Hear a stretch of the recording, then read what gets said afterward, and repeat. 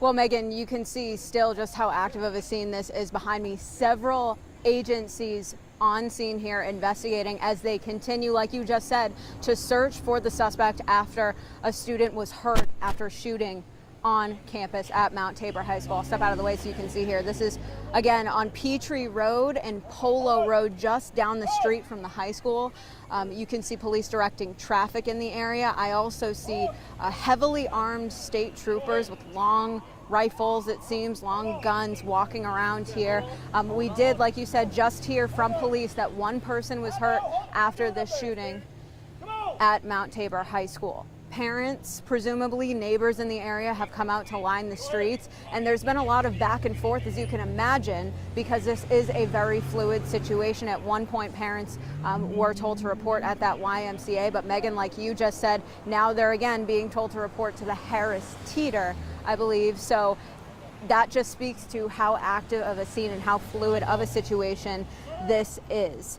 So again, parents, if you have a student that you're trying to get a hold of, trying to pick up, who's at Mount Tabor High School, you should report to the Harris Teeter, not to the Robin Hood YMCA, to be reunited with your child. So just to recap here, still a very developing situation, a very active scene. I've seen several law enforcement agencies on scene here investigating, including the Winston-Salem Police Department, the Forsyth County Sheriff's Office, the North Carolina State Police, and at one point I did see a Salisbury police cruiser drive by. It's unclear if they're in the area to respond to this incident.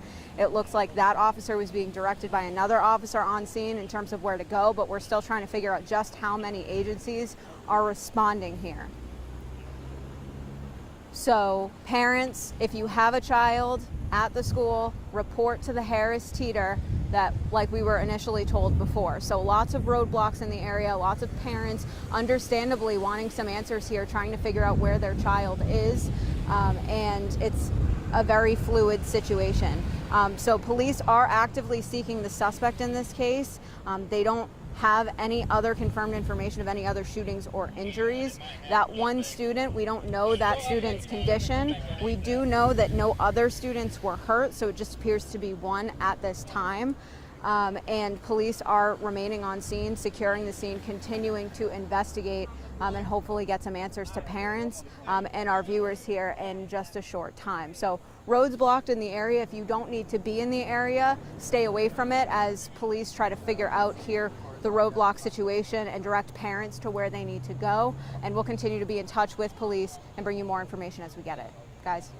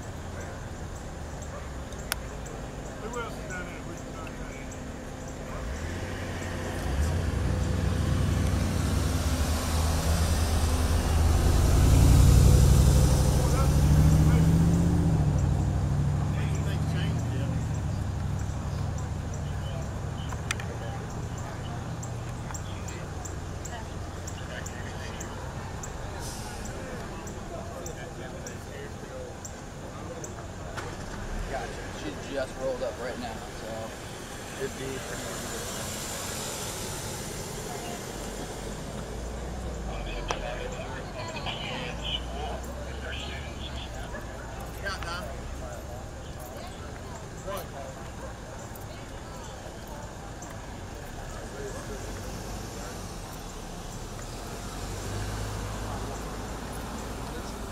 No. I was saying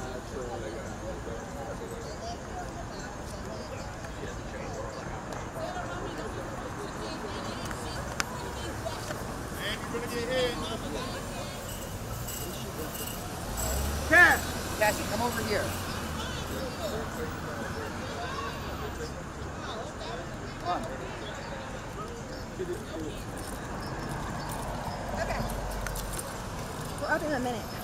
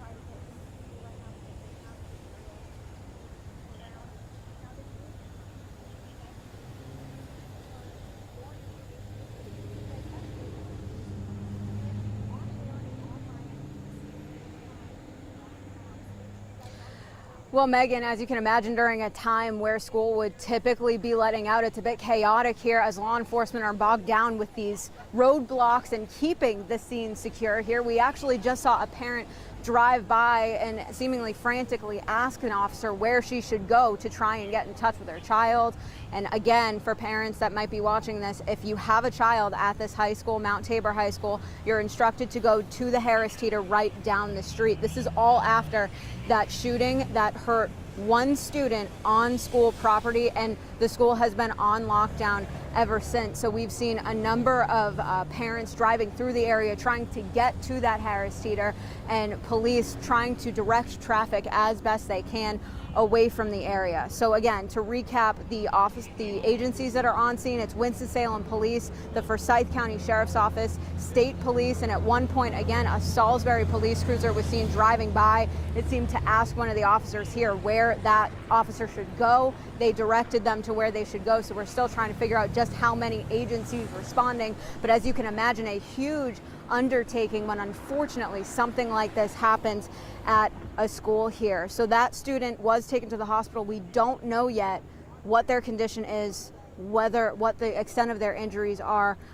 All other students we do know though are safe at this time. They're being safely removed and bused to an area away from the school. We don't know exactly where that is, whether it is the Harris Teeter or not. So again, if you're a parent, go to that Harris Teeter right now. This is happening in stages, so it might take a little while to get all the students off of campus, but we want parents to know that all the other students right now are safe. And Ben and Megan, like you said, a lot of misinformation circulating when unfortunately incidents like this happen, and police are only investigating here one incident with one student hurt, and all other students are safe at this time. So if you can avoid the area, it's best to do that and just stay away from here right now, because there are cars lined up on the sidewalks where people are parked. There's people standing on the side of the road, people crossing the street. There is state police presence here as well, and they are all heavily armed, as you can imagine, as they continue the search for this suspect that police are still looking for at this time. So a very active scene here. Parents understandably wanting answers. So we're going to continue to work to get you more answers. Law enforcement clearly bogged down at this time with the task at hand, which is making sure everybody is safe and everybody gets to where they need to be. So we'll continue to bring you guys more information as we get it. For now, live in Winston-Salem, Marissa Tansino, WFMY News 2. And as we said, the scene at the school is secure, which is why they can safely transport students to meet up with their parents at that Harris Teeter. However, there is an active search for the suspect, whom at last check was not in custody. We still do not have a suspect description, but that's why you're going to continue seeing this heavy police and law enforcement presence. And it's why you need to heed those road closures. They are there for your safety. I believe we have our WFMY News 2's Avery Powell standing by at another staging area. Avery, tell us where you are and what you're able to see from your vantage point. It looks like we're having a little trouble hearing Avery there. While we try to get his audio correct, I want to set the scene for you here a little bit more. This is the second shooting at a school in North Carolina this week. 2 days ago in Wilmington, investigators say a 15-year-old shot a student, now facing a murder charge there. And then today at Mount Tabor High School, law enforcement says a student was shot at this school. One student, they are in the hospital. We don't know their condition right now. We're trying to find that information for you. But we do know that all other students and staff are safe at this point, and they are working on getting those students to that Harris Teeter nearby to make sure that parents can get with their babies and see that they're safe. Yeah, there's also, as we said, no suspect information, so it's unclear if this suspect was another student, if it were someone unrelated to the school. It's unclear. Normally schools have SROs in most of our triad districts. It's unclear at this point if there was a school resource officer at Mount Tabor at the time this happened, which again, if you're just joining us, was just around lunchtime, about 12:30, when we started getting these reports of heavy law enforcement presence and started confirming what was going on. And as the district reported, as Winston-Salem police have reported, several schools in the district are currently on lockdown, including Spears Global, which is just down the road from Mount Tabor High School. So as an obvious precaution, those students are sheltering in place right now. We also know that Parkland High School, which is 20 minutes away from Mount Tabor, is also on lockdown right now. And because of the students being transported out of Mount Tabor High School by bus, the district said there could be delays in your student getting home if he or she is at another school in the district, because all those resources right now are focused on getting the students out of Mount Tabor. So they ask for your patience as this remains a developing situation. And not only your patience, but calling them right now to ask, hey, where's my kid? Are they going to be safe? How are they going to get home? Is not the most productive use of their resources right now, because we want them on that scene, making sure those kids are safe, that those kids are getting to that Harris Teeter so they can be reunited with their parents. The last time we heard from a teacher inside the school, they said at that moment, this is about 45 minutes ago, I would say, that they had a large group of students in the auditorium, that all the students were safe together there, and that there was about 20 law enforcement officers in that auditorium with them. We did see in the live shot a second ago a school bus go by. Now the school buses in this district are very black windowed. You can't really see through them that well. So we weren't able to see if there was kids on the bus already, but we are told that parents should be headed to that Harris Teeter to meet their children.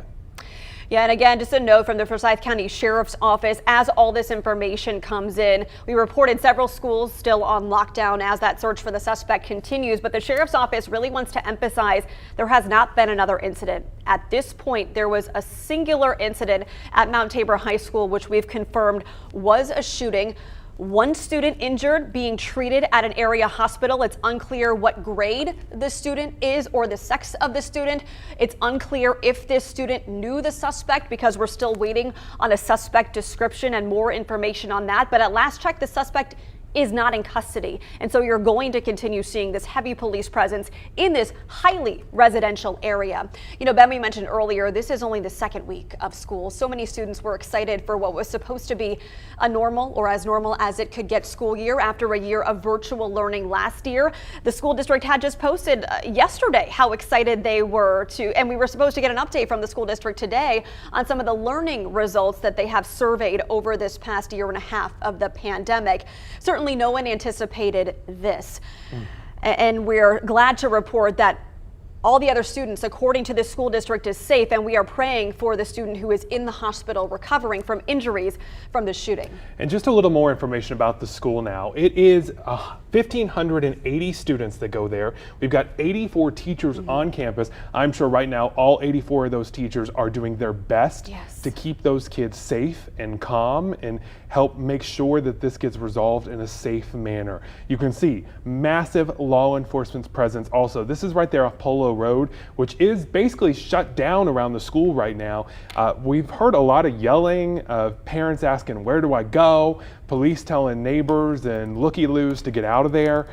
It is a very active scene right now. If you can at all stay away from this area, that would be the biggest help you can give to law enforcement in the situation at the moment.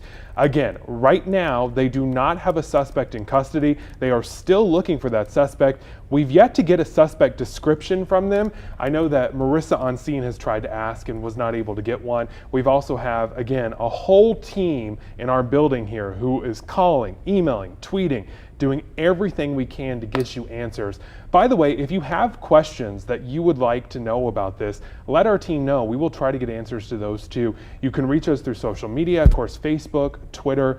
We have the entire team devoted to this right now. Look right there. I want to just focus in for a second at all the people who are showing up. We've seen for more than an hour now, people showing up to watch on. We're not sure if these are neighbors or parents, but everyone that comes, you can tell, just has this heavy feeling. The shoulders are sunk, their heads are looking down, because it is a very tragic day. One student has been shot at Mount Tabor High School. All other students and staff are safe at the moment. Yeah, and again, we received a note from the Winston-Salem Police Department and the Forsyth County Sheriff's Office, who are working collectively on this investigation. We also heard from Marissa that Highway Patrol seems to be involved, at least with the traffic control situation in that area. But the note they had sent out around 1:45, so about half an hour ago, the latest update that we had heard had that information about one student being injured, but all other students safe. But they also made several other notes here in that parents, again, are supposed to report to the Harris Teeter on Peace Haven Road, which was the initial staging area before it changed to the Robin Hood Family YMCA, and then back again to the Harris Teeter on Peace Haven Road. So as far as we know now, that is where you should go if you have a child at Mount Tabor High School and you are hoping to pick up him or her. That is where buses are transporting those students right now.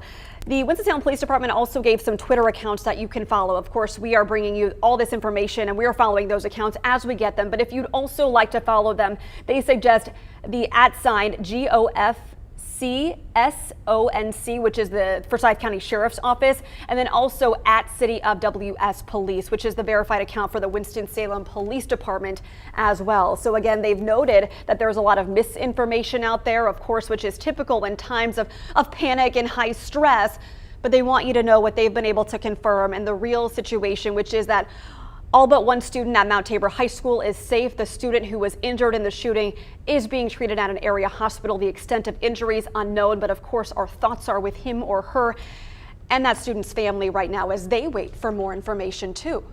And you know, it's not just the sheriff's office that's out there or Winston-Salem Police. There are agencies from all across the region responding right now to help catch that suspect, make sure the kids are safe. In fact, Marissa a second ago said that she actually saw a patrol car from Salisbury that was here asking where they could go to help. They just showed up on scene. So there is a very heavy law enforcement presence right now. Not only that, a very heavily armed law enforcement presence. We are told that SWAT team is out there. In fact, one teacher said earlier today she was with the kids in the classroom and the SWAT team burst into her classroom and yelled, "Hands up, there's been a shooting." Yeah, you can only imagine how terrifying that would have been for the students and teacher in that class. Teachers, you know, are parents for the students during the time in which the students are in schools. They feel this burden of responsibility for them, and no doubt the 84 teachers at Mount Tabor High School did and are doing whatever they can to calm the nerves of students until they can be reunited with their parents on scene. And definitely terrifying for parents too. You know, the school district just emailed out that they are trying to make sure that parents and their kids link up soon. They're using every bus that they can get to that school right now to get the kids from the school to the staging area where parents are supposed to pick them up at Harris Teeter. We also know right now that because of that, kids from other schools in the district, they might be late coming home. Those resources are being used at Mount Tabor instead. At the moment, all the kids, all the staff, except for one student who's at the hospital, are safe. And I'm seeing a tweet from our Jalen Gilkey, who's at the Harris Teeter on Peace Haven Road, which is the reunification area where those buses are going. And I can see from this video, there are so many cars in the parking lot, not a single space open. Many people, presumably parents, are waiting for those buses to arrive. I'm not seeing any buses yet in this video, which Jalen tweeted about 4 minutes ago, but hopefully these students arrive soon. We also have our Avery Powell, who has been live for us at one of the locations near the school, because again, media is being kept back a little bit due to the safety perimeter set up. So Avery, what have you been able to learn from where you are? Well, right now I'm at the Robin Hood Road Family YMCA, where there's a lot of activity going on. Now, people were supposed to go here after the Harris Teeter, but now they've been sent back to the Harris Teeter to pick up their children. But I'm gonna switch my shot around. I'm on my phone here, so bear with me. You can see there is still a lot of people here either waiting to pick up kids or just trying to figure out what's going on. I see a lot of families on their phones, and you can see there is a heavy police presence here as well. I would advise you to just avoid this area entirely because it's pretty crazy out here. If you take a look down the road, there is still a lot of traffic going. Right now it's a little empty, but the police have been kind of moving people through as they try to get into this space. So once again, try to avoid this area. if you need to pick up a child, go to the Harris Teeter, not to the Robin Hood Road YMCA. And you can see there are some ambulances here as well. Earlier, as the police are looking for the suspect, I actually heard a helicopter go over. So that could be related to that as well. So once again, lots of parents out here on their phones trying to figure out what's going on, and we'll keep you updated on air and online. Scene where the helicopter is flying over Yeah. now. So Marissa, what are you seeing? Do they have any leads on this suspect? Actually, we're still trying to get her because she might be talking to law enforcement right now. Right. You know, Megan, imagine being a parent and showing up there. I can't. It's a terrifying thought. Yes. And showing up there and seeing an ambulance in the parking lot. Yeah. You gotta wonder, oh my gosh, is my kid okay? Yeah. Is everyone else okay? Yeah. Right now we know one student has been injured in the shooting, sent to the hospital, is being treated. We're trying to get the latest on their condition right now. All other students and staff are safe. And that is such good news to report. Of course, our thoughts and prayers are with the student recovering at an area hospital. Earlier, a few minutes ago, we did talk with a parent. One of our reporters spoke with a parent. Let's listen to how they're feeling. My name's Holly Whittington, HOLLYWHITTINGTON. And you have children at Mount Tabor, is that correct? I do. One. What age are they? What grade? She's a junior. She's 16. And how'd you find out about this? Just all the social media. I mean, immediately texts were going around, and I heard all the sirens because I just live right up the road. Okay. What's going through your head? Walk us through as a parent with your kid. You can't. Do you have contact with them at all? She did text me. Luckily, at Mount Tabor, a lot of the kids have cell phones, and so they can get in touch with their parents and say, I'm okay. But then, as soon as you know your child's okay, then you immediately just start praying for everybody else because you don't want anything to happen to anybody. And all those poor parents that don't know if their children are okay. I can see that you're physically shaken up. Can you just talk about that? Well, it's like when you first hear, you're just like, no, it can't happen to us. You hear about it all the time, but I just thought our community was a little bit safer than that, but obviously it can be anywhere, and the world's just not a safe place anymore. I'm just scared. And your daughter, is she scared? Is she okay? She's doing okay? She's okay, but yeah, she's scared. She said that the police came in with dogs and made them all stick their hands in the air, and then they're all huddled in the dark, in a corner because they didn't know where the shooter was, and they all knew that a shooting occurred, and then they knew that there was a shooter loose, so everybody was terrified, or is terrified still, I'm sure, until they get in their hands of their parents. I'm sure you've talked to some of the parents. What's the feeling right now?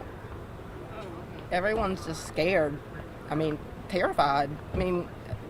And if not for your own because they're okay, then for everybody else in our community and their children. Because we don't know who's hurt and who's not. And even the children that haven't been touched physically by the shooter are going to be traumatized, and they're going to suffer from this. How have you felt the police have been communicating with you as the parents or the school system? Do you feel like that communication's been good, or how do you feel about that? I feel like they've done a really good job, yeah. So the chief communications officer has reached out several times immediately. So I felt like we didn't stay in the dark very long. And you don't know anything more than there's a shooting on school and they're investigating and you're just waiting to pick your kid up? Other than rumor, some people are saying one person's dead, some people are saying 4 people are dead, some people are saying only one person's injured. So I'm not sure, but... Is there anything you want maybe other parents to know right now about the situation, anything at all that you think people should know about the Mount Tabor community and what's going on? I think that we should just trust that the officials in the school will do their best job to keep everybody safe, and that we should just all pray for each other. Okay, and we should be very clear here that this was a pre-recorded interview with a parent. Obviously, as information was still coming in, we can confirm from the Winston-Salem Police Department and the Forsyth County Sheriff's Office there were thankfully no deaths as a result of this shooting. 1 student injured, all other students safe, and the injured student is being treated at an area hospital. Ben, it was really compelling to hear I think all parents could relate in that moment. Hearing her anguish, she was able to be in contact with her daughter, but then hearing what she described her daughter say. Huddled in the dark after police dogs came in the room, had to search all of them. They're not knowing if the shooter was still in the school at that point.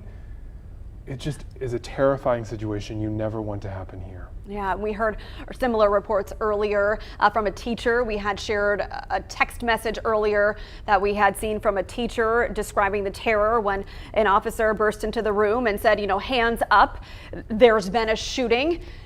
These are things we hope never to have to report because no one wants to envision them happening in our area. The parent you heard from, Ms. Whittington, said, this is a safe area. Yeah. This is a safe area. This Mount Tabor is part of Winston-Salem Forsyth County Schools. This is just the second week of school.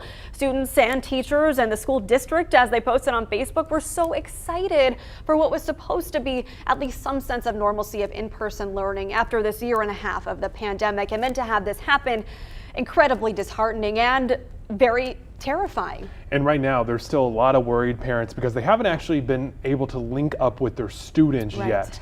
We are being told that all parents should go to Harris Teeter to meet their students there, that they will be bussed over. We actually have our Jalen Gilkey live. He was just at the Harris Teeter a second ago. Jalen, did you see parents out there? What are they saying? Has anyone met their students yet? Yeah, guys, we're here live at the Harris Teeter on Safe Haven Road in Winston-Salem. Now, this area is being used as a staging area for parents to come collect their students from Mount Tabor High.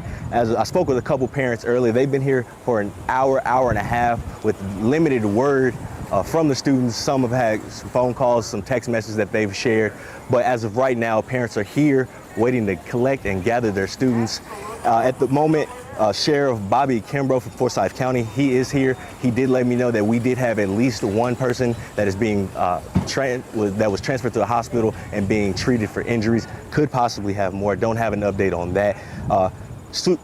Winston-Salem Forsyth County Superintendent Tricia McManus is out here as well, trying to comfort parents and trying to reassure them that, you know, we will get through this and things will be okay.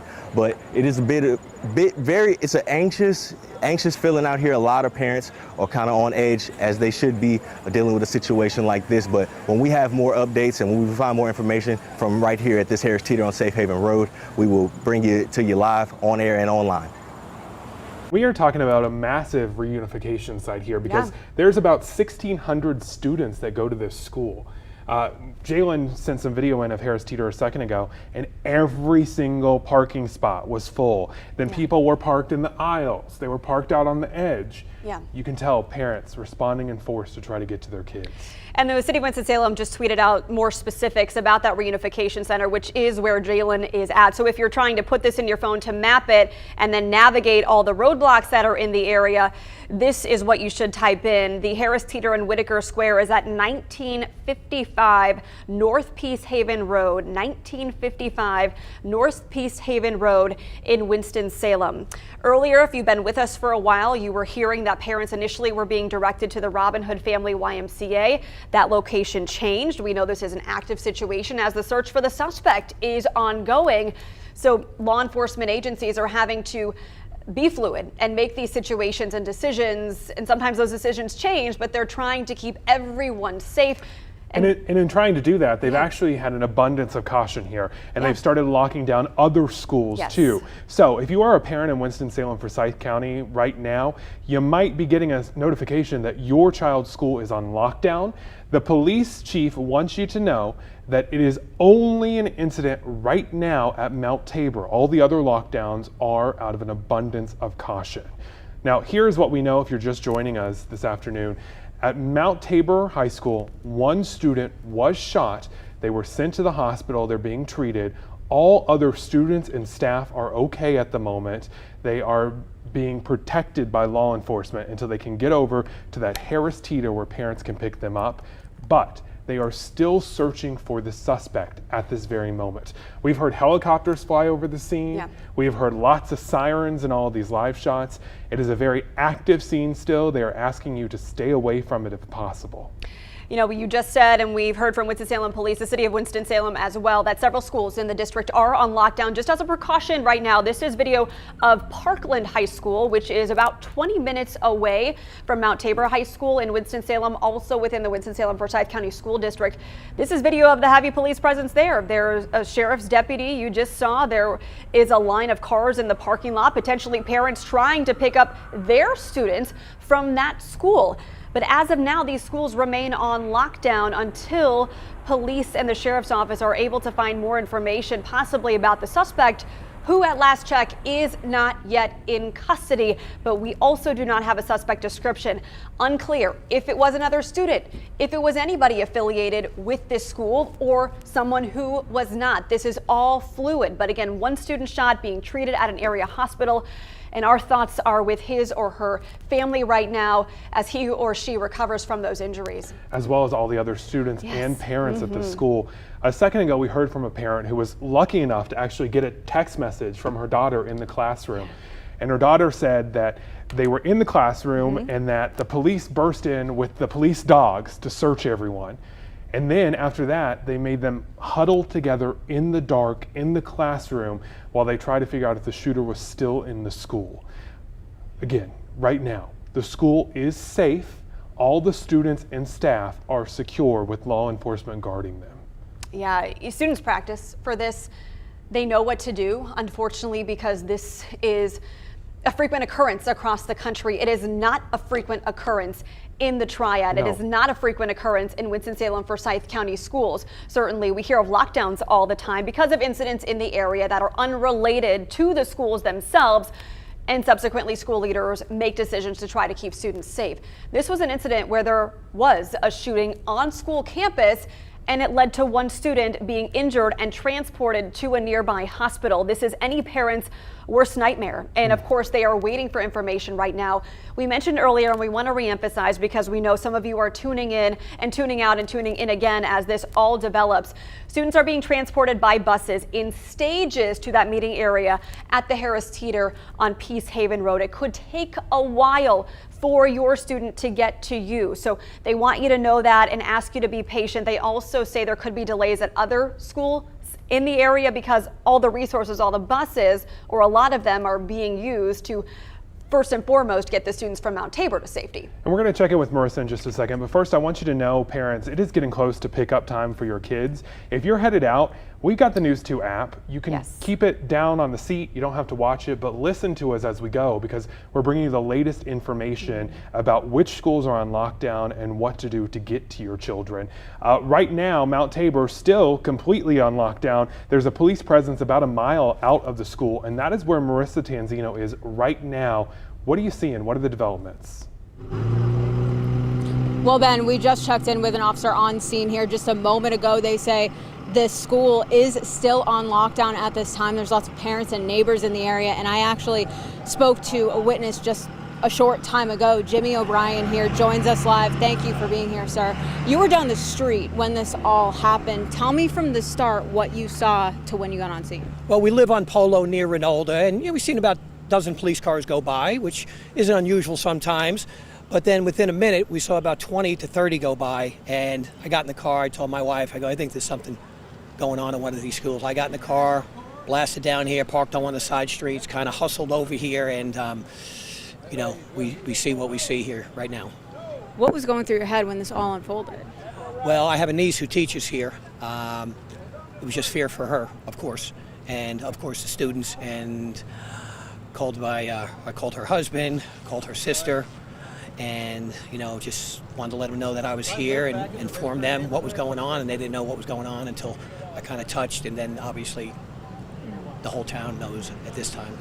You got in touch with your niece. How is she doing? Well, it's her sister, so I don't know how she's doing, but we had gotten a couple texts from my niece who's in the building as a teacher, and she's locked down, and she indicated that they were going to be kind of getting her kids and hopefully her on the bus and get them to safe ground here. Were you surprised to see, before you found out, of course, what happened, how many law enforcement agencies responded, how many police were in the area? It was chaotic, I imagine. Well, I don't know if it was chaotic, but there was probably 200 professionally trained law enforcement people here, probably in minutes, which is a real testament to response time. And I just stayed back, stayed out of their way, and that's really all I can really kind of give you at this point. I'm not going to say anything out of line. I'm not a professional in that area, and I don't want to disrespect what those men and women go through on a daily basis. Well, we certainly appreciate you talking with us, giving some insight to what you saw happen here earlier today. So again, that was from a man who saw the police drive by, get to the scene, and saw some of the initial response to this shooting on the campus at Mount Tabor High School. Again, just to recap here, we know that one student was hurt in that shooting. The police are saying that all other students are safe. They're working to get them off campus to a different spot, to get them to their parents, to get them safely off of campus. But the school, as we heard from an officer here, does remain on lockdown at this time. It does seem just within the last few minutes here that police have moved from the roadblocks they had in this area. This scene still behind me still remains closed. The road is obviously shut down, but the cruiser and the police officer that we saw directing traffic just next to us in this intersection here to my right is now fully back open. No officer standing and directing traffic here at this time. I do want to mention that just a short time before we came on air, there was a group of parents here right next to me who formed a prayer circle to pray for all of the students involved, pray for all of the teachers, and that they continue to have a safe school year even later on in the year. Of course, they were praying for this initial incident that happened today, but you can see and feel just the real sense of community here as teachers, parents, neighbors wait to hear what exactly happened, how it all unfolded, and we'll continue to bring you more information certainly as we get that. Back to you. Those kids can use all the prayers they can get. Yeah, that was a compelling interview with the neighbor. We'll talk more about that in a moment. But right now, let's get to WFMY News 2's Avery Powell, who is also near the school, near the perimeter being set up a short distance away. Avery, what have you learned from your location? Well, right now I'm at the Robin Hood Road YMCA still, where parents were told to come pick up their children, but now they're being told to go to the Harris Teeter. The scene, you just see a lot of confusion. A lot of parents are on their phones trying to figure out what's going on. I even had one pull over and ask me where they were supposed to go, which was obviously to the Harris Teeter now, but you can see there is a large police presence. There's ambulances. We don't really know why those ambulances are here, maybe just for precaution. But as we've said, parents are supposed to now go to the Harris Teeter to pick up their children. It is obviously a very tense and confusing situation for many people. You see a lot of worried faces around here who are just trying to figure out what's going on. The street over on Robin Hood Road, I mean, it was a crazy situation. Police trying to move cars through as well as move people across the road. Lots of parents trying to get over here, trying to figure out where their kids are. So it's definitely a developing situation. And as they police search for the suspect, a few minutes ago, probably about 20 minutes ago, I heard and saw a helicopter going overhead, probably part of that search. So they are continuing to search for that person. You can see parents and families are grouped in front of the YMCA here, but we're told parents, make sure you go to the Harris Teeter before coming here, and we'll continue to keep you updated. We should mention the street address for that because Avery had said that some parents are confused because initially they were told to go to the Harris Teeter, then to the Renard Family YMCA, then back to the Harris Teeter because this is still an active situation and police and sheriff's deputies are still looking for a suspect. So presumably they're trying to look for the safest place to get those students and parents reunited. So the actual address, if you are picking up a student at that Harris Teeter, it's in Whitaker Square. It's at 1955 North Peace Haven Road.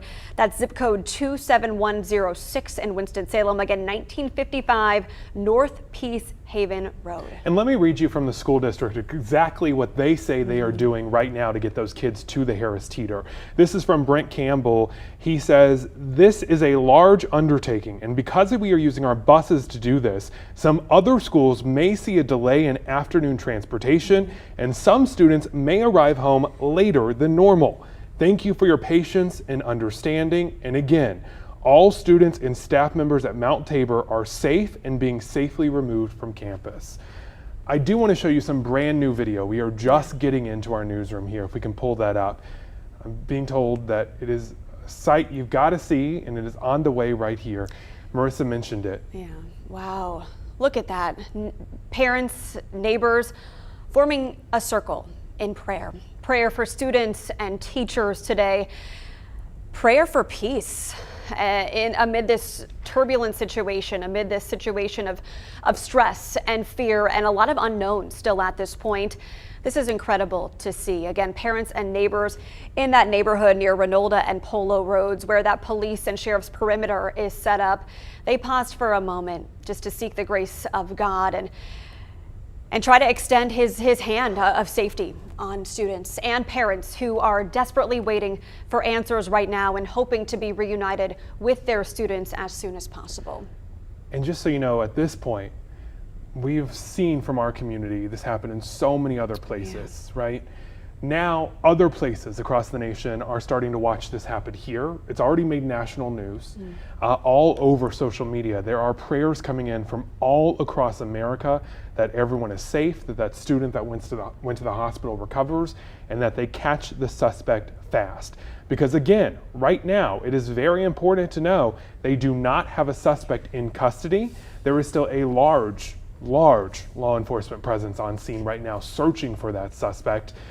There's not really a suspect description that's come out yet either. There's not a description, so it's unclear if this suspect was another student, if it was someone who was completely unaffiliated with the school, but we do know the suspect is not in custody. There's an active search, which is why it is so important for parents and neighbors to heed these roadblocks, to heed the instructions that are in place from the law enforcement agencies who are conducting this investigation to make sure, first and foremost, that the parents can be reunited with their students after this traumatic situation that unfolded just after lunchtime at Mount Tabor High School. And not only that, but we do know that law enforcement is trying to make this as little of an inconvenience to everyone as possible. Yes. They are actually tightening up that scene little by little. Earlier, about an hour ago, Polo Road was completely blocked off there. Now we saw Marissa's live shot, it is back open. It is a very busy intersection come rush hour time, so I'm sure that they want to make that possible. But they are still asking you to please stay away from the blocks that are there because it is so important right now. And at some point, we certainly hope to hear from the school district soon for an update on the student who was injured in that shooting. We at this point don't know the grade level the student was in, if the sex of the student, what class he or she might have been in when this all unfolded. Again, just after lunchtime around 12:30 was when we started hearing these reports of law enforcement in the area. Shortly after, the Forsyth County Sheriff's Office confirmed there was a shooting on school property. And Megan, breaking right now, we just have word that a suspect was spotted running through that Harris Teeter parking lot, that a search is underway at the moment. I do know we have a crew at that Harris Teeter parking lot. Look at this, completely packed there. Okay. Ooh. The sheriff's office has just reported that shots were fired at the Harris Teeter. This is an evolving situation right now. Here is what we know. You can see law enforcement on the way, headed right there. These are all live pictures you're taking a look at right now. Just a moment ago, the sheriff's office reported that shots were fired at the Harris Teeter after seeing the suspect run through that parking lot. You can see people run into their cars right now in that live picture. It is a packed scene. Again, this is where parents were supposed to go to pick up their kids. That's why it's a packed parking lot. This is the staging area for parents where the buses are en route to transport those students. So at this point, we are waiting word on what needs to happen here. We're assuming that those buses are going to be rerouted because this is now an active scene at the Harris Teeter. Just getting reports in from the sheriff's office that, again, there were shots fired after a suspect sighting at the Harris Teeter, which is the meeting location for parents and students. This is a developing story. These are all live images. Police and sheriff's office still trying to direct traffic in the area. Just a few seconds ago, you saw a patrol car speed through that intersection of Petrie and Peace Haven roads, likely trying to get to the new scene, which is at the Harris Teeter on Peace Haven Road. And just about 10 minutes ago, it seemed like everything was under control here. They were actually decreasing the perimeter of the scene here, trying to get those parents reunited with their kids. Again, they were headed to Harris Teeter, which is where the new shootings are at. You can see they're trying to get people, those police cars, out of one scene over to Harris Teeter to be able to help. This is the scene near Polo Road, if I'm correct here. Reporting right now, according to the sheriff's office, we have just confirmed there was a shooting at the Harris Teeter, shots fired after seeing the suspect run through, and there is a search for that suspect in that parking lot right now. A second ago, we saw people run for cover to get back into their cars to be safe. Hundreds of people right now at that Harris Teeter, so it's unclear if these shots fired landed or led up to any additional injuries. You can see police motorcycles there right now trying to block off the area. It looks like some people are starting to emerge from their cars. Unclear though if this scene is secure. Again, it's very active. This all still developing. Shots fired at the staging area at the Harris Teeter on Peacehaven Road, where buses are en route with students to reunite with their parents. So that reunification process obviously could see some changes, and we will report to you what you need to do if you are a parent as soon as possible. These are all live cameras, and again, this is fluid, so we apologize if there's some shakiness on this. We're trying to get you any picture we can here. Yeah. Just so you know too, right now the kids we were told were safe at the school under law enforcement guidance. It is not clear if a school bus had made it to Harris Teeter yet. I did not see any in that live picture. But we can't tell what's behind those trees there, of course. When we had heard from our Jalen Gilkey, who was at that Harris Teeter about 20 minutes ago, he said he had not seen a bus pull up yet.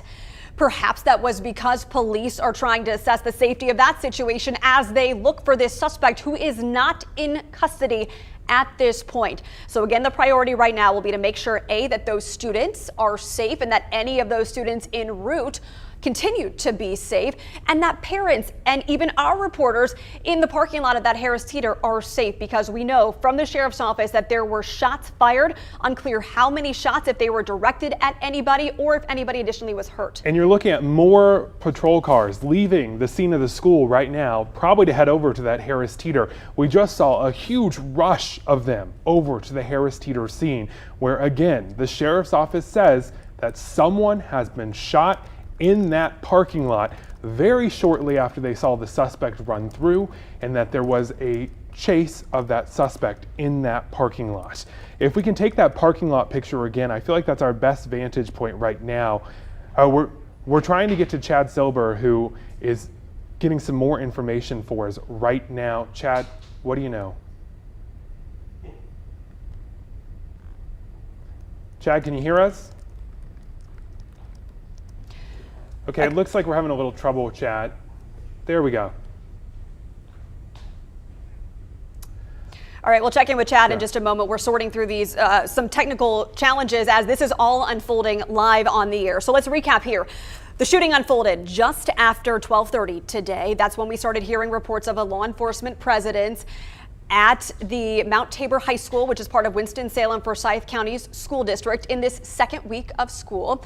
And there's still an active live search going on right now. You're looking at that picture right there. And Megan, you want to take them through the rest of the timeline to how we got here?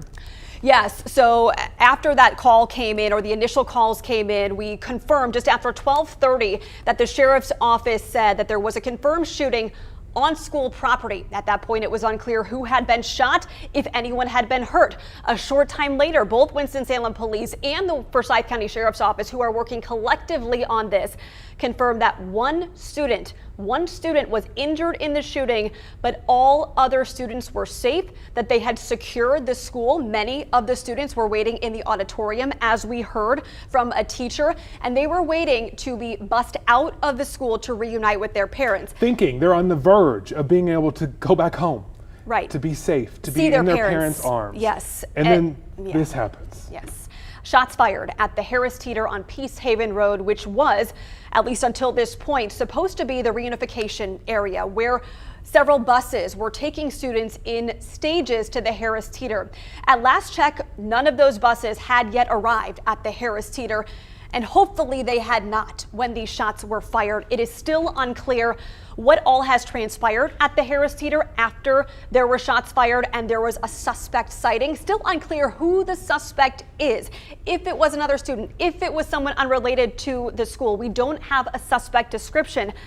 But this perimeter now is pretty wide-ranging. There are several district schools on lockdown as a precaution, even some as far as 20 minutes away from Mount Tabor. Parkland High School, for example, locking down as a precaution. This shooting in the Harris Teeter parking lot makes you realize they were right with that precaution. Yes. I'm very glad they did that. I do want to point out we have crews at that Harris Teeter right now. You're probably wondering, why don't we just go straight to them? Well, we want to make sure that they are safe, yes, that they can get the most accurate information for you possible. And as soon as they are able to do that safely, we will get to them. I do want you to know that right now there is a massive law enforcement presence around the school and headed towards that Harris Teeter parking lot. We've seen a lot of people move from the school, patrol cars move yes, from the school over to that parking lot. We've also heard helicopters in the air as the search continues for this suspect. They did spot the suspect, according to the sheriff's office, at that Harris Teeter parking lot seconds before the shots were fired. And as far as we know so far, the police department had tweeted out earlier, there is no confirmation of any other incidents involving schools or neighborhoods in that area. Until this point, these shots fired at the staging area at the Harris Teeter, as you said, the situation appeared to be contained, except for that active search for the suspect, which is the reason several schools in the district are on lockdown. Students sheltering in place right now. We are waiting to get more information from the school about what yes, the plan is right now. As you can imagine, they are trying to respond to all this. Let's get right to Marissa Tanzino, who is in the thick of it right now. Yeah. Well, guys, I can tell you things seem to calm down relatively for a moment here. And then all of the sudden, you were seeing our live pictures. We saw a rush of police cruisers, it had to be dozens, out from behind that yellow line of tape. You can see the officers there stepping on the tape. That's what they were doing to get some of these officers out of here. Since then, I have seen a constant stream of cruisers with lights on, cruisers with sirens on, rushing to different areas over here. Initially, it looked like all of the cruisers were driving straight down the street to where that Harris Teeter was. I know that you guys were talking about reports of shots fired in that area. We're still trying to learn more about that. We're working to learn more about that, but you can see there are several Forsyth County Sheriffs cruisers driving around with their lights on. It's unclear where exactly they're going, because obviously that's in the other direction from the Harris Teeter. But after that happened, several parents who were standing right next to me were, asking police what's going on. One parent actually pulled up and said that somebody was shooting from back behind near where the Harris Teeter was. Again, we're still trying to figure out exactly what's going on, but we want to make sure, Ben, like you said, our crews at the Harris Teeter are safe. So again, I can't reiterate this enough. If you don't have to be in this area because this is still a very active scene, stay home. Don't be in the area because police, it's constantly changing. We saw things seem to calm down for a minute, but again, we're going to continue to keep eyes on here and we'll send things back to you guys in the studio. Yeah, what started as a school shooting that led to one student injured and currently being treated at the hospital is now an additional shooting that happened at the staging area where parents were so desperately hoping to be reunited with their students any moment now and get those words of comfort that they are safe. We have WFMY News 2's Chad Silber near the scene. Chad, what are you seeing and learning from your vantage point? Cue. Go. Hey there, Megan. Yes, we are live outside the Winston-Salem on Peace Haven Road, where things have kind of taken a turn for the worse. We got here just about 30 minutes ago, and as we cross the street into this Harris Teeter parking lot, you can see this place is packed with vehicles. These are all parents waiting for their children to be bussed over from Mount Tabor High School. As we were walking across the street, we heard a woman yelling frantically that there was a shooting. She didn't say where it was, but she was very frantic that there was a shooting that had just just occurred in our location. A couple of vehicles pulled out, a couple of people started running, and then all of a sudden we saw Winston-Salem SWAT team members as well as Winston-Salem Police and Forsyth County Sheriffs deputies running toward us with their guns drawn. Then all of a sudden they came around as if they knew something was happening in an area. A couple of cars sped out, and then all of a sudden those deputies and the police officers started running down this sidewalk toward Whitaker Ridge Road here. And then all of a sudden a bunch of police cars came down this area, kept going down all this way over here. And then they had their guns drawn up in this area right toward Whitaker Ridge Drive. Police officers went down this road. You could see a bunch of parents out here and people just kind of seeing what's going on. There's also some members of the media out here. And then down this street is where they have cordoned off an area. Sean is my photographer. He's going to walk down a little bit closer because I want to show you the scene right around here, right around the corner. Now, to give you an idea, this is Whitaker Ridge Drive at the intersection of Peace Haven Road. And we are in the northwest part of Winston-Salem. And you can see down here, I'm going to get a better vantage point, a couple police cars in the middle of the road. Talking. They had all gone towards something of interest down this road just about 15 to 20 minutes ago. We're not sure what it was, but you can see there are cop cars all over the place here. And they were coming through fast. They had their guns drawn, and they really seemed like they were looking for someone. Now, you know, we've been talking about reports of a shooting here at the Harris Teeter. We've been here for 30 minutes and we haven't heard anything like that. Is it possible it happened? Absolutely, but we haven't heard anything like that. Police cars are still arriving in this area. And imagine all this is happening while there are hundreds of parents in the parking lot of the Harris Teeter right now, just awaiting their kids to come to this location. As you remember, the Mount Tabor is moving all of the students from that area by buses to this area. And the students have, the parents have really packed this parking lot here at the Harris Teeter. And just imagine the nerves on their mind as they're thinking about their child in this school when there was a shooting that occurred on the property. And now to get word that there could potentially be another shooting here where parents were gathered is absolutely unnerving. A lot of parents, when that first woman really started frantically yelling that there was some sort of shooting, a lot of the parents started to gather, kind of like moths to the flame, wondering, what did you hear? Why is this happening? What have you heard? And you know, what's the latest? I mean, it was kind of a chaotic scene, and then that's when the police showed up and started running away from the Harris Teeter and around this corner over here. So we're going to keep an eye on it, obviously. We will let you know if we get any new updates. We know that Sheriff Bobby Kimbrough is in the area. They're supposed to be giving an update here shortly, so of course we are going to stand by for that and let you know what happens. But for now, we'll send it back in the studio. You can hear a very active scene out there still. We do want to reiterate that it was the sheriff's office that told us that they saw the suspect, that there was a chase of the suspect, and that shortly after that, shots were fired. We are hearing that that might have been in the back of the Harris Teeter from some of our live crews.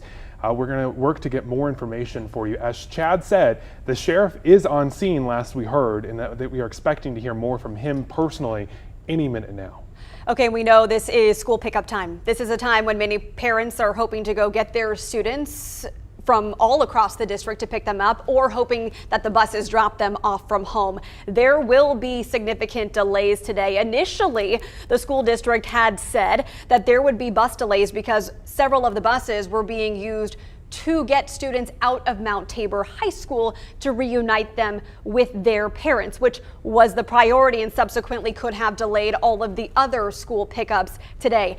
Now it's unclear what that pickup schedule will look like because the immediate priority is going to be getting this suspect in custody. And securing that Harris Teeter seat. Yes. Yeah, making sure that the parents are safe, that when the kids get off the bus there, that is safe. We are waiting to hear if they're even going to bring those kids to that scene anymore. Of course, we will let you know as soon as we learn anything. We have contacts out right now to the school district, to law enforcement, trying to figure out what the latest on that is. Also, Megan mentioned that a lot of schools are going to be late today. A lot of schools also in lockdown right now. Yes. We saw a video a second ago of one school about 20 minutes away where parents showed up to pick up their kids, but those doors were locked. They weren't letting anyone in or out. So you need to know there will be delays getting your child today, no matter if they go to Mount Tabor or any other school. That's why it's really important to heed the updates and the information coming from credible sources like the Winston-Salem Police Department, coming from the Forsyth County Sheriff's Office. We've heard reports throughout the day of people posting things that they had seen or heard on apps like Ring or the neighborhood apps. Some of those reports are unconfirmed, so you need to be aware that the information coming from the Winston-Salem Police Department and the Forsyth County Sheriff's Office is the credible information. That said, it could change because, as we reported earlier, the staging area changed as police worked to set up the perimeter and determine the best location while they made sure that students could get to their parents as safely as possible. And now, of course, these latest developments seemingly have disrupted that process. We are working to find out, hopefully within moments, from the school district where the students from Mount Tabor High School are right now and how they can get to their parents, because as we've just been reporting, there is still an active scene now at what was supposed to be the Reunification Center at the Harris Teeter. And it is also important to point out that right now, one student from the school, the student that was shot, is in the hospital. Yes. We're still also trying to find the condition of that student at the moment. All other students and staff, we are told, are safe. We were told that before the sheriff said that there were shots at Harris Teeter. We're not sure if any of the students or staff made it there. Again, our live crews, you just saw Chad out there. He's asking right now, trying to get answers for you. We also have Marissa Tanzino, who is a little bit closer to the school. Marissa, what's going on out there right now? Well, Ben, we've been here for a majority of the afternoon, and things have just developed. They've calmed down, and then they've flared up again, it seems. I'm standing right down the street from the entrance of the school. You can see this is where officers have now blocked off with tape the road here. It's been blocked with cruisers all day. We're standing here. It seemed that they reopened some of the roads in the area, and things seemed to calm down a little bit, but just a little while ago we saw dozens of cruisers, sirens blaring, lights on, speed down the road toward that Harris Teeter. We don't know exactly if that was the focus of their destination at that time, but as you mentioned, we're working to learn more right now about shots fired in that area of the Harris Teeter, and we'll certainly bring you more details as we learn more about that. But parents at the time that happened started asking the officers what's going on. Someone mentioned that there was a shooter back toward the Harris Teeter, so we're still trying to find out more about that. But very tense moments here as those dozens of cruisers sped off. And if I can have my photographer Manning pan down the street here, you can see where some of these cruisers are either patrolling, just driving around with their lights on. There's no sirens on at this time, but this is something that we've seen them do, turning down side streets, stopping in the road to exchange words. And you just saw another cruiser, another two unmarked cars there speed off with their lights on. But this is what we've seen take place over the last few minutes while we've tried to learn more from law enforcement. They're understandably not saying much right here immediately at this time because I'm sure they're working to investigate. There's clearly an active scene here, and police at last check are still searching for the suspect connected to the shooting incident at Mount Tabor High School that injured one student. That student, Ben, like you mentioned, in the hospital right now. We're working to learn more about their condition and, of course, hoping they make a full recovery. The parents here had formed a prayer circle. I heard that you guys had pulled that video from my Twitter a short time ago, just praying for the student involved, the students that were at the school at the time, the teachers, and that the students will have a safe school year going forward after this. This is clearly something that has shaken this community, understandably so. We also spoke with a witness when this all unfolded earlier this afternoon, who was standing just down the street at his house, saw about 10 cruisers speed by with their lights on, sirens on, and then he came down to the scene and saw about 20 more after that. The cruiser number doubled in size as more law enforcement responded. Again, as I've mentioned throughout our coverage here, we've seen Winston-Salem Police, the Forsyth County Sheriff's Office, State State Highway Patrol here investigating this incident. You can see the officers there heavily armed as they continue the search for their suspect. And as this scene develops, parents really on edge wanting answers, especially as more reports of shots fired come into our newsroom and to the police. So we're continuing to work to learn more information as we can. There are, as you can see, police still slowly driving through the area with their lights on. Things appearing less frantic in this immediate area right now. That was certainly a different story when the police cars were leaving the scene of the school to go somewhere else and respond elsewhere just a short time ago. So we're going to continue to stay here and work to learn more information. As we get it, we'll bring it to you. Live in Winston-Salem, Marissa Tansino, WFMY News 2. And if you're just joining us, there's been some big updates very recently in this. About 10-15 minutes ago, the sheriff's office told us that there was a shooting at the Harris Teeter. The sheriff's office said they had just seen the suspect run by and that they were chasing that suspect. Seconds later, that shooting happened. I will tell you that our Chad Silber is on scene at Harris Teeter. He said he did not hear the shooting himself, but we are hearing from other people that it might have been on the backside of the grocery store that it happened. We are working on getting some raw video for you right now of the scene. All right, and I just got a text from a friend who has a friend who is there at the Harris Teeter parking lot, and they said there was screaming and panic shots fired at the store, and everybody went underneath their cars trying to make sure that they were safe. They said everyone's on the ground or underneath their cars at the Harris Teeter. Is your parents' friends safe? They are safe right now. They just said there was a lot of yelling and screaming and just a lot of panic. And as you can imagine, you are there trying to make sure you're reuniting with your child and you're anxiously awaiting. So this is the raw video that we're showing you right now. So, I mean, you're going to notice it's a little helter-skelter, but this is what it looked like, what it sounded like. Those heavy guns. We've seen very armed law enforcement today. All right, so, and this is that same sidewalk that Chad Silber was just on where he said, all of a sudden you could see everybody was running towards one side. Down toward Whitaker Road, Whitaker Drive. Right now. I couldn't hear what he said. This again is raw video, so we want to make sure that you know that this is raw video that we're showing you. It could be explicit. We're just seeing this for the first time with you right now, but we feel like it's a very important scene to bring you because this just happened where the sheriff says there was a shooting by that Harris Teeter. You can see backup coming in. We saw them leaving the high school, headed straight over here. And we're probably just going to show this to you one more time again, just so that you can kind of get a feel for what it was like at that moment in time. Again, all the parents are there waiting and hoping to see their child come off a bus, and then all of a sudden you're seeing and you're hearing this. And this is the scene with all of those police officers running in one direction, turning tail with their cars as well. Because they were in the front side of the Harris Teeter with all the parents, making sure that part of the scene was secure. And then all of a sudden they get word that, according to the sheriff's office, they saw that suspect. They all run back that way. Right. Can you read that text one more time for us? I think if you're just joining us, it's really important to hear from someone who was at the scene. Tanya has a friend who sent this over. And she just described the scene. She said just now we were yelling and screaming, and there were all these panic shots being fired, and that they were under the car.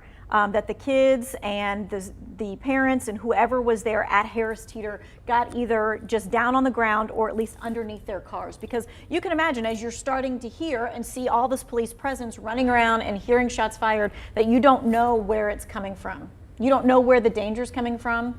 You don't know where the police are coming to stave off that danger. And this was a packed parking lot. Chad Silber is there right now. Chad, what are parents doing? Are they back in their cars? People walking around?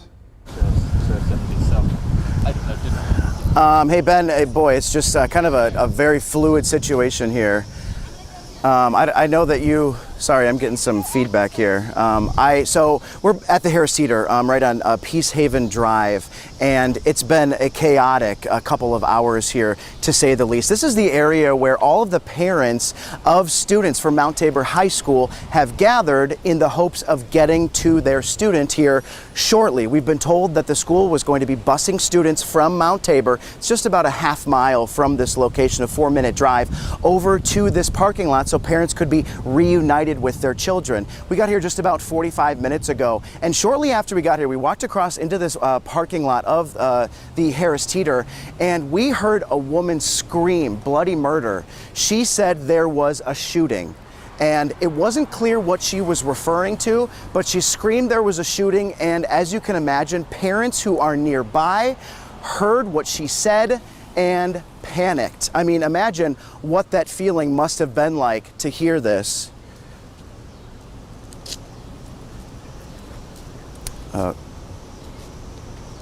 Sorry, we're getting some mixed signals here. And so when that happened, a lot of the parents started gathering in this area, kind of frantic, wondering what was happening.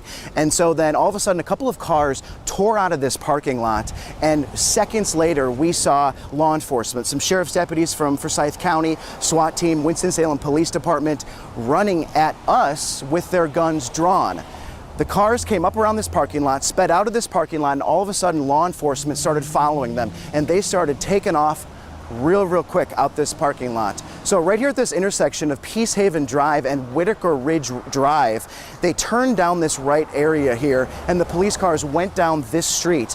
The officers who had their guns drawn, both handguns as well as long guns, ran up into this area. There are bushes there that are right behind this intersection, and they seemed to be controlling their efforts on one area near this, behind this shopping complex. It's a wooded area. The police cars went down into this area, down that street, and just kind of stopped, had this area blocked off while they were figuring out what was going on. Imagine being a parent in this parking lot right now, dealing with a situation that, I mean, is just unbelievable. As a parent, you don't ever want to be put in that situation. These parents are still here waiting for their children to arrive. We don't know whether the buses are going to be delayed because of the fluid situation that's occurring here.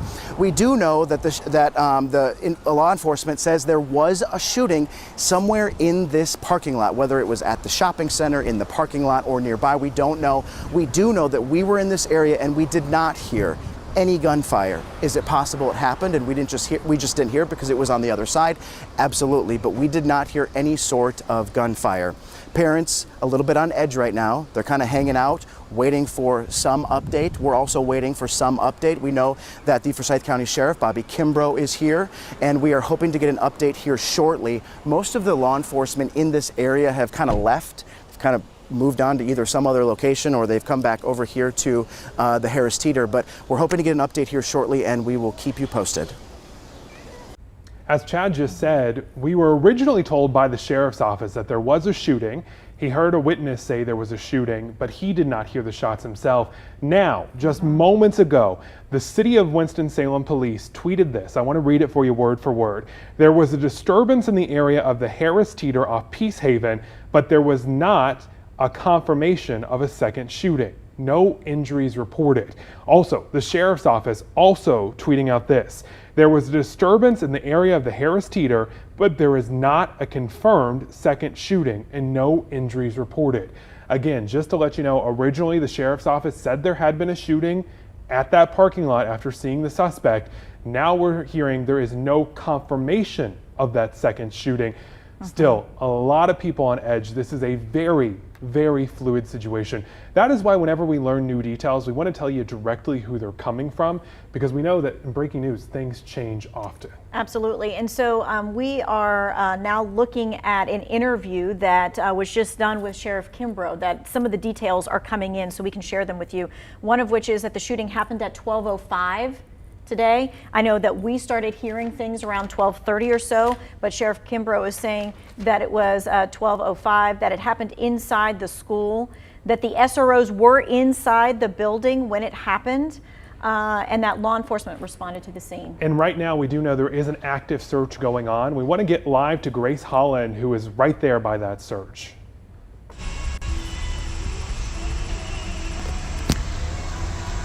Yeah, so I'm out here on Robin Hood Road. You can see the traffic backed up behind me. I'm gonna flip this around if I can.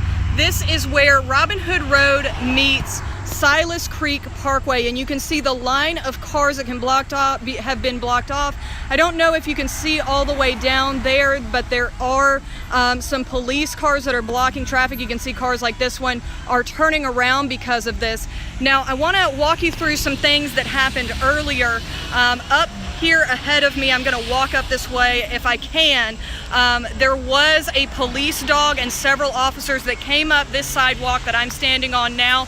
The dog was sniffing around and they were walking up this way. And once they got up here, it seemed like there's a church that's up here. I'm going to walk up this way so you can see. They were centered around this church for a few minutes. Not sure if they're still in this area now, but there have been a lot of police cars. Actually, they're definitely still up here. You can see there's an officer walking right in front of that church. This is Covenant Word Ministries. So right now there is some sort of police presence that is going on related to this search. You can see there's still some squad cars heading up into that area. Let's flip this around and I'm gonna take you back down this way again. A lot of traffic in this area, and there goes a state trooper right now. Very much a tense and busy section of Winston-Salem right now as this search for the suspect continues. I'm gonna stay out here and I'll continue to update you on what's going on in this part of Winston-Salem as I learn more. All right, thanks so much, Grace. I mean, again, it is a fluid situation, so things are going to continue to change. We're going to be bringing you the latest updates. We do want to share this tweet with you from Governor Roy Cooper that just came out. It said, for the second time this week, we have seen a shooting in a North Carolina school. Our prayers are with the victims, their families, and all the students of Mount Tabor High School in Winston-Salem. I have been briefed by law enforcement, and the Department of Public Safety is ready to provide any support necessary. We must work to ensure the safety of students and educators, quickly apprehend the shooter, and keep guns off of school grounds. And we did just see that state trooper speed by there. This really has become a statewide response at this point. Earlier today, Marissa saw someone from Salisbury, a patrol car from Salisbury here. So everyone's trying to come out and help. We also have our entire team out there right now trying to get answers for you, including Avery Powell. Avery, where are you at?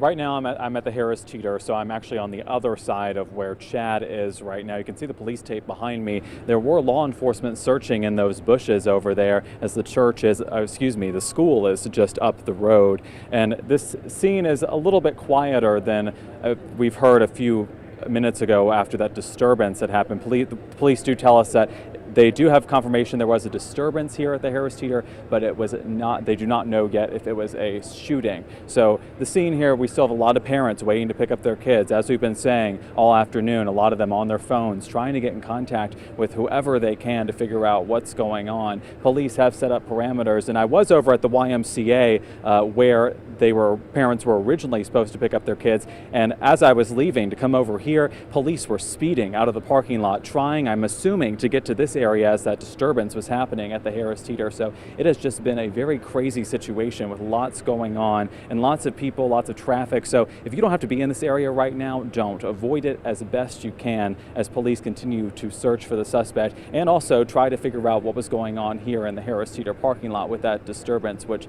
as you heard from Chad, that it was a very insane scene with people ducking under cars and someone claiming there was a shooting, but police say right now it was just a disturbance. But we'll keep you updated. Back to you.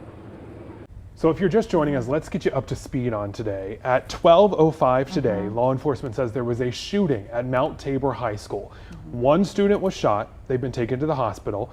Everyone else at the school, the students, the staff, we were told that they were safe and waiting to get on buses to go over to that Harris Teeter to be reunited with parents. Right, and on all that time, the suspect, whoever it was out somewhere. There. And so they were trying to not only make sure that the school was on lockdown and the school was safe, but that they were able also to run down those leads as well. And in doing that, they then had to lock down several other schools as well. And they've done that out of a precautionary measure only.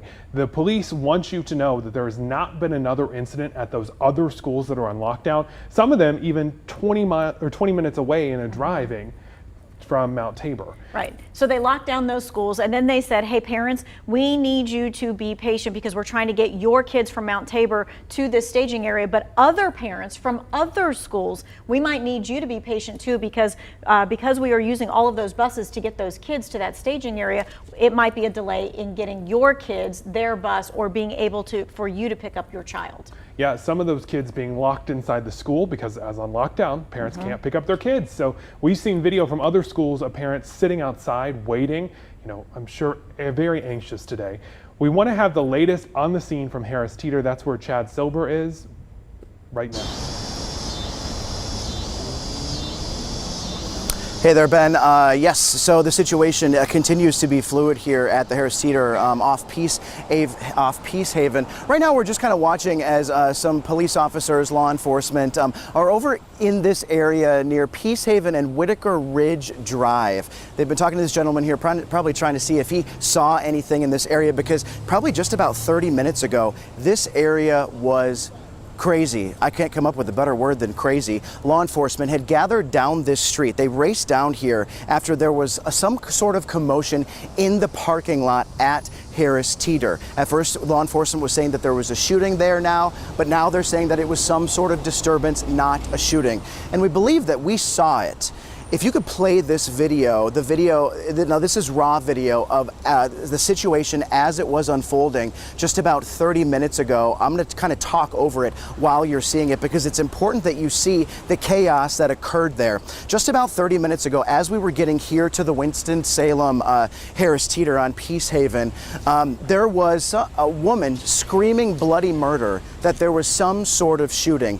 We don't know what she was referring to, but as you can imagine, the hundreds of parents who are in this parking lot waiting to pick up their children did not like to hear that there was this screaming going on about a shooting. A lot of the parents kind of frantically gathered to where she was, asking what was going on. A couple of cars tore out from the parking lot onto Peace Haven, and then within seconds, law enforcement started running at us, the area where we were, with guns drawn, both handguns and long guns, and they took off around the corner from the Harris Teeter shopping complex with their guns drawn, and then all of a sudden several police officers started following them, police officers in their vehicles all over the place, gathering on this one area. Whether they were following someone, whether they got a tip about a situation, we don't know. We know that they are looking for this shooting suspect, so this situation has been very fluid.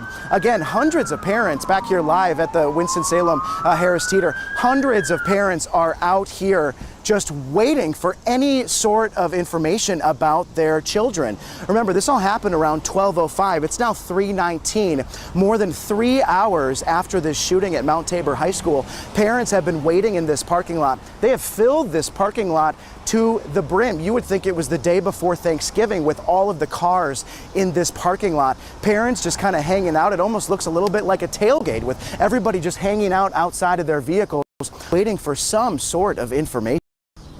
Imagine being a parent here at Mount Tabor today, just wanting to put your hands on your child and hug them and say, I love you. And, what happened today isn't something that normally happens. All these parents are still waiting for that information. And then to get the news that there was a shooting at this Harris Teeter, nerves are very high right now. And a lot of people are on edge, and they're all just waiting for these buses to arrive with their children. They haven't arrived yet. We don't know if they're delayed because of the fluid situation here at the Harris Teeter, but we do know that these parents are ready to see their kids, again, and they will be out here until they arrive. We know that the Sheriff Bobby Kimbrough is here. We're hoping to get an update from him shortly because as of right now, we're just kind of going off what we've seen, and we're hoping to get some law enforcement to talk to us here shortly to let us know the latest, to let us know what's going on, whether they found a suspect or something else. We're going to keep on it and give you any updates as they develop.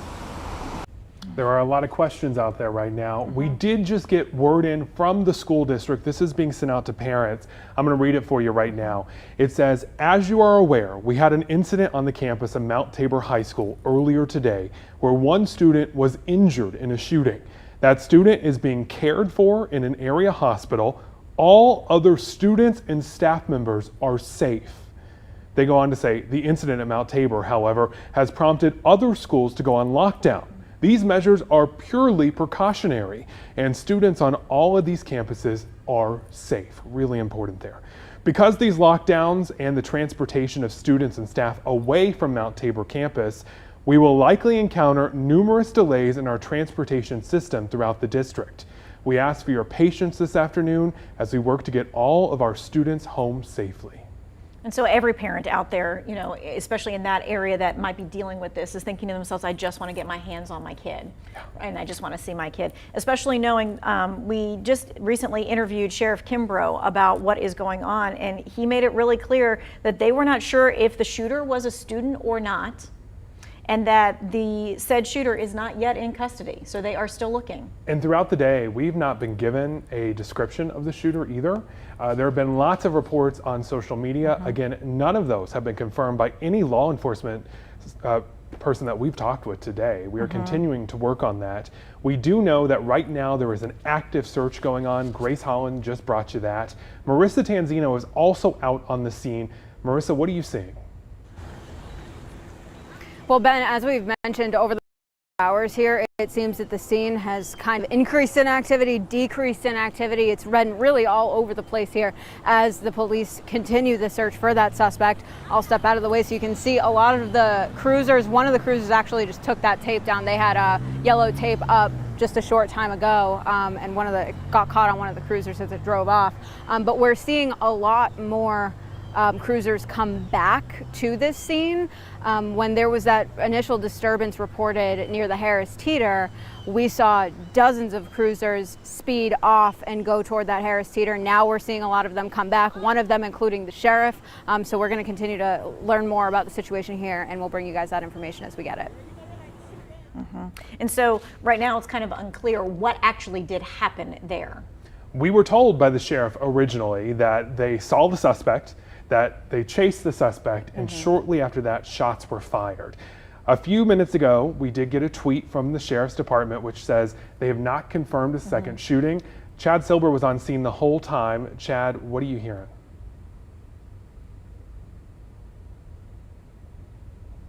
Looks like we're having a little bit of trouble getting to Chad. As you know, breaking news, things are very fluid, trying to get their camera shots set up for us. Well, and just so many things are happening in so many different places, right? So you have it right there at the school, and then you have it there, that scene there by the Harris Teeter, but not just in the front of the Harris Teeter, but behind the Harris Teeter as well. Chad?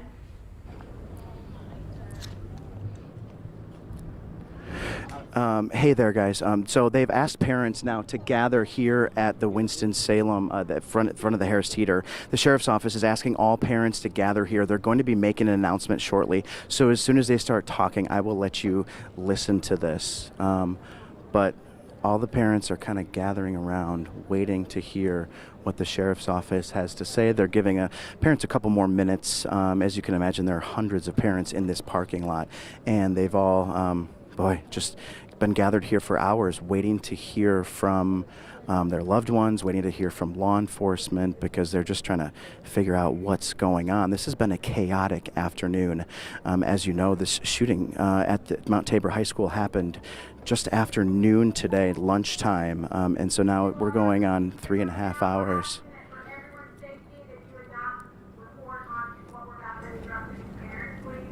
Okay, so they have just told us that they asked the media not to report on the information that they are telling parents. So as a respect to the sheriff's office and the law enforcement, the investigators here, we are not going to take this live.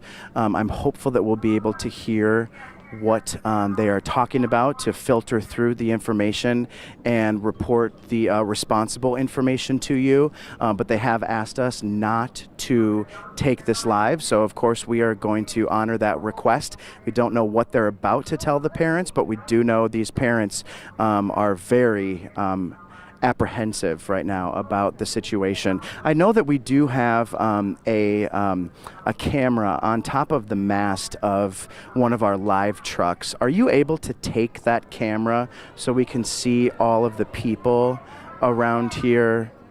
If you can see in the shot, potentially you can see all of the people around here.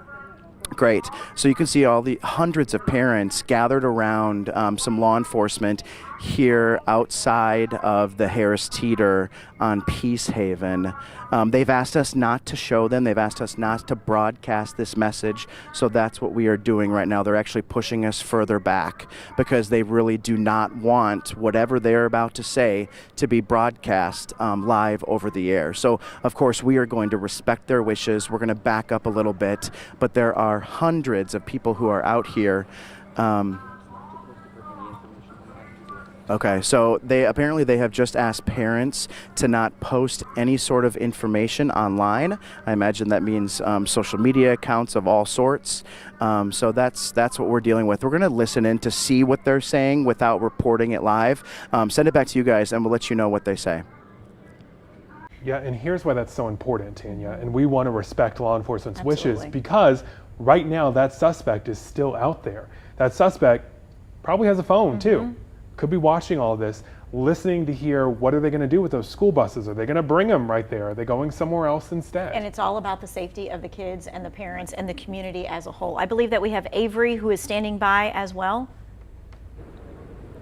Yes, I'm here with a parent, Chavis Dudley, who you said your son goes to the school, correct? Yes, sir. He is a senior, and I'm just trying to get him right now because this is very nerve-wracking. When you first heard everything happening earlier today, how were you feeling? What was your reaction? I wasn't really sure what to feel. I didn't think it was going to be to this magnitude. I didn't know all of this was going on until I kind of came up the street and just seeing everything. And then I start kind of hearing about the students that were probably shot. So right now, I'm just scared because there's been another confrontation about a block away. So now I'm just trying to get to my child, just trying to get to him. When you first approached the Harris Teeter area, you were telling me it was chaotic and you were not expecting this at all, correct? Oh, definitely. All the cop cars, the sheriff cars, and parents. This is crazy, and I wouldn't ever think that this would happen in Winston. This is something that I never thought would happen here, and Mount Tabor is a really good school. So, for it to happen in this area, it's just very unexpected, and I'm terrified. What's the communication been like with your son? Spotty. His phone is dead. He's texting me from his friend's phone, and now I'm not sure where they are, the location. I just don't know. So right now I'm just waiting because I'm ready to get my kid. I'm just ready to get my kid right now. Do you have a message for all the police response and the sheriff's deputies who've been out here?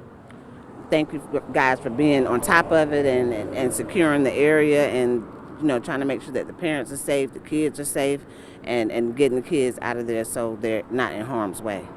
But you weren't here for the disturbance at the Harris Teeter parking lot, correct? No, I missed that part, but I saw the commotion.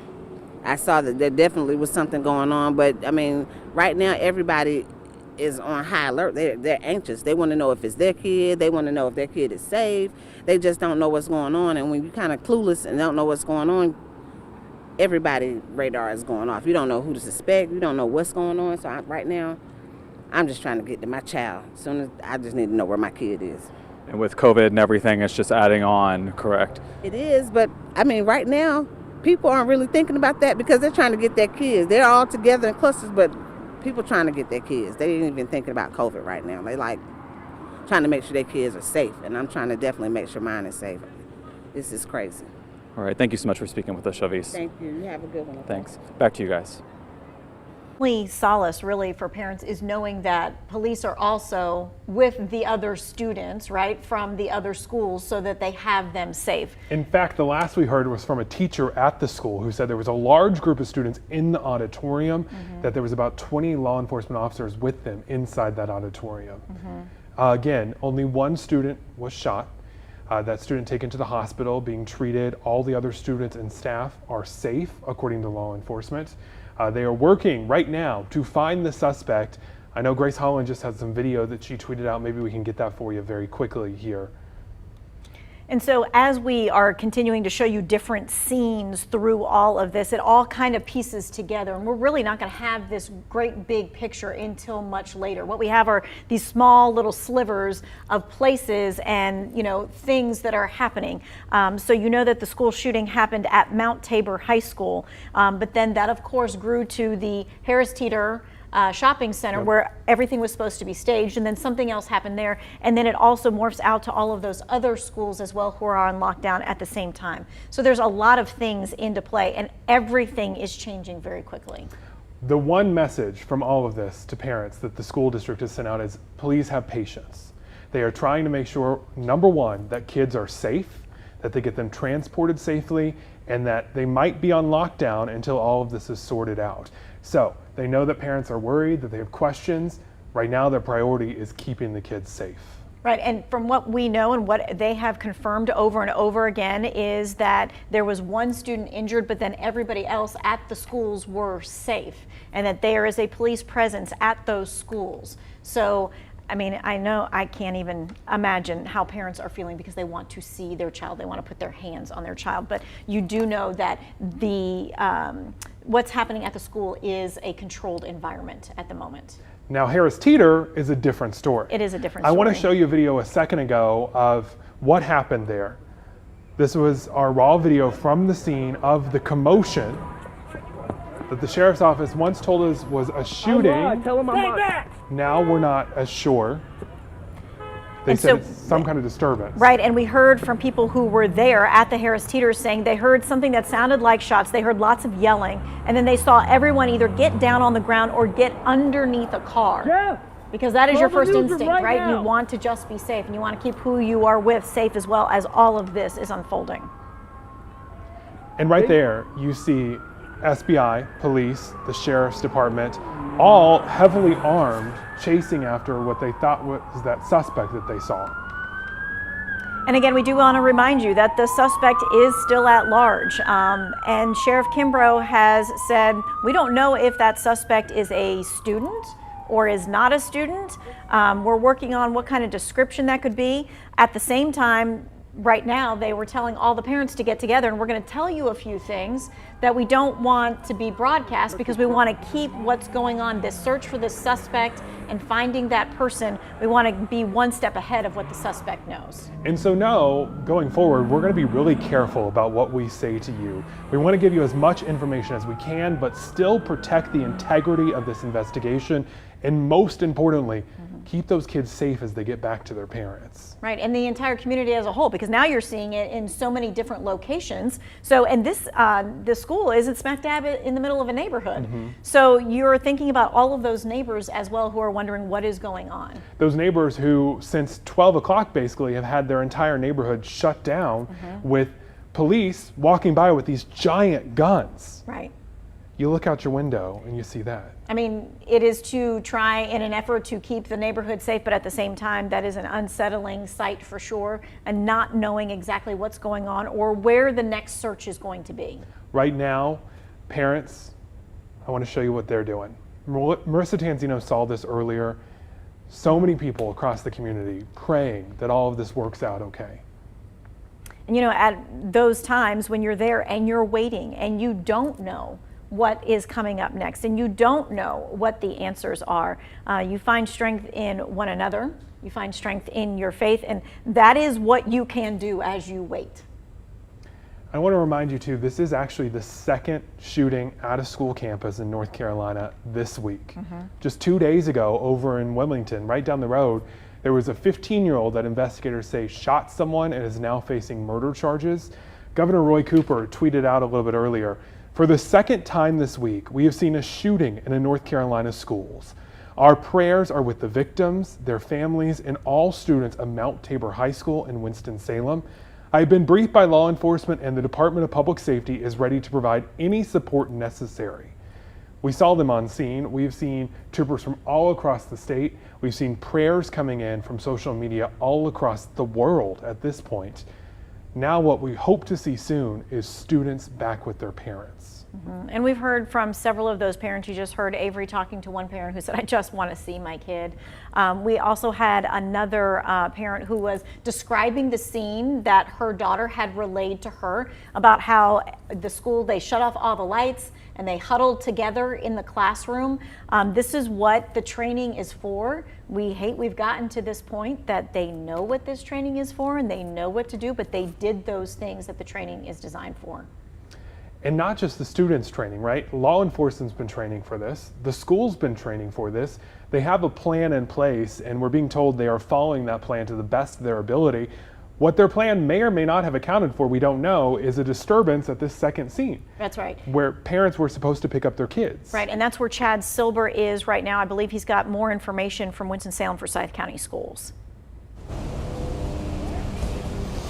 Yes, so Tanya and Ben, first some breaking news regarding schools in Winston-Salem Forsyth County schools. All schools lockdowns have been lifted. All of the schools, you might remember, in this northwestern part of Winston-Salem went into lockdown shortly after this shooting at Mount Tabor. Then all of the high schools in Winston-Salem Forsyth County schools also went on lockdown, not just the ones in this part of Winston-Salem. So we have just heard from the school district that all schools, the lockdown at all schools have been lifted and schools will release at their normal times today. So it's 3:37. Think about when schools let out. I imagine a lot of that is already happening right now. Okay, back here at the Winston-Salem Harris Teeter. All parents just gathered to hear a message from the Winston-Salem Sheriff's Office. They didn't want us to broadcast this message out, and so of course we respect their wishes. Basically what they were saying, without revealing any sort of information, is they are now in the process of reuniting the students from Mount Tabor with their parents. So the Sheriff's Office is now bringing the students and the parents together. This is happening in a different location. So if you walk this way, you might see a lot of the parents are now leaving this Harris Teeter parking lot. They'd been here for about 3.5 hours today through really just a chaotic afternoon here in with the Winston-Salem Forsyth County School District. This entire parking lot was filled for hours today as parents eagerly awaited hearing from their student, just seeing their student, being able to hug their student. Right now we see a chopper that's flying above the Harris Teeter. It's not clear whether that's law enforcement, media, or something else, but they are circling the Harris Teeter where the parents have just gathered with the Sheriff's Office to get an update. So they didn't provide any sort of information with regards to the shooting, but we do know that they are now in the reunification process of bringing the parents and the students back together. They're doing it off-site here, so there really is a lot of traffic coming out of this area as parents head to a new location. There go some school buses. There, let me see, the windows are pretty tinted. There are not any students in these school buses, but we do know that the Sheriff's Office was utilizing school buses from other schools in the area to bring these students where they need to go. So again, the traffic has really turned into kind of a nightmare around this area of Winston-Salem. You're looking at a live picture right now from what we call our mast camera. It's a camera that's on top of our mast. Apparently we don't have that, but just to kind of give you an idea of how busy this is up here. Just a couple of hours ago, I think it's probably been an hour and a half ago now, there was a very frantic situation. We've been talking about this for the past hour and a half. Shortly after we got here, there was some sort of chaotic scene. There was a woman who was screaming that there was a shooting. This happened just after 2 o'clock, so about an hour and 40 minutes from now.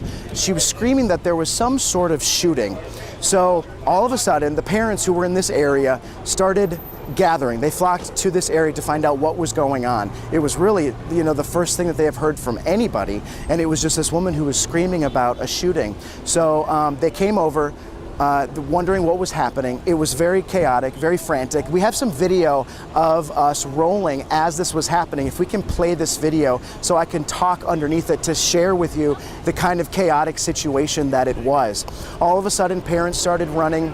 A couple of the vehicles started pulling out of the parking lot, and then all of a sudden law enforcement started running toward us. The sheriff's office, the police, the SWAT team, they were running toward us with their guns drawn, handguns as well as long guns. And then all of a sudden they went up around this corner over here. I'm gonna get kind of close over here, but they ran around this corner up onto Peace Haven Drive, and law enforcement in vehicles then started to scramble and followed everybody up in this area. They ran around the corner to the street that's behind this shopping complex. It's not clear why they did it. It's not clear what they were doing over there, but we do know that it was frantic, and they blocked off traffic in this area for probably about 30 minutes. You can hear us yelling in this video as my photographer Sean was rolling and watching all of this unfold. It was unbelievable what was happening, especially because there are so many people in this area. There were hundreds of parents in this parking lot. There were employees, there were a lot of looky-loos, people just trying to figure out what was going on. And so they were watching this all unfold while these police officers are running with guns around the corner. Imagine how difficult it was to watch for these parents who are still waiting to be reunited with their students, reunited with their family members after a shooting on campus today. They have since cleared the scene up around the corner. It's not clear whether they found anything. It's not clear what they were looking for, but we do know that that area has now been cleared out. We've got some state troopers out here, a lot of people on scene. Again, this is still a very active scene, as a lot of the parents have been told to now leave and go to an undisclosed location where they will be reuniting with their students. Again, this happened 3.5 hours ago. So imagine as a parent, you are just panicked that your child was thrown into a situation where there was a shooting at school, and now you have to wait 3.5, potentially 4 hours to be reunited with them. Fortunately, in this day and age, a lot of kids, the majority of kids have cell phones, so they were able to communicate with their family to let them know they were okay. Something that's much different from 15, 20 years ago, when parents really only knew if their child was okay by putting their eyes on them when they were reunited. So technology really coming in handy for scenarios like this, unfortunately. But we're gonna keep posted. Again, I wanna talk about what I said at the top of this live shot, that all lockdowns at all Winston-Salem Forsyth County schools have now been lifted. Schools in the northwestern part of the district were on lockdown, as well as every Winston-Salem Forsyth County high school. Again, all of those have been lifted, and students will be released at their normal time. Back to you guys. That is a very positive development as we're seeing here. I know that my thought process immediately goes to, okay, did they get the suspect? Did they get the suspect, and Yeah. what do we not know about that as of yet? And guaranteed, we have crews right now trying to get those answers for you. As soon as we learn more information, we will bring that to you. I also thought you saw the lines of crowds of cars just leaving the parking lot as Chad was talking. They have told the parents they are now instructing them to go to another location, a location we are keeping secret right now, as well as law enforcement. They've asked the parents not to share it on social media because they want to make sure those kids get there safely. All right, well, right now Avery is standing by, kind of giving us a look at the scene. What's going on there, Avery? Yeah, I'm standing on the road right beside Harris Teeter. I mean, you can see the traffic lined up behind me as parents are told to move to a different location from this Harris Teeter right now. This has been a chaotic scene all day with a disturbance earlier that police said was not exactly a shooting. They cannot confirm it was a shooting, rather. So parents are really frantic trying to find out what's been going on and where their children are. I did speak with a mother earlier today who just said she is scared, frantically searching, trying to talk with her son. Her son's phone is dead, can't have any communication with him. And that's what we've seen all day. We've really seen parents on their phones trying to get in contact with their kids and figuring out what's going on. Hopefully this next step will get parents reunited with their children. But as we've said, they're leaving the Harris Teeter parking lot to an undisclosed location right now. And we're going to show you the traffic, keep showing you the traffic here as cars are moving out of this Harris Teeter parking lot right now. You can see still a lot of police activity going on. Police are still very present here. They updated parents a few moments ago, as you heard, to tell them where to go and where they can finally get reunited with their children today. And as you see, cars just lining up down the street there past the Harris Teeter sign, and they continue to move.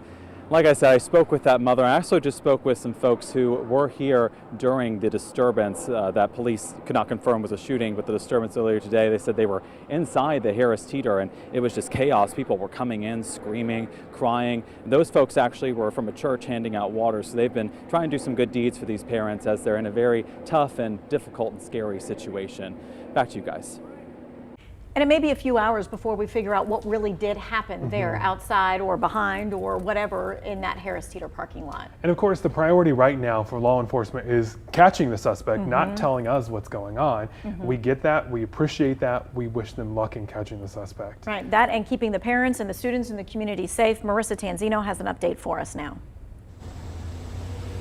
Yeah, well, guys, you can see we moved a little bit closer from where we were standing. I'll give you a look behind me here. You can see just how many cruisers and how large this police presence is now. We were giving you a look before at kind of the entrance to this road where police had blocked off to traffic. And even then, you could see how many cars were going in and out and how active of a scene it's been. But getting past that line, which officers allowed us to do, we really are able to get an even better look at just how many law enforcement officers, police officers, sheriff's deputies are here on scene right now. So again, this is right on Petrie Road, right before the entrance to the high school. This is the road that goes to the high school, and we have seen just a little bit of a ways down the street from where we were standing prior to this, just parents gathered trying to figure out where their kids are, not going to the Harris Teeter because they were saying their child was still at the school.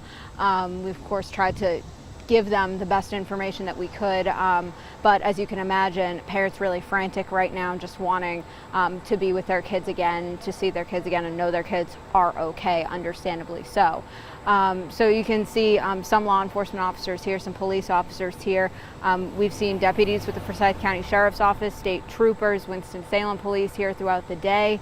Saw a Salisbury police cruiser at one point, unclear if that cruiser was here related to this investigation specifically, but a huge, huge presence and response to this incident that happened today. Of course, the police are still searching for the suspect in this case, and we're trying to learn more as to whether they found the suspect, if they're still searching. I heard Chad mention a helicopter overhead that he could spot from his location in the Harris Teeter parking lot. We actually saw that just a short time ago, hovering overhead. He mentioned it's unclear if that's related to this investigation or not, but it's been surely an active scene here throughout the afternoon. Police have had this road blocked off for quite some time.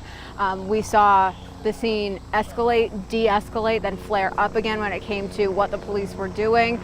Seeing those cruisers leave the scene, and you can hear that helicopter overhead at this time. But you know, the police have been trying to just continue their investigation, blocking off roads in the area as they work to get the kids safely off of campus and to the destination, reunited with their parents. We are going to continue to stay here. You can see it's really in and out. It's been like that all day. It's been very fluid, very developing. So we're going to continue to stay here and work to learn more. When we learn more, we'll bring it to you. Really, this is what we wanted to hear. There is a news conference at 4:30, so we are going to be able to hear from the sheriff, also the Winston-Salem police chief, also the Winston-Salem Forsyth County superintendent. All of them will be there taking questions at 4:30. Of course, we'll have it here on WFMY News 2, but we will also be streaming it live on our Facebook page as well. And hopefully we'll be able to get those answers about what happened in Harris Teeter. Do they have the suspect? Is that student in the hospital okay? We haven't gotten a condition update on them in a couple of hours. Right. So lots of questions that our crews have to ask there. If you have questions too, you're probably joining us on Facebook right now. Leave them in the comments. We'll try to get you answers there too. I do want to just remind you of how big this scene is, because you're seeing all these live shots. What you're not seeing is that they are like a mile apart from each other here. And each one has that many people of law enforcement. So imagine just that circle filled with law enforcement. Right, this is an entire community that's really been in the middle of all of this for several hours now. Well, really since 12 o'clock. So that is when we first got word. We all kind of heard it around 12:30, but the sheriff has confirmed that it happened at 12:05 today, and then everything from there started changing. So if you're just joining us, here's the news of the day. At 12:05, one person was shot inside Mount Tabor High School. A student, and we do know that. Yes. I was on campus. We also know that that student was taken to the hospital. They are being treated. We do not have an update on their condition right now. We know that all other students and staff are safe, and that right now parents are being directed to a secret location to pick up their students and reunite with them. From Mount Tabor. All the other schools that had been on lockdown, and they were on lockdown precautionary because they were trying to make sure that the scene was contained. Now all of that has been lifted, so all dismissal should be able to happen as it should happen. Then the other big piece, right, is the whole where is that suspect, who is that suspect, and the sheriff at this point cannot confirm whether it was a student or a non-student. And then one more thing that's really important too for all other parents, if your child rides the bus, it's going to be late today. Pretty much guaranteed, they're saying, because they're using as many of those buses as they can to help shuffle the students, the safe students from Mount Tabor to those parents. And this has been one of those things where it seemed like every 10 minutes the situation was changing, and about every 10 minutes or so what we were telling you about what police were doing to make sure that the parents could get with their kids was changing. First it was going to be at the Y, then it was the Harris Teeter, and back and forth and that kind of stuff. And you just kind of have to have a little bit of patience to know that they're making the best decisions that they can at that time to keep everyone safe. And it was much bigger than just one school. It was much bigger than one district or even one law enforcement agency. In fact, the governor is now involved. We have a tweet from the governor that just came out. He says, for the second time this week, we have seen a shooting in a North Carolina school. Our prayers are with the victims, their families, and all students of Mount Tabor High School in Winston-Salem. I have been briefed by law enforcement, and the Department of Public Safety is ready to provide any support necessary. We must work to ensure the safety of students and educators, quickly apprehend the shooter, and keep guns off school grounds. Again, big question right now, have they apprehended the shooter? We do know that other schools that were put on lockdown as a precaution have now been lifted. Yes, we just got a statement from the Winston-Salem mayor, that is Mayor Alan Joins, and the statement says, this is still an evolving event, therefore it is not appropriate to offer detailed comments at this time. That being said, we are deeply saddened by the event at Mount Tabor Senior High School. Our thoughts and prayers are with the student who was injured. And that, again, is the kind of cornerstone of all of this. We do have one student who is injured. Who is injured, and we do not know their condition right now. To me, when I look back on today, a few things stick in my mind. The mom who said that her daughter was in her classroom when the police dogs burst in and said there had been a shooting and we need to check all the students. And then they were told to huddle together in the dark classroom and wait for them to clear the building. Then you got the text that you got from the teacher who said something similar. Right, who said that they were told to, to get down, put their hands up, that there was a shooter. And there was about 25 students that she was with at that time.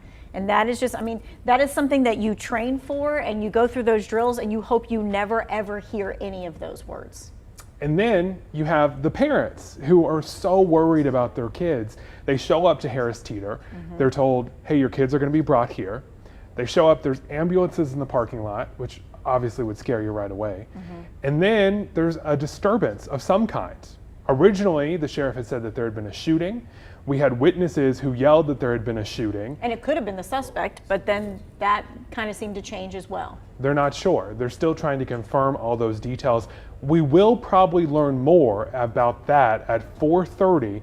That is when the sheriff will be holding a news conference, and we'll get a lot more details. This is just, I think the overriding big picture is parents wanting to be with their kids, and what the police department and what the school system was doing and changing to make sure that that could happen and happen in a safe manner. While keeping the kids safe at the same time at the school. Now, right now, we do have crews all over this scene. Again, it is a massive scene, like a mile wide here. Marissa Tanzino just saw Not one, not two, not three, but I counted 13 patrol cars. Just on that one street. On that one little street. That we could see. And that street's still a ways from the school too, by the way. And then we have Chad Silber, who was right there when all the police came running around the corner with their guns, thinking there was a disturbance and they might have seen the suspect. This is a very active scene still. A lot is changing. We're going to continue to bring you the latest on air and online all afternoon long. And then, you know, Winston-Salem Forsyth County Schools doing their very best to get as much information out. And so it didn't seem like it was coming probably fast enough, right, for anybody who was involved. But they have to kind of go through the process of things before they're able to give out all of the information so that they don't make people run around to 15 different spots. And priority number one, too, is making sure the students are safe, right? Right, which is what they did. They locked it down. They did. And the last we heard was from a teacher who was inside the school, and she said there was a big group of students in the auditorium, that they were all safe, that there was about 20 law enforcement officers in that auditorium with them. We've heard from parents who said they've been texting with their kids. Right, which is a great thing when you are able to just hear from your kid, hey, I'm okay. I'm scared, but I'm okay. But some of the kids' cell phone batteries are starting to run out at this point, and they started borrowing their friends' phones to text also. I know that they are very anxious to get their kids. They are being taken to a secret location right now to be reunited with those kids. And we've got Avery Powell with more about that process. Yeah, I'm here with Brandon Moyer right now. We're in the Harris Teeter parking lot. Brandon, tell me, what's your relationship with this situation? Yeah, I have a niece and nephew that attend Mount Tabor. And I got a call from my niece first around 12:20. And she said, you know, it's an active shooter situation going on, so I came right up here, you know, because I'm not working today, so came right up here as soon as it happened. How long have you been waiting? Like I said, I've been up here since, I got here maybe like, took me about 15 minutes to get up here, so like 12:30 or so. When you first heard that your niece and nephew, that this situation was going on, what was your reaction? You know, I was nervous, you know, at first, you know, and nervous for the other parents, you know, that don't know what's going on out here, you know. And like I said, I was just nervous, man. It's crazy, man. It's a sad situation, you know, because there's been a lot going on at this school anyway. And this right here, man, it's awful. Were you here when the incident happened in the parking lot? Yes, I was. Yeah, just seeing a bunch of people running from, you know, running from the road up here. And me and my best friend right here, his son goes to Jefferson. And we kind of ducked behind the cars or whatever. But they say they were shooting up there. I was like, hey, you know. So I'm like, man, golly. Did you ever imagine something like this happen in Winston-Salem? Not here. Not right here in this particular area. You know, things happen like, you know, but not at school, you know, where they're going to learn. You know, you don't never want to hear nothing like that, you know. People going to school to get an education, not, you know, to experience gun violence and stuff like that. Yeah. What do you hope for the community going forward? I mean, this is obviously a case of violence in the community. Well, I hope they do something a little bit better, you know, with protecting the kids at school, you know. I hate to say it, you know, with metal detectors and stuff like that, but if somebody can get in there with a gun like that, they need to do something. You know, we can't have kids don't deserve to die going to school, you know. So that's where I'm at with it. Do you have a message for all the folks that have been helping out today, police, people handing out water? Yeah. Thanks for the Harris Teeter. They came out here and gave people waters and stuff like that. And the police, they've been pretty good. You know, it's real chaotic, you know. So they did good, you know, keeping everybody calm or whatever and relaying that proper information like they're supposed to. Thank you so much for speaking with us, Brandon. Yeah, no problem. Back to you guys. Breaking news in Winston-Salem, a terrifying day for parents, teachers, and students after Mount Tabor High School went on lockdown for a school shooting. And we do have exclusive video of authorities responding to the Harris Teeter on Peace Haven Road. That's where parents were asked to go to pick up their students. There were some intense moments when there were reports of shots fired in that area after hearing reports of the suspect heading to that area. Now, just in the last half hour, authorities gathered parents to inform them of the situation. You can see dozens of parents gathered in front of the Harris Teeter store waiting. It's just a sea of parents. Many of them have been waiting there for several hours, getting an update from officials. This is where they were asked to go to pick up their children. They are being redirected to a secret location, and we are staying on top of this. All right, and of course, Forsyth County Sheriff's Office, they've been on the scene for hours. Since about 12:05, that's when we found out there was a shooting at Mount Tabor High School. So right now we do have Marissa that's been at the school for a couple of hours now. Let's go and check in with her. Well, guys, now we're at the point where parents are waiting for students to leave the school. You can hear sirens behind me in the background. Parents waiting for students to leave the school so they can be reunited with them. And we're being asked to step out of the way here, so forgive us while we move our shot really quickly. But it's been like this all day. It's been fluid, it's been free-flowing. There have been several police officers coming and going from the scene here, and you can see it looks like some of the buses are now starting to move those students from this school and be reunited with their parents, something we've been waiting a long time for. They've been waiting a long time for.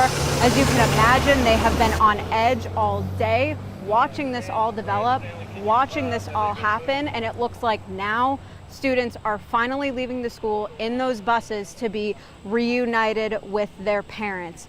As I've said, it's been really chaotic over the last few hours, and you can imagine how stressful this has been. You can see how many officers have been holding it down here. We were standing a little ways up the road before this and getting a look at the officers coming and going to the scene. Now you can see dozens of police cruisers here. I counted at least 16 down the road. This is all after, just to recap, one student was shot. That student now recovering in the hospital. We're trying to learn more about the condition. We did speak with a witness earlier today who saw the police get on scene earlier this afternoon. He said he was standing at his house just down the road and there had to be at least 10 police cars fly by his house. He knew something was wrong, followed them, and then when he got to the scene, he said their presence had to double in size. A little bit later, there was a report of a disturbance down the road from here. That's when we saw, from our point, dozens of police cars speed away from the scene, respond to that other scene, and really chaotic at the time. You can imagine parents were standing here. They were asking the police what was going on. There were reports of shots fired. There's no other shooting confirmed at this time, but parents were really worried, frantic at that point, really just wanting to hold their kids again. So a number of people have been waiting here at the Harris Teeter throughout the day, waiting to be reunited with their children, their brothers and sisters, even teachers in the school. So that's a process that, as you've seen, has now gotten underway with at least two buses leaving full of students and going to reunite those students with those parents. And I'm sure it will feel good for those parents to finally hold their kids and know that they're okay. Guys, back to you. Thank you so much, Marissa. Very fluid situation, very active situation. Law enforcement has been out there since around noon. And again, things are changing minute by minute. Yeah, we've been watching law enforcement from social media standpoint too. We had this tweet from the Winston-Salem Police Department earlier that said many schools in the area are on lockdown just out of an abundance of caution. And then they put in all caps there, you see, there has not been another incident, and that is still the case right now. That tweet, of course, sent out by the Winston-Salem Police Department earlier today. But we did learn not too long ago that lockdown has been lifted for those surrounding schools. Again, this lockdown was put in place just out of an abundance of caution, but that lockdown has been lifted for those other schools. Yeah, except for Mount Tabor, right? Still the case there. We also, earlier when I was listening to a lot of the police conversation about this, they were going through Mount Tabor room by room. They were sort of clearing things out, obviously clearing it room by room. And it was interesting. They said at one point they had someone make an announcement on an intercom, and I'm not clear whether that was Mount Tabor or Parkland, which was on lockdown at one point. But when they said in that one that they made an announcement that if a law enforcement officer has not contacted you wherever you are, if you're in hiding and you haven't seen or talked to a police officer, call 911. And then they would call 911, tell them, hey, the police hadn't found us and we're in X room. Then they'd come and let them know it's safe. So they were really clearing things out. We're going to actually go ahead and check in with Avery Powell. He is at the Harris Teeter where parents have been standing by for the last several hours. Avery. Yeah, I don't know if you can hear that, but there seems to be a police helicopter going right above me as the search continues for that suspect. But let's get a look at the scene here at Harris Teeter. There are still families waiting for to figure out where they're supposed to go exactly for their children. Parents are being sent to an undisclosed location. And I spoke with a man who has a niece and nephew at the school, and he says he just needs to figure out exactly which grade is supposed to go where, if that's the case. So he's still waiting for some more information, and there are still cars kind of filing out of here. But it is calming down slightly here at Harris Teeter. You still have people waiting around, people still trying to contact their children. They're on the phone. Now, the uncle I spoke with said that he was able to reach his niece and nephew and was communicating with them, so he said that's all good, but told me it was a scary situation hearing earlier today this happened, and he never would have imagined this happened in this community in Winston-Salem, that this shooting could have happened. And again, cars filing out of here as we speak, trying to get to their children to that undisclosed location to pick them up, and it will keep you updated. Back to you guys. Yes, and we're taking a look right now. Governor Cooper here, he had a statement on the school shooting. This was released a short time ago, and the statement in response to that, he said, for the second time this week, we have seen a shooting in a North Carolina school. Our prayers are with the victims, their families, and all the students of Mount Tabor High School in Winston-Salem. I have been briefed by law enforcement, and the Department of Public Safety is ready to provide any support necessary. We must work to ensure the safety of students and educators, quickly apprehend the shooter, and keep guns off school grounds. And Eric, you actually are talking with someone who was at the school today. Yeah, she was there. Let me make sure she's telling the line. You with me, Mrs. Wade? Okay, let me put this on speakerphone so you. So this I got is in touch breaking news. with. We're just going to hold the phone up here. Yeah, this is Mrs. Anita Wade, who was a data manager at Mount Tabor. So you were in there today when all this happened, Mrs. Wade. To explain what happened while you were there. Well, I truly don't know, because I was in a meeting at the time and my door was already shut. So at the time, did you hear an announcement over the intercom, or how did you hear about it?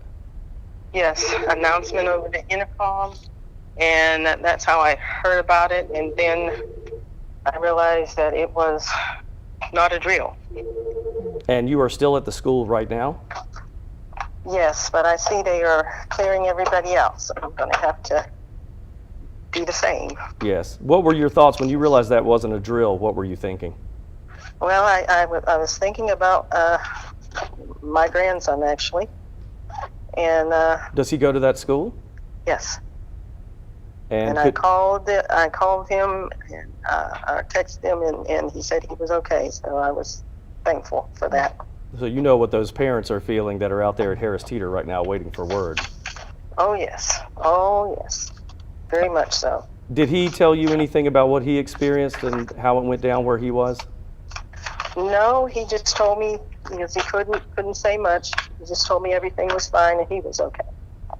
That's good. So anything else happened since then? You feel like the situation's under control and? Oh yeah, yeah. Okay. Well, good. Well, thank you. I surely do. Thank you for taking time with us today. We appreciate your time. You're welcome. And we are so glad you're safe, man. Yes, absolutely. Absolutely. Thank you. Thank you. I appreciate it. I had a lot of prayers coming. I'm sure everybody out there did. Thank you so much. Yeah, so you get the idea. I mean, when she said, when we were talking before we went on the air, she said, yeah, I was just sitting there, and when I heard it, I thought, oh, another drill. And then they came through and said, this is the real thing. And she said that's when everybody just kind of shut doors, locked it up, and stayed in place. And we've heard several stories just like that today. Parents have told us they've talked with their kids who had to huddle in the dark classrooms until they knew that the school was safe and secure. That law enforcement was just walking up and down the hallways with these giant guns, trying to make sure everything was safe. It's interesting. So another friend of mine who has daughters that go to Mount Tabor, they were going to talk to us, and then they said, we're a little bit nervous about this because we're not sure what this involves, and so they didn't want to do it. But they did say that, the father said to me, he goes, this kind of thing, it stays with you forever. I mean, it never goes away, even if you weren't directly involved with it. The fact that you're there and you go through that lockdown, and it's the real deal. He said, I'm sure a lot of maybe his daughters and other people too are going to have to, that's when you need to get some therapy and some help and some counseling after that, because this is traumatic for all those involved. And not just, you know, that school, right? Students all across the state are watching this. It's the second school shooting in our state this week on a school campus. There's going to be a lot of people who are going to have concerns and figure out how do you talk to your kids and help them know that school should be a safe place to be. We've got a counselor. Is she on the phone with us right now? Let's see if we'll check and see real quick. Is the counselor on the phone with us right now? Are we working together? Oh, great. We have her on Zoom right now. Okay. So.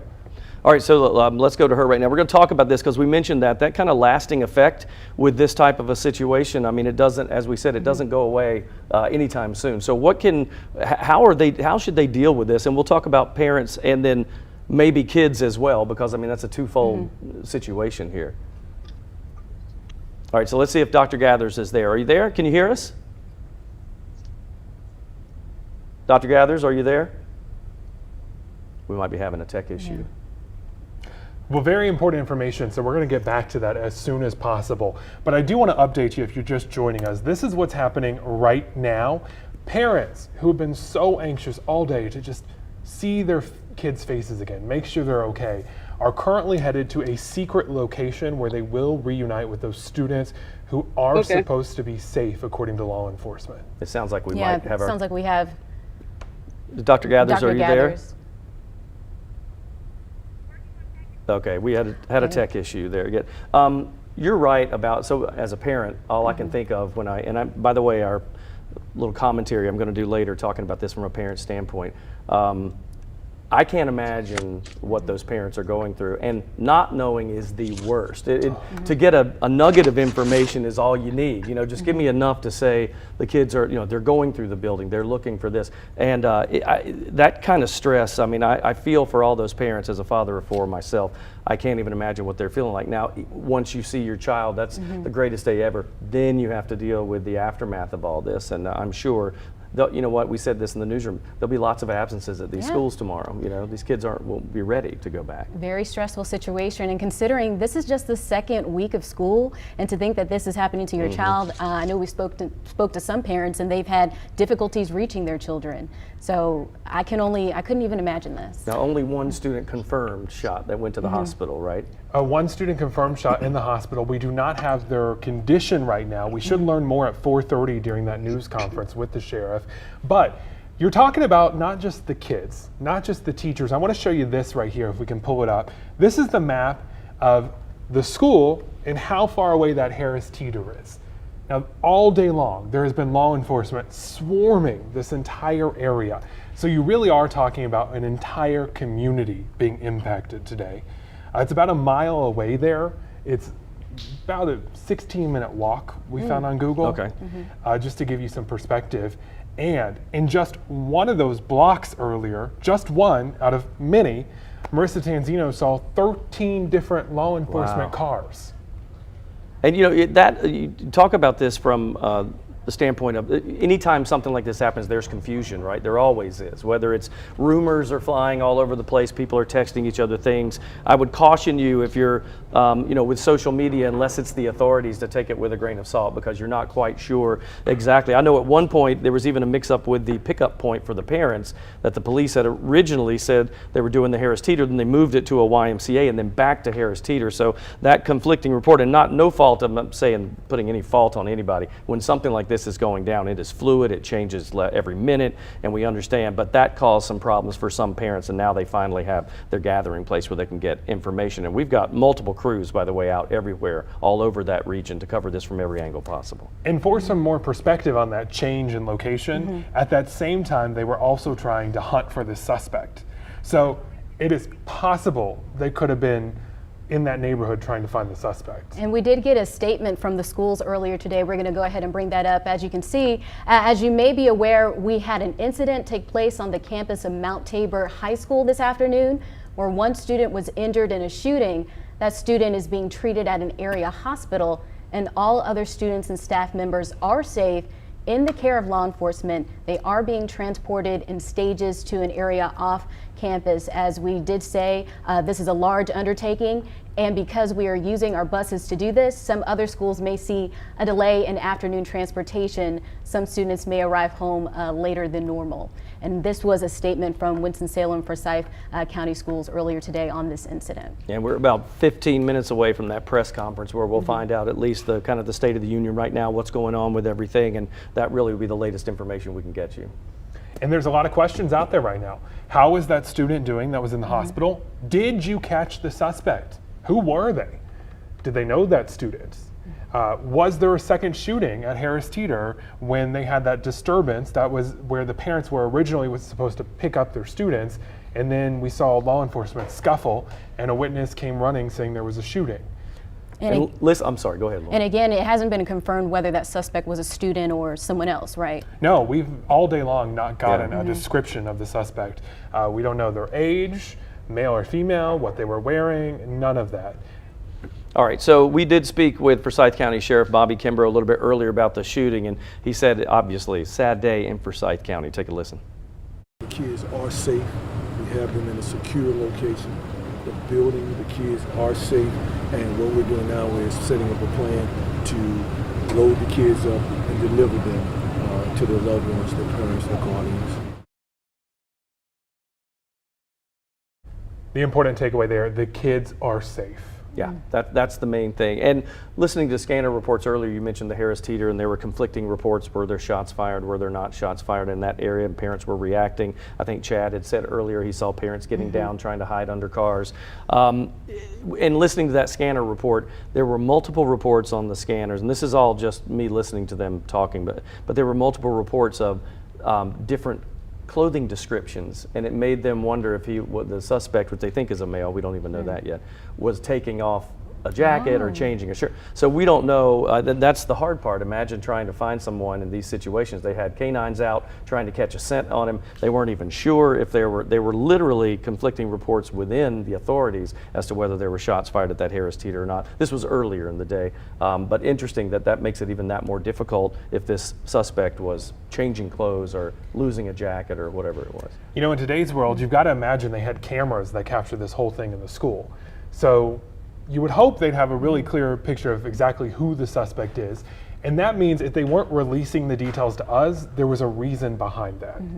They wanted the tactical advantage of it not being out there for some reason. See, that's the blessing and curse of social media if you think about it. Yes, you can get some information. Is it true? Because people love to throw rumors out, and it's tough for them to, I mean, that makes it even more difficult for them to conduct a search. Yeah, and that's also why we're not reporting that information on that secret location, just to help the integrity of this investigation, to make sure the students get home safely to their parents. Now, when you came out early, right? You were out here toward the beginning of all this. I've been out here since we first heard about it in our newsroom, which was about 10-15 minutes after it happened. And this is, I mean, to me, it's the type of situation where if you're a parent listening to this, and again, we'll talk to experts in just a little bit about this and how to handle this, and you get that first little word, which is basically just, there's a lockdown in possible school shooting. I mean, that's enough to send a parent into overdrive. And then they start showing up. I even had a friend of mine who said that the parents were getting into arguments at the Harris Teeter while they were waiting for this, because it's super high stress, right? It's got to be so tense. So difficult. And so a fluid situation like this, it changes factually and with rumors every minute. And people just want their kids. They're like, I just want to know if they're okay. And a lot of anxiety, as we saw, it was like a sea of parents out there, and they've been out there for several hours just wanting answers to their questions. And we are about 11 minutes away now from getting more answers to those questions. The sheriff himself is going to talk with us about everything that happened today at a news conference coming up at 4:30. Until then, parents are trying to get to their students at this secret location, and all other schools have had their lockdown lifted at this point in Winston-Salem, Forsyth County Schools. Yeah, we want to go ahead and bring up some tweets on this situation, if we could take that full.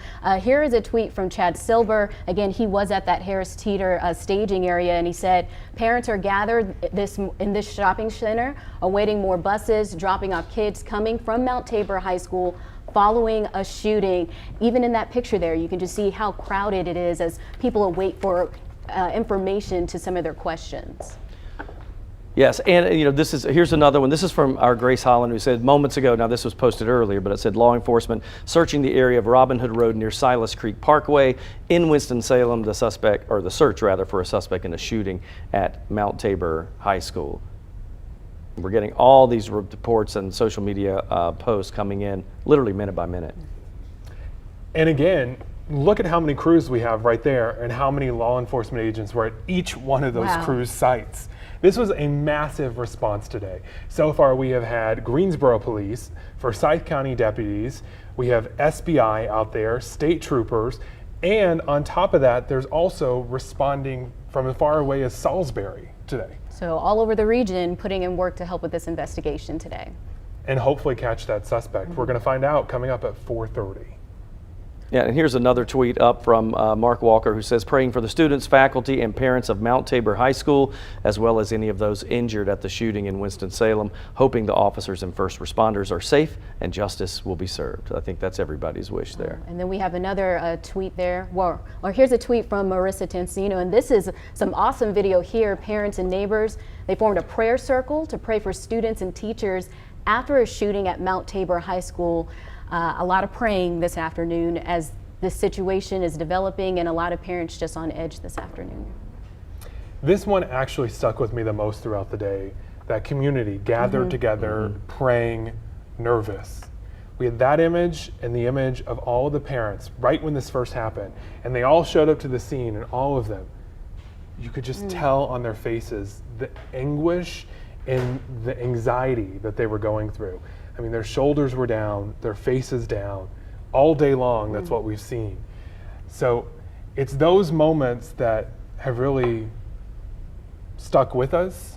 I'm hoping the moment we get replaced next is seeing parents and kids back together. Yeah. We saw a little bit of that when we were looking at some of the footage, and I believe it was live when Chad was at the staging area, and you could see some of the parents finally picking up their kids and leaving. So little by little, we're kind of trying to get this in. Understand too that imagine the process of moving that many students, clearing an entire high school. It has to happen in sections and over time. So it takes police and authorities a long time to get in there and to let people go. Or in that case, they were busing the kids, I believe, over to the place that their parents could pick them up. So it is a very complicated process right now going on in secret because they don't know if the suspect is still out there. Also, a lot of emotions bubbling up today. Tanya Rivera is talking with someone who can help parents figure out how to deal with all that for their kids.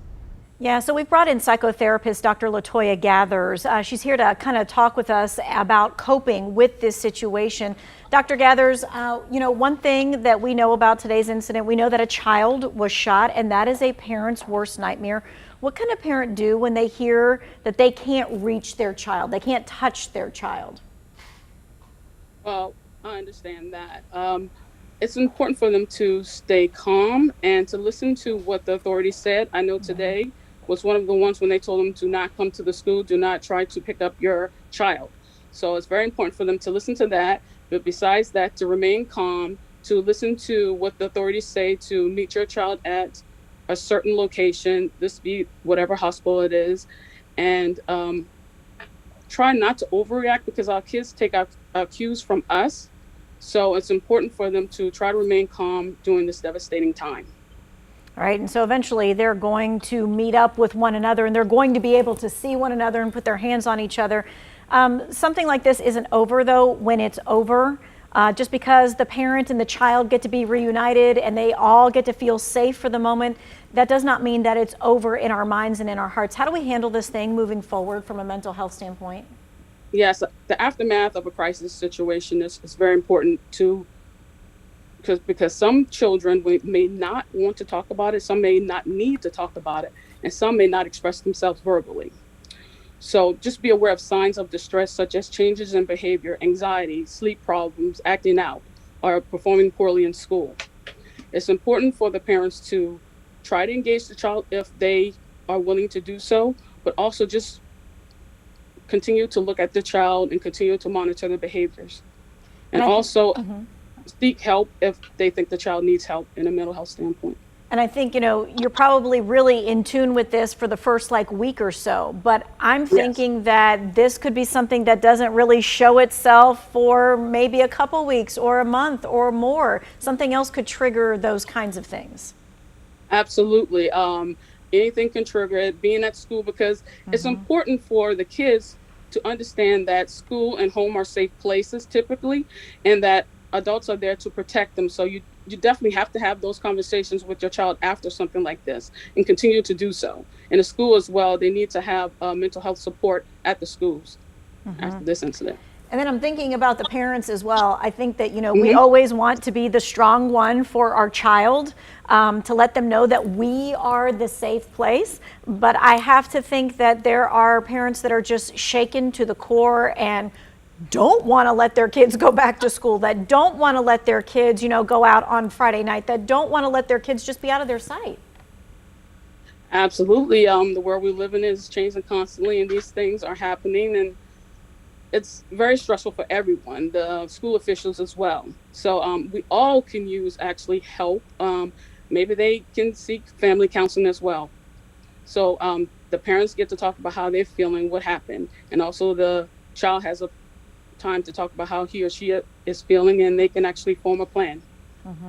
And I'm guessing that there are some techniques that you use to help, whether it be the parent or the child, be able to calm down some and be able to like go back to school or go back to work or let their child go. What are some of those types of things that you can pass on?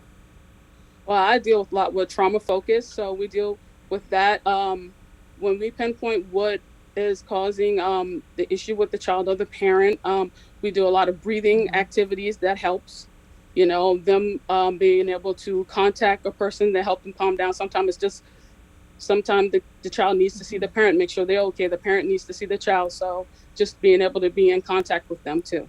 Yeah, and it doesn't end today. Thank you, Dr. Gathers, for helping us calm down some and being able to like look at the big picture and know that this does not end today, that this is going to continue to go on. At this point, we want to hand it back over to Ben and Lauren and Eric. I do know that news conference is coming up in just a few moments.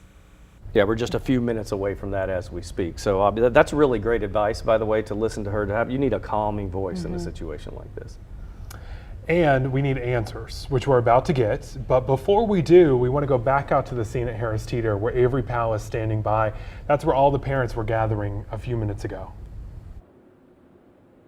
Yeah, and some parents are still gathered here. If you take a look at the entrance of Harris Teeter, you can see a lot of people lined up, parents still on their phones trying to figure out what's been going on, and then eventually get moved to that undisclosed location to pick their child up. We've just seen the scene really develop over the last few hours. I mean, it was frantic earlier in the day when that disturbance happened that police later confirmed, or later could not confirm, that it was a shooting. But there was a disturbance here that people say just created chaos. I talked with a man whose nephew and niece are at the school, and he said he was here for that disturbance and people ran into Harris Teeter, were crying and screaming. He said it was just a chaotic scene. He said he was obviously worried for his niece and nephew, but was luckily able to get in touch with them. I talked with a mother, though, earlier today just outside the parking lot here, and she was telling me that she was not able to get in touch with her son. It was worrying her. His phone was dead, and she just didn't really know what happened. But also what we're seeing is the community really coming together today. I talked with a church that was handing out bottled water. That man who I spoke with who had the niece and nephew also said Harris Teeter employees have been giving out bottled water. And also all of the law enforcement response. The mother I spoke with said that she is really thankful for the quick response that law enforcement has had throughout the day and the presence they've had. I mean, obviously, you can see all these cars lined up. Law enforcement's still a heavy presence here, even though the scene has calmed down slightly. But parents still on edge, still trying to figure out where to go next, what's happening to their children and where they are. But we hopefully will learn more about that and more about details of the shooting in that press conference that will hopefully be coming up in just a few moments. So I want to just give you one more look here at the Harris Teeter. We have all of these people gathered around, still waiting waiting, but eventually they're going to be moved off. Earlier today, it was a line of traffic that we showed you coming off of the Harris Teeter parking lot going out to that undisclosed location for parents to pick up their children. It's been a long day for them, and I imagine they are anxious and ready to be reunited with their children. So hopefully we'll get some more answers in just a few moments. Hey, Avery. Go ahead, Ben. Earlier we were told that the parents were supposed to move to another location. Have you talked with these parents about why they're still there? Honestly, I did not get a solid answer about why they're still here. I think it has something to do with how they're letting the children out, and how maybe it's by age or by name, but they haven't really been clear about exactly why they're still waiting. It's not too many people, as you can see, but they're still kind of gathered around. The man who had the niece and nephew who I spoke with did say that he was just waiting for more information about specifically his children and grade level. So it may have something to do with where the undisclosed location. Maybe that's information police have not let out just because they want to keep that to themselves and not ruin the investigation. And Avery, earlier today, some of the parents were directed to go to that YMCA and then back to the Harris Teeter. Would you say that there's still some more confusion right now, or has things calmed down for the most part? I haven't seen people really getting confused about whether to go to YMCA or here. Earlier, though, I had someone, as I was walking to my car, stop and ask me where they were supposed to go. I got to the YMCA about at the time when they were moving people from the YMCA to the Harris Teeter, and it was just a crazy scene. At that point, cars were just going everywhere, and I think that was also the time when the disturbance was happening in this parking lot, so you saw police vehicles fly out of the parking lot heading in the other direction, trying to, I'm assuming, get to here. We've also seen police helicopters go overhead as well. So not really when I've spoken to parents, but they're still, the confusion has been throughout the whole day, mostly just trying to figure out where the kids are. Avery, I'm wondering, have you seen the parents leave in groups? In other words, I'm wondering if that speaks to how they're informing parents group by group, or was it just a big mass exodus and now we have a few left? It looked like a big mass exodus. Earlier it was like a ginormous line of cars just leaving the parking lot, and now it seems like there are some stragglers hanging out here. After that first kind of group of cars, we didn't really see any more leave the parking lot, and that many of them leave the parking lot. Police were having to direct traffic, stop traffic, move it in order to get all those cars out, but nothing like that since that happened. And Avery, have you seen anyone coming in and out of the store? What is that situation looking like, or are most people staying outside of the store right now? He might have lost contact with us. Avery, we thank you so much for your work out there. You're right, the store's been thrust in the middle of all this too. So the same gentleman that I spoke with that has two daughters at Tabor has a son that works at that Harris Teeter, and he told me that his son called and said we're on lockdown as well. So that was earlier, so I don't know if that's still the case now, but inside they were on lockdown at the Harris Teeter. Yeah. Shows how big this scene is. Marissa Tanzino has been on the other side of it all day. Marissa, how are things there now? Well, Ben, still pretty active here. We have seen now at this point 2 separate stages of busloads leave the area with kids to go be reunited with their parents. This is all happening, unfolding right outside of the high school, right on the street where you see this heavy law enforcement presence here. Initially, the first load of buses, it seems that they're busing kids out 2 buses at a time.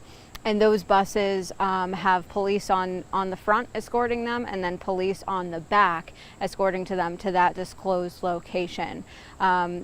We've seen 1 busload go. It was around 4 o'clock, and then just before you guys checked in with us, probably around 4:20 is when that second stage of buses went by to bring those kids finally off campus here and to be reunited with their families.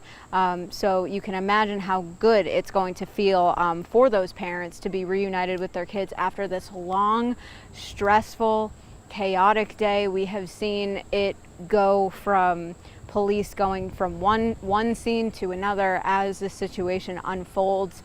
As I mentioned and have mentioned over the past few hours, the parents that we've seen in the area have been really frantic at times, understandably so, trying to get information from police and where should they go and where is their child, and how can they get in touch with them. We've seen parents on the phone all day trying to figure out where their child is, if their child is safe.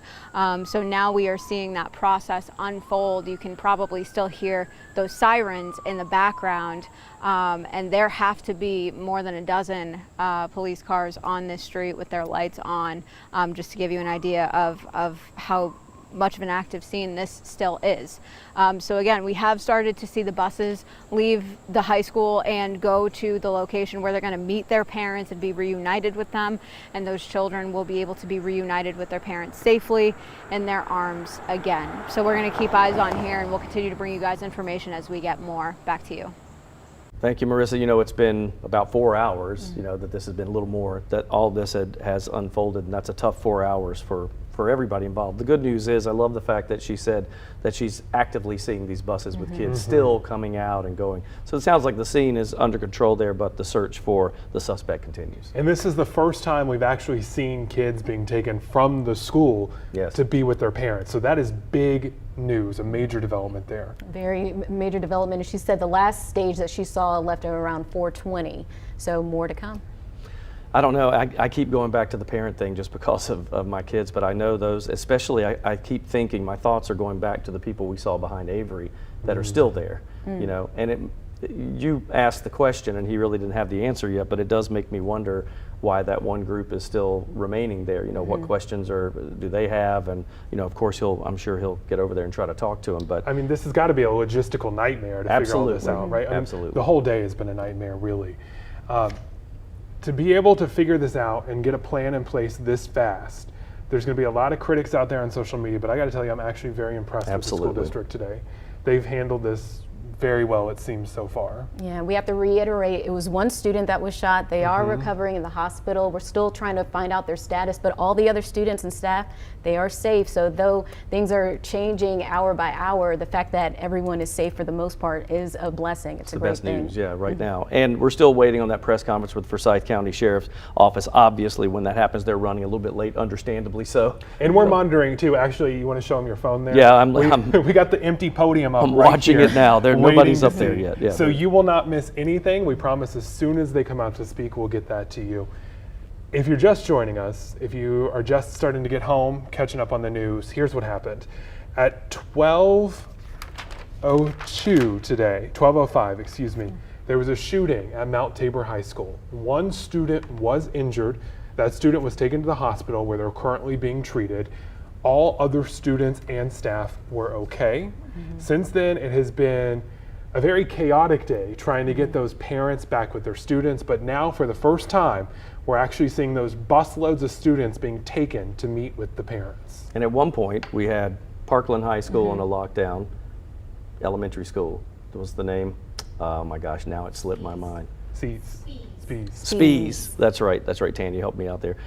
Those two were on lockdown, and then all kinds of rumors about other things happening. People were trying to circulate things on social media saying all these other schools. Those are the only two that we have confirmed that were on lockdown. They are not anymore, only Mount Tabor as they wrap up the investigation there. Police and authorities are still searching for the suspect out there. No word on motive or what's going on with that. I'm sure we'll hear that eventually as they continue their research. But honestly, I think law enforcement handled it as well as you can. I mean, think about this, in just a 4-hour period, they've wrapped up the main scene. Now they're still searching obviously for the suspect, but they did some good there, got parents where they needed to be. And again, Ben, talk a little bit about the undisclosed location.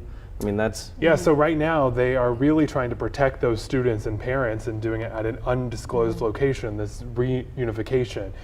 You saw those long lines of patrol cars all up and down that street. They are not playing around. These kids will be safe going from the school to that location. I also want to point out, we talked with a witness earlier today who said he saw a couple of police cars go by, and then within 3 minutes, he said there was at least 20 more. Wow. So it was a major fast response. All right, let's. We're going to check in and kind of change gears a little bit here and check in on our forecast. We at least need to keep up on that and see what's happening. Tim Buckley standing by with that for the moment. Hey there, guys. The reason I wanted to just mention this is going to impact what's happening over there. Right now, we've been tracking the radar all afternoon, and we're seeing a lot of heavy rain and a lot of lightning as well. Obviously, lightning can pose a danger when you're outside, but we're seeing it through Stokes County, Yadkin County. Well, here's Winston-Salem. So if we zoom in to the part of town that's been affected, we've been talking all about the northwest side of Winston-Salem near where Mount Tabor High School is. There's your heavy rain, a lot of lightning. It's going to be there about 15-30 minutes. Just what they need. Didn't think about that, yeah, because Yeah. that can hinder investigation, that's for sure. Again, we are waiting right now to hear from the sheriff himself about what exactly happened, and most importantly, if they have the suspect. Chad Silber has the latest on all of that.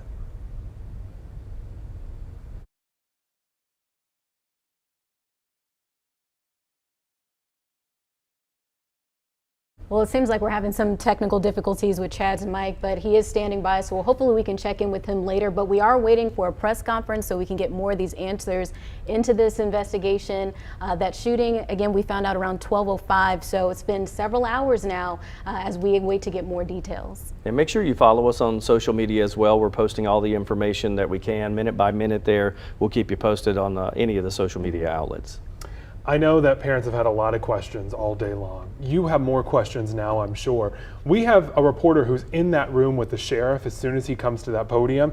Put your questions in the comments. We would love to try to get you answers to those, because that's why we're here, to help make this situation a little bit easier by keeping you fluid on what's going on.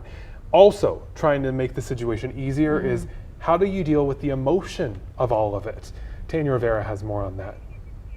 All right, so we have Dr. Gathers with us, and okay, we're going to try and make sure that we get that out from her face. All right, Dr. Gathers, we had already talked a little bit about how we are going to all have to kind of talk about this in our own community. So it's not just these parents and these kids who are dealing with what's happening today, but this is the kind of news that goes around to every community, and then every parent and every kid finds himself having this conversation. How do you have this conversation about what's happened today with your kid without making them overly cautious or overly scared? Okay, it's very important to speak calmly in an even tone voice, use simple language, especially for the younger students or younger kids, and balance that language with a reassurance that school, like I said, and home are safe places. With the older students, they are bombarded with a lot of violence in the schools from the social media. So it's important for them to be able to talk about their fears and you to have that conversation with them. And also, for the parent to talk to the older students about the role of maintaining safe schools by following the school's policies, guidelines such as reporting threats to the school safety. What about for the kids who say to their parents tomorrow morning after all of this has happened, I don't want to go to school? How do you reassure them? How do you get them out of the house? Okay, and yeah, that's something that definitely will happen. It's about having the conversation, talk to them about why, we know why they don't feel safe, but talk to them specifically, what do they think that may happen? And from that standpoint, you can talk about what the school is doing to provide safety, talk about the school's safety policies. They still may not want to go. You still may have to have another conversation and maybe set up a mental health appointment. And it's good to be just kind of aware of that, of where is my kid? Is this just I'm kind of scared and I don't know if I want to go, or is this something that really does need somebody else to talk to them about that? Dr. Gathers, I'm sure we're going to be touching base with you again in just a few minutes. Okay. In the meantime, we're going to head it back over to Ben and Lauren and Eric as we wait for this news conference. All right, thank you. Some great information from Dr. Gathers there. A lot of kids are going to be responding differently to this, and it's just been a stressful day for parents and their students. So some great tips there, so I'm sure we'll check in with her a little later. It's a process, it doesn't happen in a day or 2 or 3 days. I mean, this is the kind of thing that parents and the kids are going to have to deal with together and separately on their own, independently. I mean, a high school student, if you think about the age, that's kind of the coming of age standpoint where they're trying to walk on their own, and they'll get there, but that's great advice to follow those slow steps day by day. We are also following the latest details. Chad Silber is outside the sheriff's office right now. What do you know?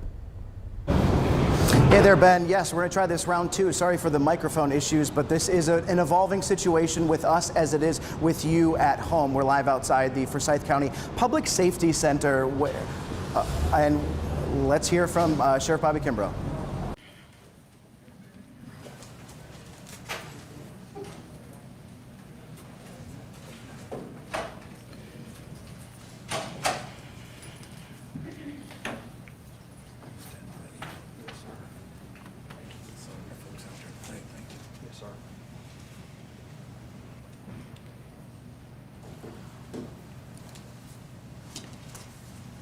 Good afternoon. I'm Katrina Thompson, Chief of Police for the Winston-Salem Police Department. I want to thank you all for being here. I want to first acknowledge our Mayor Alan Joines, and some other elected officials.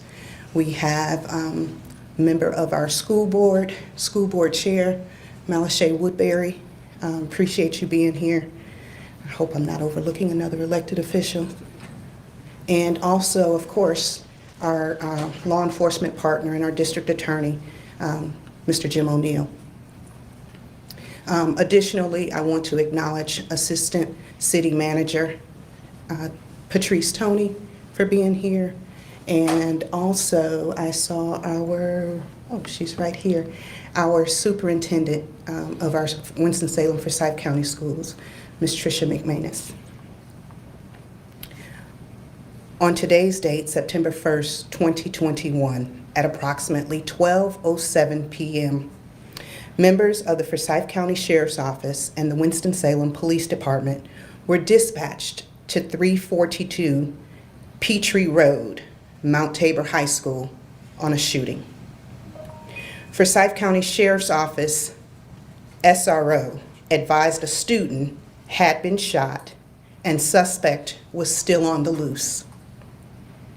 At that point, Mount Tabor High School went into immediate lockdown.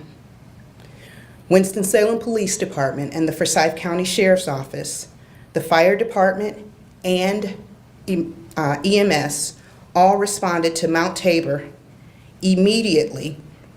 The school and entered the school to begin looking for the suspect and potential additional victims. One student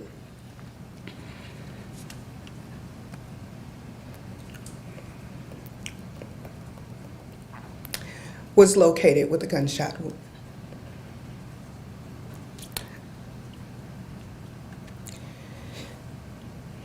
Medical responders began life-saving measures, and the injured student was transported to Wake Forest University Baptist Medical Center, where he succumbed to his injuries. An intensive search of the school began for the suspect, who was identified to law enforcement. Law enforcement had been advised that the suspect had exited the school property. At this point, no known threat to Mount Tabor School exists, although the suspect has not been apprehended. Law enforcement officials are working to confirm the identity of the suspect, who is believed to also be a student of Mount Tabor High School. This investigation is in its preliminary stages, and additional information will be released at a later time. Law enforcement officials are working to reunite students with their families. For the safety of all students, a number of schools across our city also went into lockdown. At this time, those schools are no longer on lockdown. Our prayers and thoughts go out to the family of our deceased student, our Mount Tabor family, and our Winston-Salem Forsyth County family. I want to take this time to thank our law enforcement, local, state, and federal law enforcement partners, and our first responders.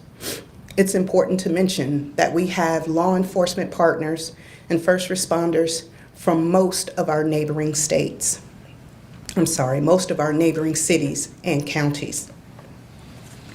In my haste to provide you this information, I failed to call upon our mayor. So I'm going to ask Mayor Joines, please forgive me, and please step to the podium.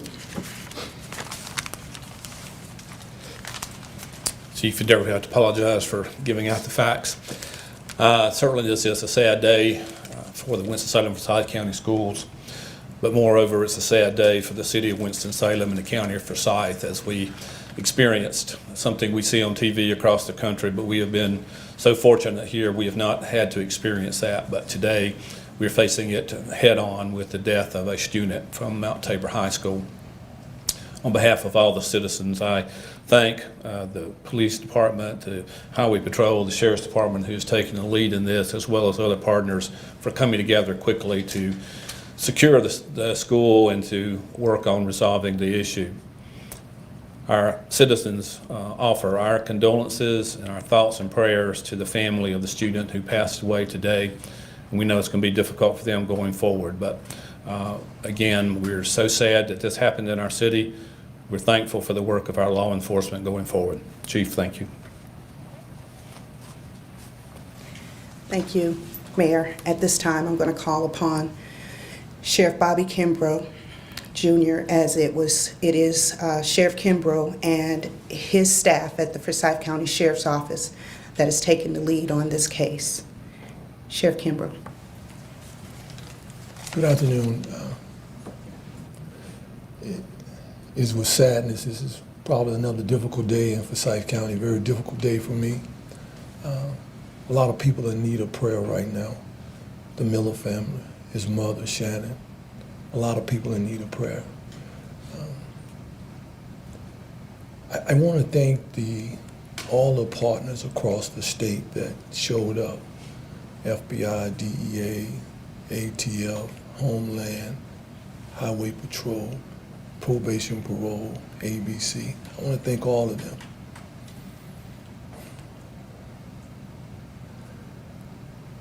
The call came out about, as Chief said, about 12:05, 12:07. I arrived at the school about 12:13 myself.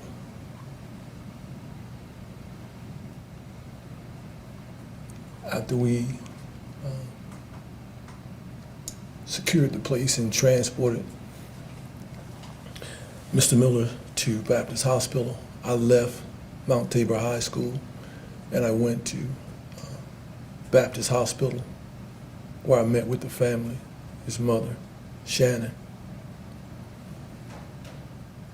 I told her that we would do everything humanly possible to find out, locate who was responsible for this. I hadn't cried in a while, but I've been crying since I left the hospital. And we all are in need of prayers right now. But what I will tell you is that, as Chief said, Mr. William Chavis Renard Miller Jr.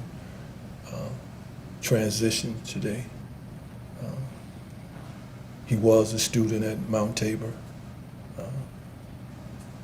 And what I will tell you is that this investigation is still continuing. As Chief Thompson said, that the suspect is still at large. We're still looking for him as well. My ask of the community is this, is that before you take to social media, before you take to the rumor mill, please give us a chance to give you the facts as they happen, as we get them. As always, we will keep with our mantra in being transparent. We will do that. Every chance I get, I will update you. Because as always, we're in this together. No matter how sad today, we're gonna get through this. We're still a safe community. I want you to know that. But the Miller family needs your prayers now. The children at the school need your prayers. They were traumatized. The community needs your prayers. I'd be remiss if I didn't thank Thomasville Police Department and the surrounding agencies that sent manpower here to answer calls, because we are currently actively looking, searching, whatever adjective you want to describe for the person responsible for this. So for right now, that's all I have to say is that my prayers are with the family. I told him, I gave his mother Shannon my word when I talked with her on the way down here that I would say her son's name, William Chavis Renard Miller Jr. And so what I like to do now is introduce a friend of mine, the district attorney, Mr. Jim O'Neill.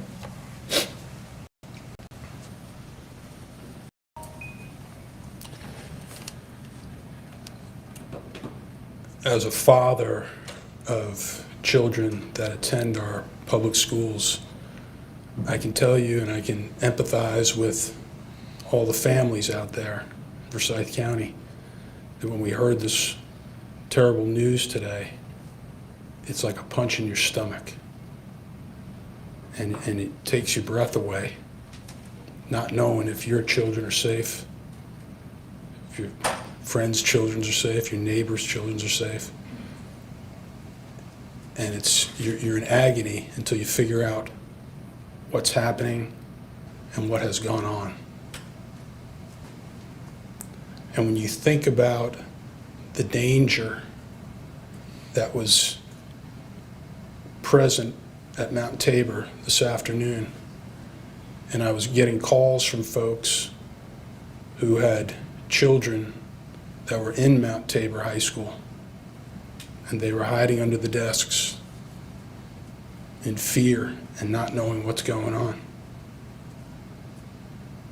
Again, as a parent and as the district attorney here, there's really no worse feeling you can imagine.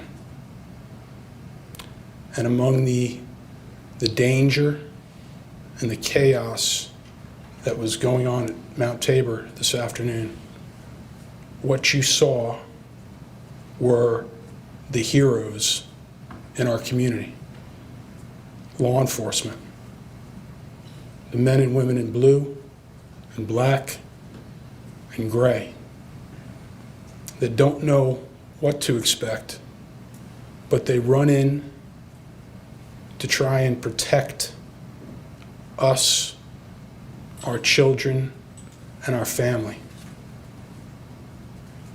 And no greater love hath one for another than to lay down their life for someone else. So to my law enforcement brothers and sisters, colleagues, I thank you so much for what you did today and what you do every day when you get up out of bed and you kiss your loved ones goodbye, not knowing if you're going to see them again. Thank you, law enforcement, for what you did today to keep all the other children there safe. Finally, I would like to say that without commenting on the facts in this particular case, my office takes a zero-tolerance policy as it relates to violence being committed at our schools, one student upon another. Because when each of us, including myself, sends our kids out to school in the morning, we want to know and believe that they are safe. And when law enforcement completes their task and they put their case together, this will be treated as we treat all other crimes committed at schools. We take zero tolerance on violence at any of our schools. And that's my pledge to this community. Say prayers for the young man who passed away today and his family. Say prayers for them.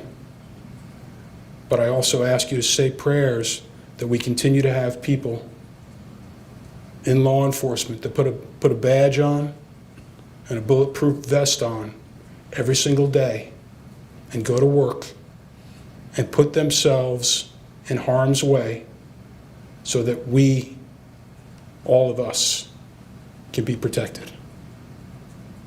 Thank you, and God bless law enforcement.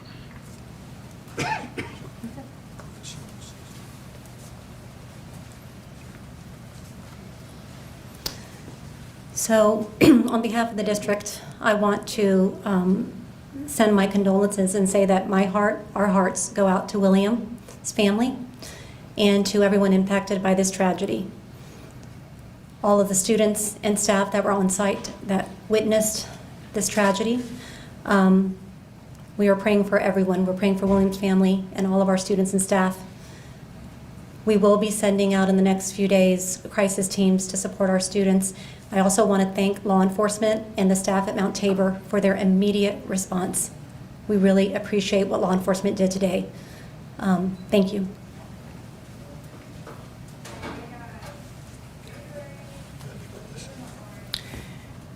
Before we take questions, and I might add that questions are going to be very limited, as I mentioned earlier. This investigation is in its preliminary stages. We're just over 4.5 hours, 5 hours from when the incident actually occurred. We are still reuniting students with parents. I did want to mention again the appreciation felt by myself and Sheriff Kimbrough for the assistance from so many of our partners here. I'm not going to mention names because I don't have the list and I know I will miss some names, but I will tell you that I have talked to chiefs and sheriffs from our area, our region, and all have sent support in the form of human resources and equipment to assist us in this incident today. I also want to mention the fact that I did receive a call from the director of the State Bureau of Investigation, Director Bob Schumeyer, who also was offering assistance. So we are extremely grateful for that partnership. I also want to mention the fact that there were some reports, and I want to dispel that information, that more than one student was shot. That is not true. We had one student shot today. We had some students that did suffer what I would call a traumatic incident as a result of this situation. One being a seizure that I know for sure. Another student fell out.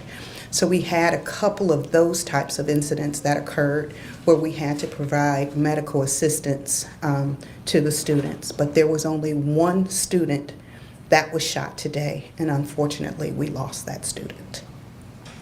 At this time, myself or Sheriff Kimbrough will take questions. Can you elaborate through the early stages of your investigation what may have led up to this shooting between this suspect and Mr. Miller? Did this seem like it was something random? Was the suspect on campus for the majority of the day before this happened? Anything that you can tell us at this point? Well, what I can tell you is that, as Chief Thompson said, the investigation is still active. All I can tell you is that they were both students at Mount Tabor. What about the scope of the search at this point? Can you kind of detail how much of the city your officers and deputies and the troopers are patrolling and looking for this suspect, and what would you say to anybody that may have information as to where that person may be? Well, I appreciate that. That was one of the things I was going to leave with, is that any information that you may have, that you think you have, please contact the Winston-Salem Police Department or the Forsyth County Sheriff's Office. We'll be glad to have that information. As relates to where we have patrol or where we have deputies at, we pretty much have them panned out all over this county. That is why we have deputies from Thomasville and a few other coming in answering calls. We are actively in an active investigation. Can you say where in the school the shooting took place? Again, I can, but I won't, because it's an active investigation. I can just tell you that it took place at the school, because at some point in time the district attorney's office and his staff will be prosecuting that case. I can just tell you that it took place in the school. There was some social media chatter around 2 o'clock that the shooter had actually targeted Reynolds High School as well. Do you have any information that the shooter may have wanted to go to other schools? And is there any danger to students tomorrow, and is there school tomorrow? Well, I can't speak to is there a school tomorrow. I'll let Ms. McManus speak to that.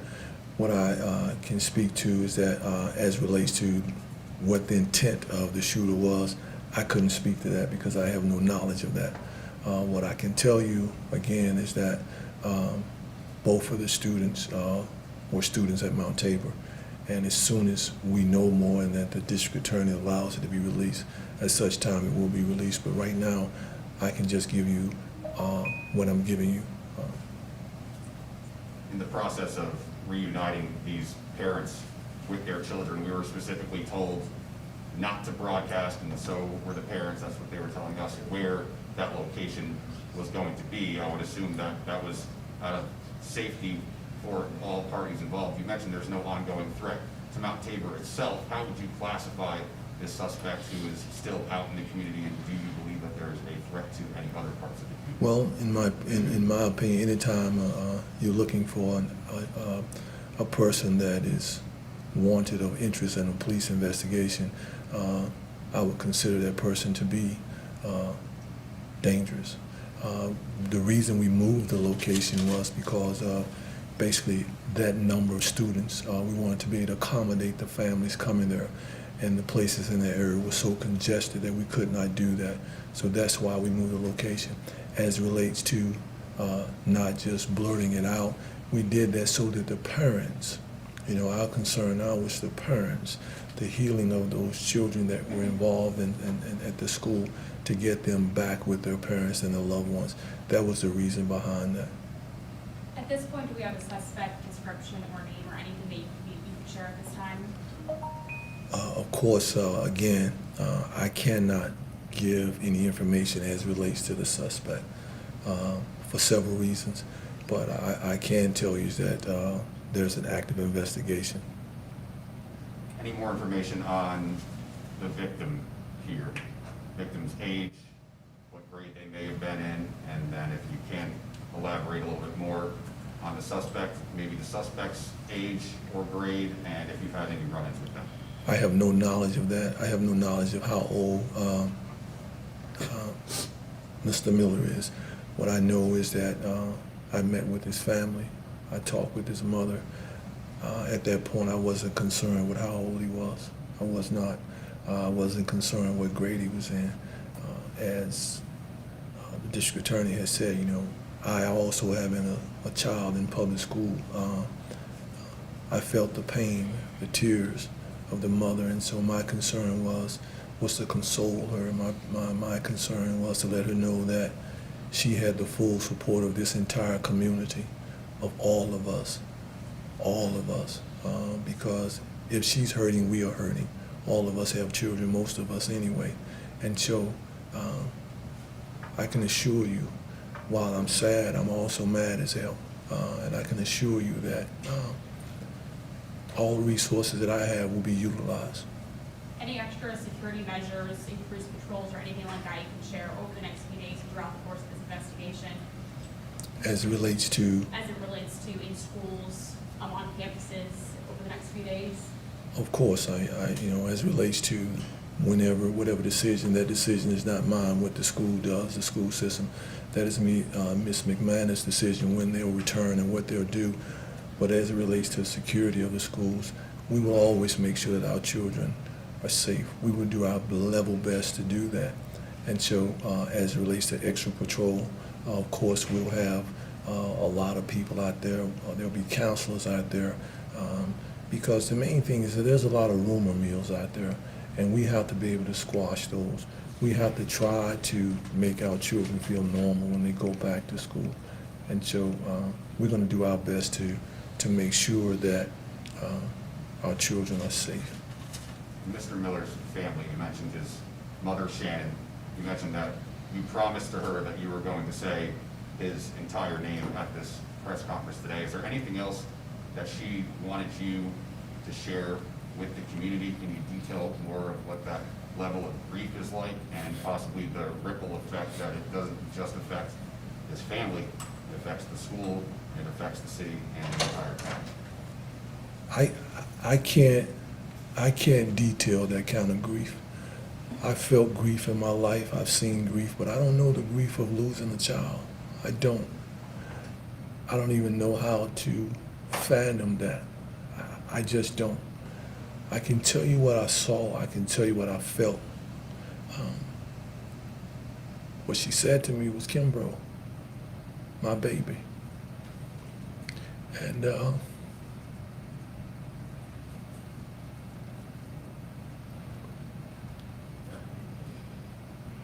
I told her I was going to do everything that I could to find out and bring whoever's responsible for this.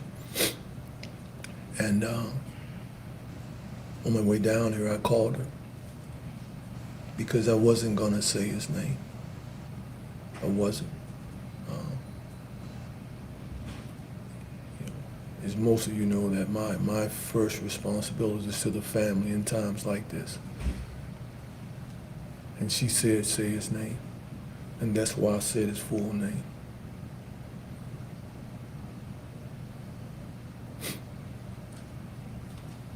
A lot of the parents that were out there, some of them, of course, all of them expressing concerns for their children, but some of them also saying, what is it going to take to stop things like this from happening across the country? We've seen new levels of violence. All of your agencies have detailed that over the last months and years. So what is the answer to that question? How do you stop this from happening again? I have an opinion. I think that it's going to take all of us. I think it's going to take, as we say, all hands on deck. I think that we're in some difficult times. We are. We will have a discussion, myself, the chief, and the superintendent, of what I think we should do. And we're going to figure out together, and the district attorney, can we do what I want to do legally? But right now, I won't discuss what I want to do and how I feel until I talk with the partners involved, Mr. O'Neill, Ms. McManus, and Chief Thompson. But I appreciate you asking the question. Do you have any indication this is gang-related at all? Again, as I said, this is early in the investigation. I think 4 hours and 30 minutes we're into it. There are so many moving parts right now. First thing is to locate, so there's so many things that are still yet to be done.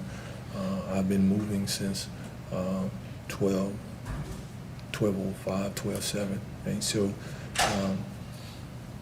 I have no way of knowing that question as of yet. I have no way of knowing the answer to that question. What I would like to say to the public is that allow law enforcement to do their job. A lot of information that you may see out there, disregard it. As Chief Thompson said, there was only one person shot. So I have no information as it relates to that question. At any point, did any of your deputies see the suspect? Again, that's part of the investigation, and I would be way out of order to discuss what my deputies saw. Of course, you know that my deputies are there at the school, but I cannot discuss what they saw. That would be Mr. O'Neill's office. That's an active investigation as to what is going on. So that too is a part of the investigation, so I cannot go into the particulars. Do you have surveillance video, and is that going to be helpful in your investigation, do you think? Again, so. As I mentioned earlier, we have information where we believe that we are talking about another Mount Tabor student, as I mentioned that earlier. So at this time, what we are doing is our full investigation into this case. If we have any video footage, it will be part of that investigation. But our primary concern is the safety of all of our children. We have a mother and a family who will not be able to hug their child tonight.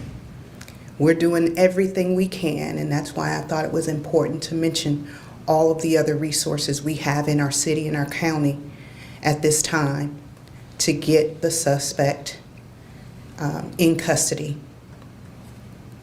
That is our commitment, and that is our priority at this time. I think at this time, we're going to go ahead and end the questions. And as soon as we can provide additional information that will be meaningful and beneficial to you all, we are committed to doing so. Again, please pray for the family who lost their son today, and also pray for all of our students and our community. Thank you all so much for being here. We appreciate you. Thank you.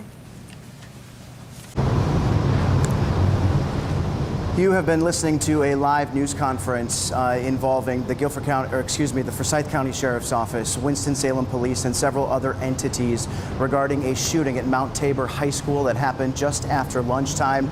We have learned the tragic news that one student was shot inside the school this afternoon, and that student has died. Chief Katrina Thompson was very emotional, understandably emotional, while talking about this shooting today. She talked about how the first responders rushed in and found this male student by the name of William Chavis Miller Jr., who had been shot. They transported him to Atrium Health, Wake Forest Baptist today, but he died of his injuries shortly after arriving there. Within minutes, investigators started looking for a suspect in this case. They say that the suspect had left Mount Tabor High School, but they did say that there was no further threat to Mount Tabor at this point. They have yet to find this suspect. You have seen us reporting on police and first responders all across Forsyth County, as well as the city of Winston-Salem today, as schools went on lockdown and parents were just wondering about the safety of their child. Right now, as we speak, Winston-Salem Forsyth County Schools is reuniting families of Mount Tabor students with those students at an undisclosed location, something that's happened now almost 6 hours after the initial shooting. Imagine what that has been like for parents who have just been waiting on pins and needles to see their child, to hold their child again, knowing that they are okay. As you know from our reporting earlier in the day, schools went on lockdown in much of the area. All of the high schools in the entire district went on lockdown, as well as all of the schools in that portion of Winston-Salem as a precaution. That is now over. The students went home as they were scheduled to go home. Mayor Alan Joines also spoke today. He said that it is a sad day for Winston-Salem Forsyth County Schools. It's a sad day for the city of Winston-Salem and for the county of Forsyth. Sheriff Bobby Kimbrough Jr., he talked about this, the victim in this case. He said that he spoke to the victim's mother at the hospital, and he wanted to make certain that she was okay with him saying his name at this news conference. I will say it again, William Chavis Miller Jr. At this time, we only know that Mr. Chavis or Mr. Miller was a student at Mount Tabor. We don't know how old he was or what grade he was in. We also know that the suspect is a student at Mount Tabor High School. Law enforcement, according to Sheriff Kimbrough, is now spread across Forsyth County from neighboring agencies looking for this suspect. They wouldn't share the identity of the suspect. They also wouldn't share whether that suspect is a male or female, the age of that suspect, or their grade. But, you know, this is a very challenging situation, as you can imagine, for the sheriff's office, dealing with trying to find a suspect, but also consoling an entire community dealing with such a loss of a life inside a high school here on the second week of school. Sheriff Kimbrough says that he hasn't cried in a while, but he's been crying since he left the hospital. He also had a warning for people out there about writing things or sharing things on social media. He said, please give us a chance to get the facts out before you start sharing things that are potentially rumors.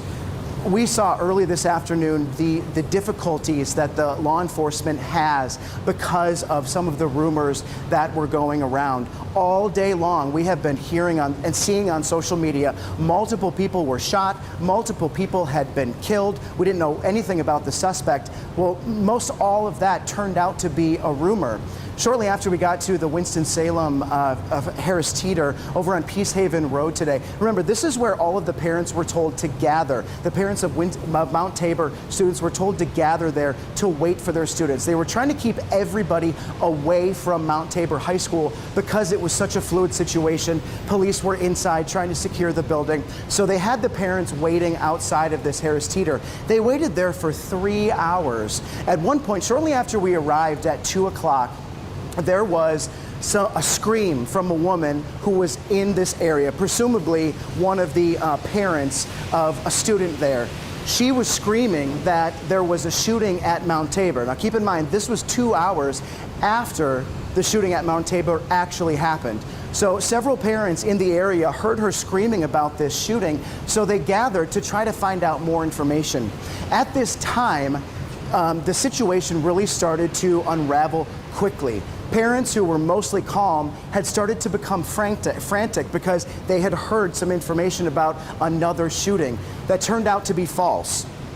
Then, shortly, within seconds, parents and parents and law enforcement started to pull out of that Harris Teeter in a frantic motion. And then at the time, police officers started running to where we are with guns drawn, both semi-automatic rifles, long guns, handguns, you name it. And they ran past us and around the corner where they were focusing on a street directly behind that center where the Harris Teeter was. It's not clear exactly what they found there or what they were looking for, but we know now after hearing from the news conference that they didn't find a suspect there. But as you can imagine, they're trying to follow any lead they can at this time because it is such a fluid situation, and they're trying to find this person who was responsible for killing someone this afternoon at Mount Tabor High School.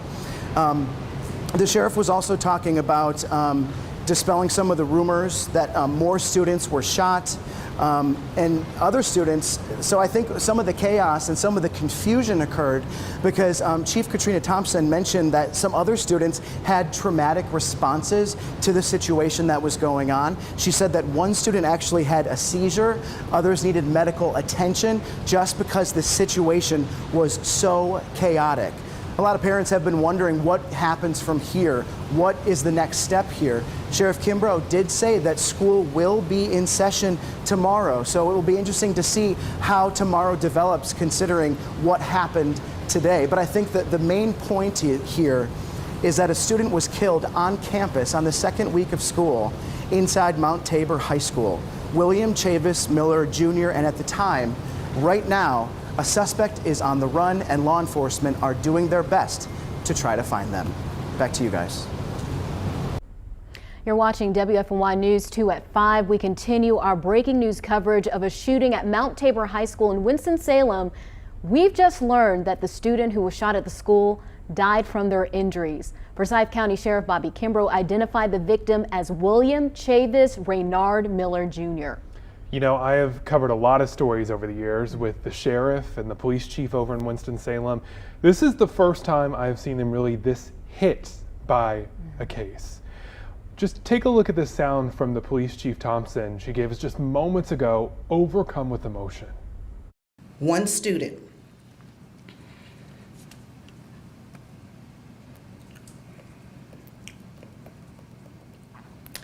was located with a gunshot wound.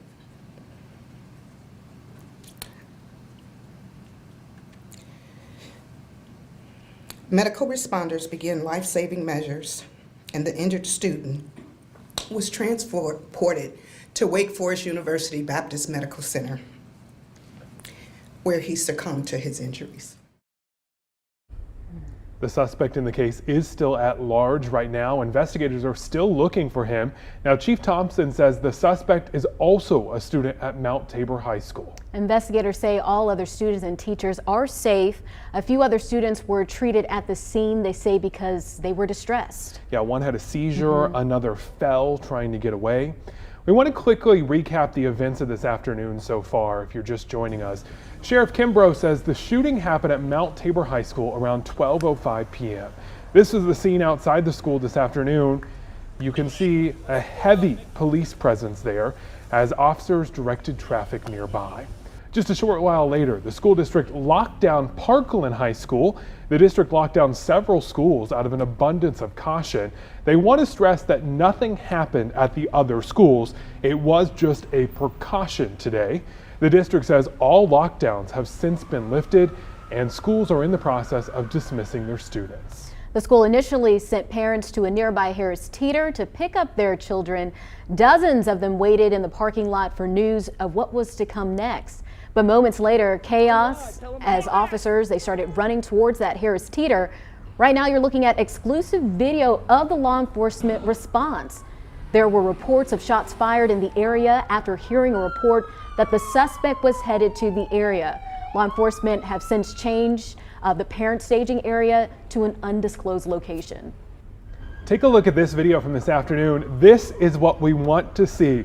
Police giving Winston-Salem Forsyth County school buses an escort to bring students back to their family. Our crews are live all across Winston-Salem and Forsyth County tonight. Officers still searching for the suspect right now. Parents still needing to pick up their children. And investigators say they are still combing over the campus at Mount Tabor High School. WFMY News 2's Grace Holland joins us live with an update from school officials. Grace. Yes, Superintendent Dr. Tricia McManus was involved in the press conference that just wrapped up here at the Forsyth County Sheriff's Office a little bit ago. I did speak to her after. She said there's a lot of details that they are still working through about where the district is going to go from here. She was asked about whether classes will be going on tomorrow. We did not get an answer on that. At this point, we do know that the lockdowns at several schools, many of those were precautionary, have been lifted, and that Mount Tabor students are headed home, and many of them hopefully have been reunited with their families at this point. So there's still a lot of details about what this is going to mean for students going forward. One thing the superintendent did say during the press conference is that there will be crisis counseling available to students who need it throughout the future as students are obviously going to be grieving their classmate, and we will continue to bring you updates on what this is going to mean for Winston-Salem Forsyth County schools going through the rest of the week coming up as we get them. All right, thank you, Grace. And we are learning that students are still being transported from Mount Tabor High School to that undisclosed location at the moment. So the students are still being transported from the high school. And they're doing this, by the way, in the middle of a big storm that's hitting Winston-Salem. Our crews had to take down their live shot because of some lightning in the area. Now, initially, Mount Tabor parents were initially told to go to the Harris Teeter, that's on Peace Haven Road. They had to move parents from the area after a report of shots fired came into the area from the Sheriff's Department. They're the ones who told us originally that shots were fired, then later said they could not confirm that it was some kind of commotion. They're still investigating exactly what happened there. But WFMY News 2's Avery Powell joins us live from Harris Teeter with the latest. The scene is a little calmer right now at the Harris Teeter. Just a little while ago, parents were briefed by police to go to that undisclosed location. There were some still hanging around the parking lot here looking for instructions, and police eventually did give them that, though it could take some more time for them to eventually be reunited with their children. I want you to take a look at some video we got earlier today. That was the line of cars heading out of the Harris Teeter parking lot as people were leaving to go to that location to pick up their children.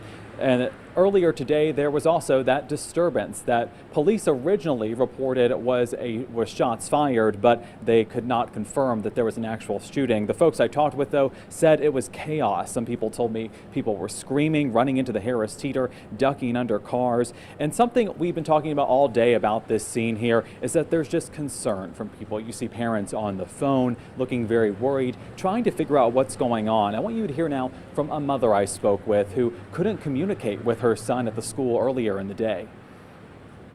I'm just nervous right now because we don't know where our children are, if they're safe. I just don't know what's going on at this time. It's confrontation out here with people's parents, like this stuff going on. This is real, this is crazy.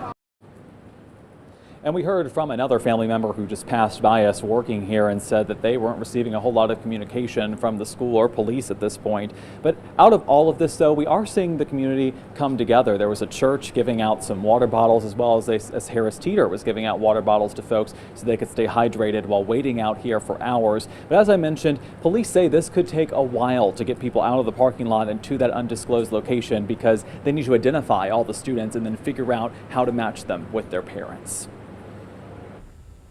All right, so this has been one of those days where it is just disconcerting all the way around. Yep. And you know, as we listen, we'll apologize for the audio issue here. We'll try to get this cleared up.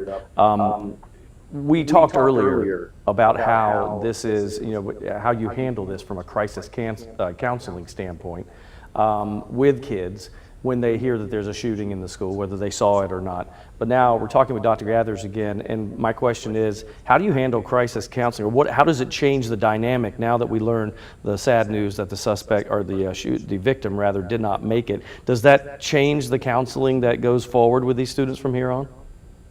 Yes, it does, because now we're not only dealing with trauma, but we're also dealing with grief. You know, grief in the situation, someone has died, and so we need to talk to the students or the kids, in this case the parents, and talk to them about how they're feeling.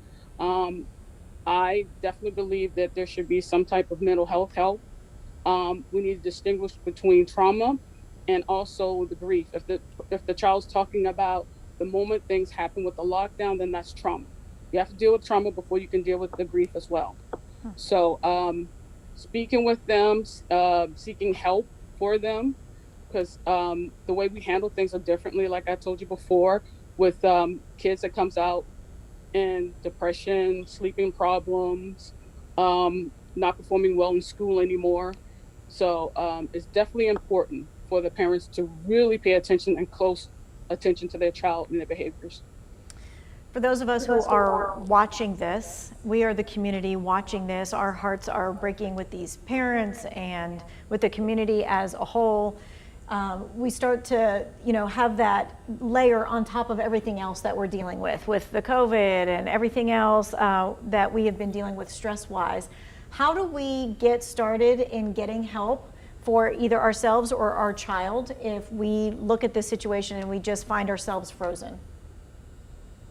The first thing I would suggest is definitely seek out mental health, definitely grief counseling, and this trauma-focused counseling.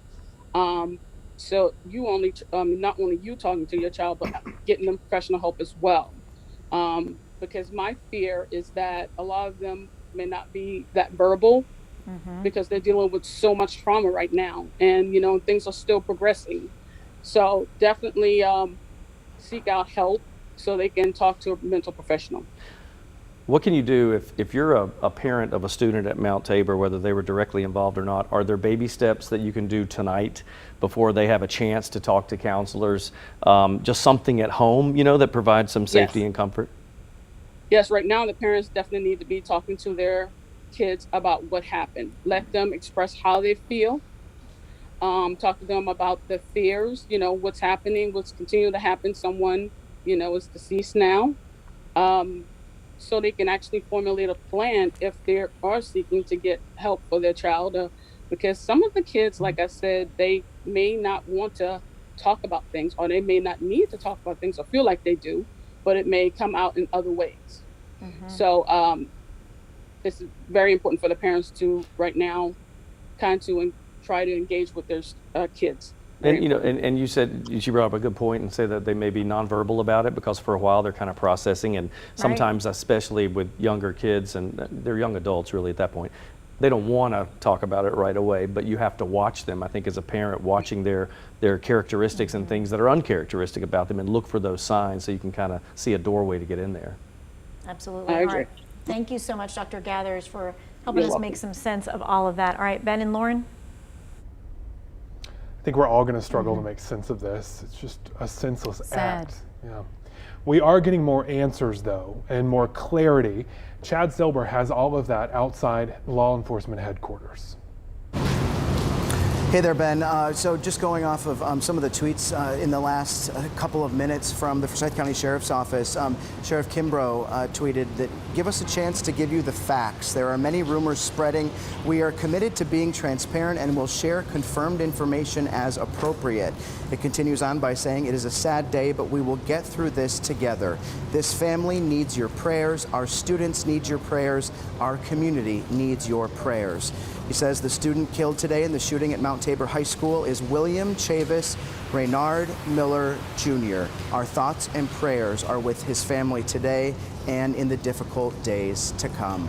Certainly a sad day in Forsyth County here, but also a very tense day that we have experienced over the past several hours. As I told you before, shortly when we arrived on scene, it turned chaotic. We have some video that we shot as we were just getting there of a situation that was unfolding, and it was very uncertain. We got to the Harris Teeter, and there was a woman who was screaming that there was a shooting at Mount Tabor. So immediately people started flooding the area, trying to figure out what was happening, and then took off. Our photographer, Sean, was rolling his camera the whole time as law enforcement started running toward us with their guns drawn. It turned out they were running past us to run up the street and around the corner. You could probably hear Sean yelling in that video to me saying, "Call the newsroom right away." I had never been involved in a situation like that where we were somehow caught in the middle of an active police pursuit. But it was I don't even know how to describe it. It was just such an unusual situation and very scary. It turns out that whatever they were looking for, it doesn't sound like they found, since we know that the suspect is still on the loose. But at the time, you know, they had blocked off the street around that Harris Teeter, and they were actively looking for someone with their guns drawn. So this situation is still unfolding. As you know, the suspect is still on the loose, and police and agencies from all over the Triad are actually here helping the local law enforcement. We know that Greensboro police are here helping in the reunification process between Mount Tabor students and their parents. We also saw Thomasville Police Department, who came here to help direct traffic in that area. We've seen law enforcement from Highway Patrol, obviously the Guilford County, or the Winston-Salem Forsyth County Sheriffs, Winston-Salem Police Department, and the Forsyth County Sheriff's Office. We've heard from a lot of school district members today. It's really just been an unusual situation. One other thing that law enforcement is dealing with while they're trying to solve this crime are the rumors about the shooting going around on social media. All day we've been hearing about multiple people shot. It turns out that wasn't true. They've been trying to track down every lead as they get it, but unfortunately, there's been so many rumors spreading that they've had to waste their time looking into other things that didn't end up being true at all. So, you know, boy, this is going to a situation that will continue to develop into the evening and into tomorrow potentially if they aren't able to find this suspect. And now making the situation even more difficult is that it's raining out and there are storm clouds moving over our area. I can't imagine that would make searching for a suspect any easier, but we will stay on it. Again, we are live outside the Forsyth County Public Safety Center, where we just got that update that one student has died. We will keep you posted on any new information. You know, it makes me so mad to hear about the rumors being spread. That is why in situations like this, we don't report things to you until we can confirm them. And in breaking news, we're going to tell you exactly who told us that that information was correct, because we want to make sure we get the correct information out there and not waste law enforcement time just like that. Confirmed information. And as I said, let them do their job. You know, don't take to social media and believe everything that you see. We just all have to be patient in situations like this. I know that it is hard to be patient today for a lot of parents. In fact, I want you to take a look at this picture. This is all parents could do when they were waiting for answers, gathering in a neighborhood right by the school, having a giant prayer circle. And there's a lot of prayers going out. You know, a lot of people on social media are, you know, giving their condolences. They're praying for the families, the students that had to witness this, parents, some who may still have not been reunited with their children. Just a really sad time, but it's nice to see community coming together and supporting one another during a tragedy such as this. You know, Avery mentioned he also saw out at that Harris Teeter, there were church groups that brought just bottles of water to hand out to people. You want to help any way you can when you see something like this. And a lot of times it's just by sending the good thoughts and the prayers over. Good thoughts, the prayers. I believe there are a couple churches in the viewing area that are going to hold some prayer services tonight. But again, just to be there for one another. We may not have children that went to that school, but certainly my heart is with the families that are going through this right now. And if you're holding one of those ceremonies, let us know so we can get the word out to people too. We also heard from Sheriff Kimbrough in a news conference moments ago. He says the family of the victims and other students, they definitely need those prayers right now. But the Miller family needs your prayers now. The children at the school needs your prayers. They were traumatized. And we also spoke with a few witnesses to the commotion outside Mount Tabor High School this afternoon. One stood by and watched law enforcement respond, while another says she's terrified of the situation. Take a listen. There was probably 200 professionally trained law enforcement people here, probably in minutes, which is a real testament to response time. And I just stayed back, stayed out of their way, and that's really all I can really kind of give you at this point. I'm not going to say anything out of line. I'm not a professional in that area, and I don't want to disrespect what those men and women go through on a daily basis. Like when you first hear, you're just like, no, it can't happen to us. You hear about it all the time, but like I just thought our community was a little bit safer than that, but obviously it can be anywhere, and the world's just not a safe place anymore. I'm just scared. Not only could it happen to us, and did, it's happened twice this week in North Carolina. Governor Roy Cooper talked about that in a statement today. He weighed in with this tweet. It reads, "For the second time this week, we have seen a shooting in a North Carolina school. Our prayers are with the victims, their families, and the students of Mount Tabor High School in Winston-Salem. I have been briefed by law enforcement, and the Department of Public Safety is ready to provide any support necessary. We must work together to ensure the safety of students and our educators, quickly apprehend the shooter, and keep guns off school grounds." The governor mentioned this is the second shooting, as we said, at a school in our state this week, the other yesterday afternoon in Wilmington.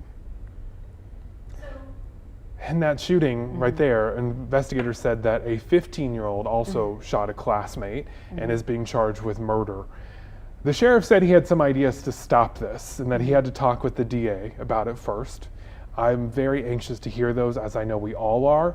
We definitely will be following up with him, but priority number one right now is to catch the person that shot the student. Yeah, and right now we still don't have a lot of details, but we do know that the suspect was a student at Tabor High School, but we don't know what grade or anything of that nature, so we are still working to get that information to you at home. We also know that right now, this very second, there are still parents waiting for the busloads of students to come from Mount Tabor to be reunited, to put their hands around their baby and hug them and make sure that they're actually okay. Yeah. Law enforcement says that all the students are okay, though, as well as the staff. All students and staff okay, but as we know, one of the student who was shot, did die earlier this afternoon. Marissa Tanzino has been on scene since very early this afternoon. Marissa, what's it like out there now? Yeah, you guys, we had to take cover in our car for just a little bit because of some weather that we're having over here. But, you know, a really tough day. I was listening in on the news conference and just hearing the sadness in all of the voices of each of those speakers up there, police, the superintendent. It has clearly impacted this community. Really tough. As far as things here and operations here, we saw a few buses leave again with a police escort just a short time ago, probably within the last 10 or 15 minutes. It seems like they're doing it in increments here. No word exactly on how many students are left to bus out. The police don't have that information readily available, so we're still trying to find out that information in terms of how many students still need to get reunited with their parents. But we've seen the district bus students in what seems to be pairs of 2 or 3, depending on the busload, ready to go, with a police escort to the reunification site that is being kept secret. to meet up with their parents and their families again. Still a lot of police coming and going from the area. I don't know if I can exactly zoom on my phone here. It doesn't appear that I can, but you can see the lights. They're still blocking off the street that leads to Mount Tabor High School. And just behind that barrier, when we were there about an hour or two ago, dozens of police cars. I counted 16 or 17 that I could even see. And that did not account for the police that were sitting right outside the school that I couldn't see, I'm sure. So it's just been a very active scene, a very chaotic scene, and a very difficult situation for parents, students, police. Just a very, very tough day for a lot of people here after that one student was shot and ultimately died from the injuries sustained from that incident. So police are still searching for a suspect at this time. We've seen police kind of, going around the area with their lights on, no sirens that we've heard since for at least an hour or so now. But things are starting to quiet down here as the police continue the search for the suspect, and families, and especially the family of that student, continue to grieve here. So we're gonna stay here and keep an eye on the buses, and we'll bring you more information as we get it back to you. Seems so fitting to be raining right now, doesn't it?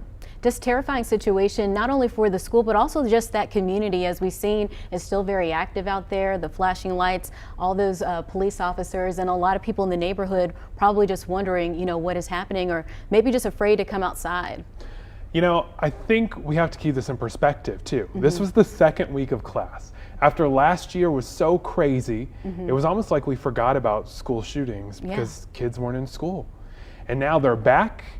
They were excited to see their friends and family and school family, and then this. Excited to see I don't think that this would have even crossed their mind that something like this would even happen on the second week of school. And in addition to that, think about COVID and all those other things that we've been dealing with. A school shooting, I'm pretty sure, was not on their mind. It was amazing today to see law enforcement jump into action as much as they did, and not just Winston-Salem Police or Forsyth County deputies from all across the region. We saw a massive response. In fact, right now, so that Winston-Salem and Forsyth can focus on this, Thomasville has sent over officers to respond to their other calls, the daily calls they have to deal with too. So that's the triad, right? We've got each other's back, and we're going to have to continue to do that through all of this. Yeah, everyone coming together and sharing those resources. We're going to head out to Avery Powell, who's standing by. Yeah, I'm here at the Harris Teeter on Peace Haven Road still. You can see behind me, though, that the parking lot is emptier of people. There are less people in the parking lot than there were before, just because probably the rain, but also a little while ago, we did see another group of parents and families head out to go to that undisclosed location. Police briefed them on who would be next to go, and then they were out. Now, this parking lot was chaotic earlier in the day. There was a disturbance that authorities initially reported was a shooting or shots fired, but later said that they could not confirm that was the case. I spoke with people who said there were folks running inside the Harris Teeter, screaming, ducking behind and under cars. So it was a very crazy situation for them, on top of waiting for their children and not really knowing where or what was happening with their children. I spoke with a mother earlier who said she couldn't get in contact with her son. His phone was probably dead, so she was concerned about trying to get to him. But we first saw a couple hours ago parents leave in a line of cars. Police were directing traffic to get them out of here to that undisclosed location, and then now we saw another group. Police say, though, that this process of getting parents to that undisclosed location could take a while, because they're going to need to identify every student, figure out who their parents are, and then connect them with them. So who knows, this could last into the night trying to get them through. We saw when police were briefing them, it was a large group of parents still waiting. They were waiting outside the front of Harris Teeter before, but now it looks like they've retreated to their cars because of this rain that's now looks like it's slowing down. But we'll keep you updated on the progress as people continue to try to get to their children and be reunited with them. Still very active out there. Progress. That's the word we want to take away from this. Right now, those kids are being reunited with their parents. I know law enforcement has trained for this for a long time, right? But still, this has got to be a tough situation for them. Tanya is talking, Tanya and Eric, I believe, with one of our local leaders around here. Can he explain it all for us? All right, so Rockingham County Sheriff Sam Page is joining us. You know, on a day like today, I know your heart goes out not only to the families, but also to that other triad sheriff who is dealing with the unthinkable.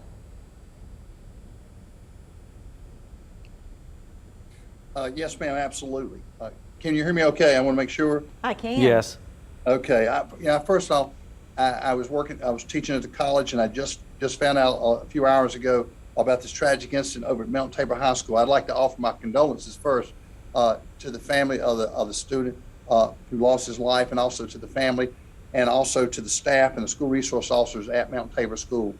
And also, you know, just thank all the officers for all the hard work they're doing and underway right now, and the sheriff and the police chief and everybody else involved. It's a lot of work, but just a tragic situation today. Sheriff, is it my understanding that were you an SRO at one point in your career? I was. Back in the mid-90s, I was a school resource officer at Holmes Middle School, actually the first resource officer at that school. Now, what is that SRO going through today? When something like this happens, and that's your school, basically, what are you going through? Well, you know, it's kind of, when you're a school resource officer, you're kind of like the police chief for that school, and your job is to patrol that school and try to protect all those children and look after the kids, the staff. I mean, you're a law enforcement officer first, but you're also there as a resource for the children. You're a resource to the staff, and basically it's to make sure that teachers can teach because they feel safe, and students can learn because they feel safe, and just try to make sure you can protect them wherever you can. And so I'm sure the resource officers, this is tough. Being a former school resource, I know it's tough on them, and I feel for them. And in the situation that we had today, the school resource officer was on scene, was on site, so would have been the first kind of point of contact. Can you walk us through what would have happened? Well, you know, we were taught as school resource officers, and of course we have a school safety plan and a critical incident response plan, you know, at our schools in Rockingham County. But the first time you're notified of a threat to your students, your staff at the school, is you go to the threat and you stop the threat. That's your first intent, is to stop the threat and stop any more harm to any more students or staff. Without jeopardizing an investigation, can you tell us in general terms what they're doing right now at this point? Now, I'm also wondering statistically, how long would it take usually to catch someone in this situation? You know, I can't really comment on that. You know, I have full confidence in the sheriff's office, and the police department in Winston-Salem. We've worked with those ladies and gentlemen for many years. Great group of professionals, and again, how long it takes, they're going to do everything they can do to bring that person to justice, or the persons to justice that are responsible for this tragic incident that occurred at Mount Tabor. So you really can't put a time limit on it, but we support them. We're going to pray for them, and if they need anything from us, you know, we'll be there to help them if they need anything, because Winston-Salem Police Department and Forsyth County Sheriff's Office has always been there for us. They're one of our neighbors. So, you know, if they need anything, all they have to do is call. I know you were just teaching, so you probably didn't hear the news conference, but the sheriff, he stood up and he said, you know, I got to spend time with the mom of this child who passed away today. And later on, he said something. He said, I'm not only sad about this, but he said, I'm mad about this. Absolutely. It's no reason for this. This is totally uncalled for, and violence against children and our students is totally uncalled for. You know, kids come to school to learn, and teachers go to school to teach, and we as resource officers want to do our part so that can happen. And you know, the sheriff and the chief of police who oversee the school resources, they support these resource officers so they can carry out their mission. It's just so tragic, and it shouldn't be happening. But again, I have full confidence that they will get to the bottom of this as soon as they can, and they will bring these persons to justice that are responsible. And they have all the reason to be upset and ill at these persons that have done this violent act. Totally uncalled for. I had two uncles that were career police officers, ironically, in Winston-Salem. And I mean, Sam, you know, you take this with you, even though you have to compartmentalize it and do your job. These officers have to take this with them. Well, you know, the students at the school, I mean, I told the group I was talking to today, I said that was the most rewarding job that I had working in law enforcement, was working as a school resource officer. And every day we positively try to impact somebody's life. And those kids are our kids. And, the kids at school, they're the first line of defense and really protecting the school, because they hear things, they see things, and we have to give them ways to report and let people know, and they do that. And that's how we keep schools safe, because our kids work with us to help us keep those schools safe. Working with the staff, working with the teachers, working with the school resource officers. It's all about building relationships and working with our children. But the kids, I know they do all they can do, but our job is to try to protect them and make sure that we positively impact those children as law enforcement officers. So when they graduate and they move on, that maybe one day they might come back into law enforcement.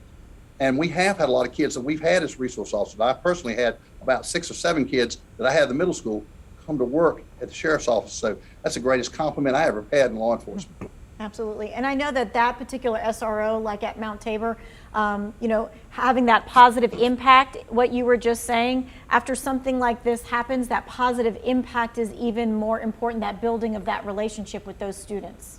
Absolutely. It's all about relationships. But, my prayers go out to the school resource officer, because he's got a lot on his shoulders, but he was doing his job, or she was doing her job, and they will continue to do the job, and we continue to support them. We've got to have those resource officers. And, I've been a big advocate of having more resource officers in our schools for school safety and protecting our kids and our staff and students.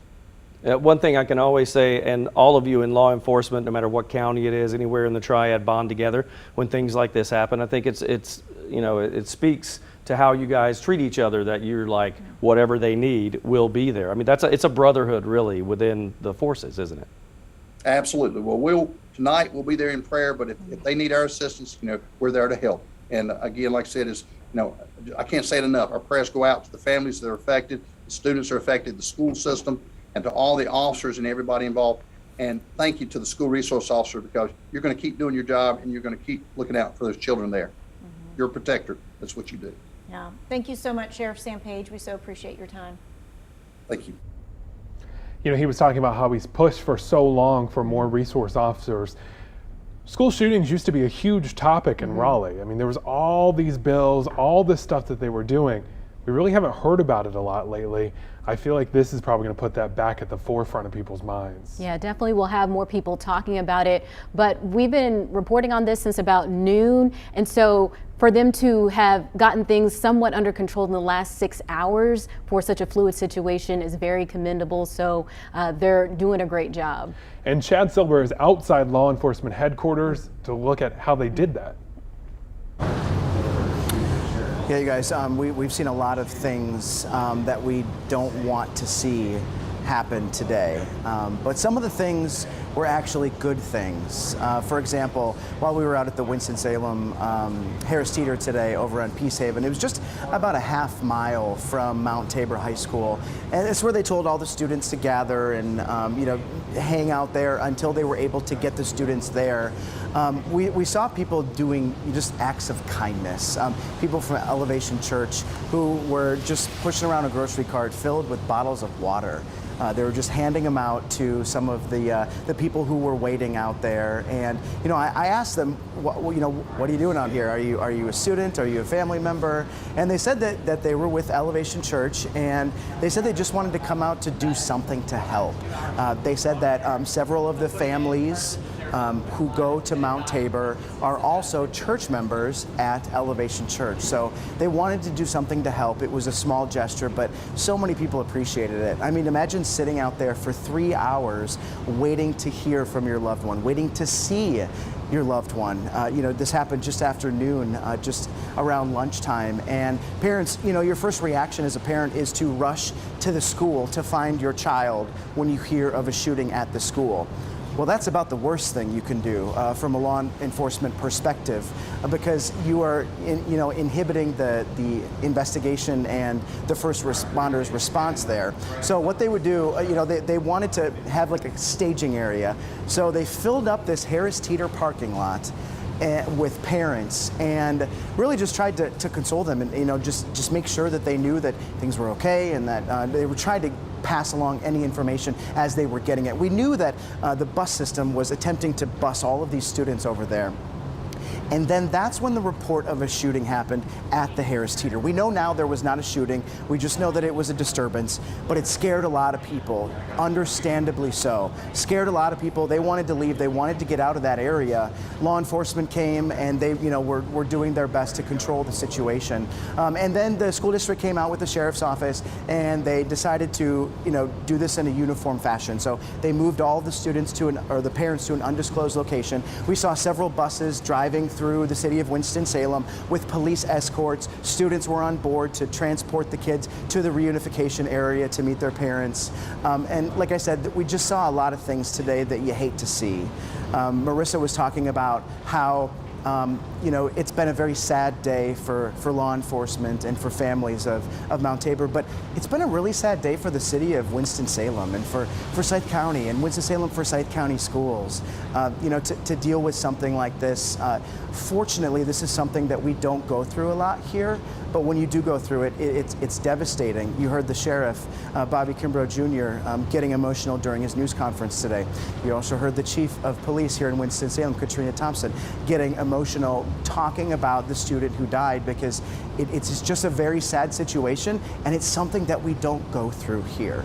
So unfortunately today we are going through a lot of things that we haven't done before, but we'll lean on our neighbors and we will get through it together. Right now we are following breaking news tonight on WFMY News 2 at 6. There was a shooting at Mount Tabor High School that left one student dead. Police are still looking for the suspect, which they believe to be a student out Mount Tabor. Law enforcement say the shooting happened around 12:05 this afternoon. Only one student was shot, and he unfortunately lost his life. Forsyth County Sheriff Bobby Kimbrough identified the victim as William Miller Jr.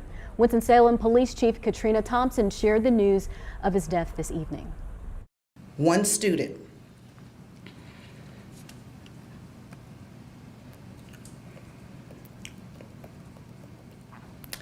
was located with a gunshot wound.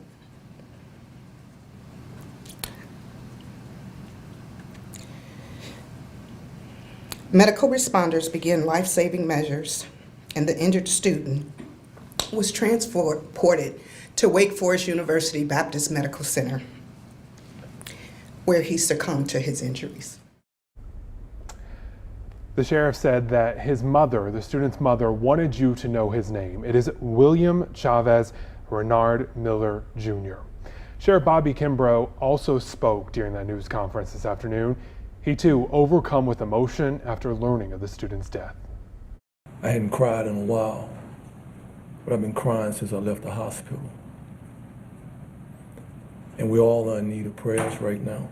But what I will tell you is that, as Chief said, Mr. William Chavis Renard Miller Jr. Transitioned today. He was a student at Mount Tabor. And what I will tell you is that this investigation is still continuing. As Chief Thompson said, that the suspect is still at large.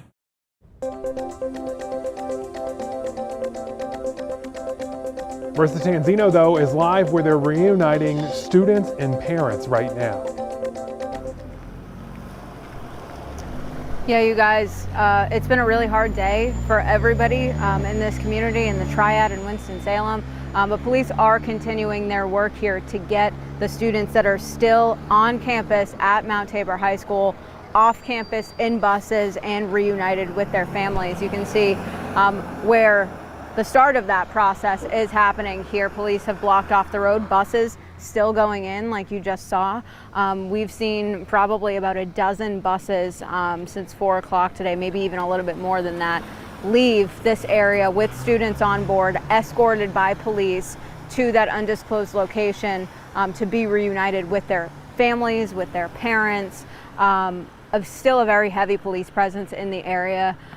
You see about 3 or 4 cruisers on your screen here right now, but even further down the road, there's more than a dozen. There have been officers, deputies, cruisers going in and out of the street all day, police patrolling the area as they still continue to search for that suspect. We did hear, as you heard just a few moments ago, from Winston-Salem Police Chief Katrina Thompson, the Forsyth County Sheriff Bobby Kimbrough, the superintendent, and really you can just hear how much this has impacted this community. It's gut-wrenching to hear the pain in their voice. Parents have since cleared this area here. We had a group of parents asking, the police questions, trying to get on the phone, get their children on the phone, get their loved ones on the phone to try and figure out where they are. But now hopefully many of those students are reunited with their families at that Reunification Center. Just chaotic a little bit earlier today. We spoke with a witness who had seen the police cars go by. When I was actually speaking with that witness, we saw right next to us a group of parents and neighbors in the area forming a prayer circle, all holding hands to pray. I think we have video of that right now if we could pull that up. But they were just standing around to come together and pray, to say a few words for the student involved, to say a few words for some of the parents with students at this school, and even looking ahead after this incident, before we knew the outcome of it, to the rest of the school year, and that their students and these families and these teachers have a safe rest of their school year. So even that video gives you a sense of just how much this has impacted this community. There were a lot of parents, you could see the fear in their face just standing here today, and how you could imagine just them wanting to be with their children and be with their kids again and know that they're okay. So again, a really tough day for this community. We've seen about a dozen buses leave the area with students on them to go to that Reunification Center and reunite these students with their families.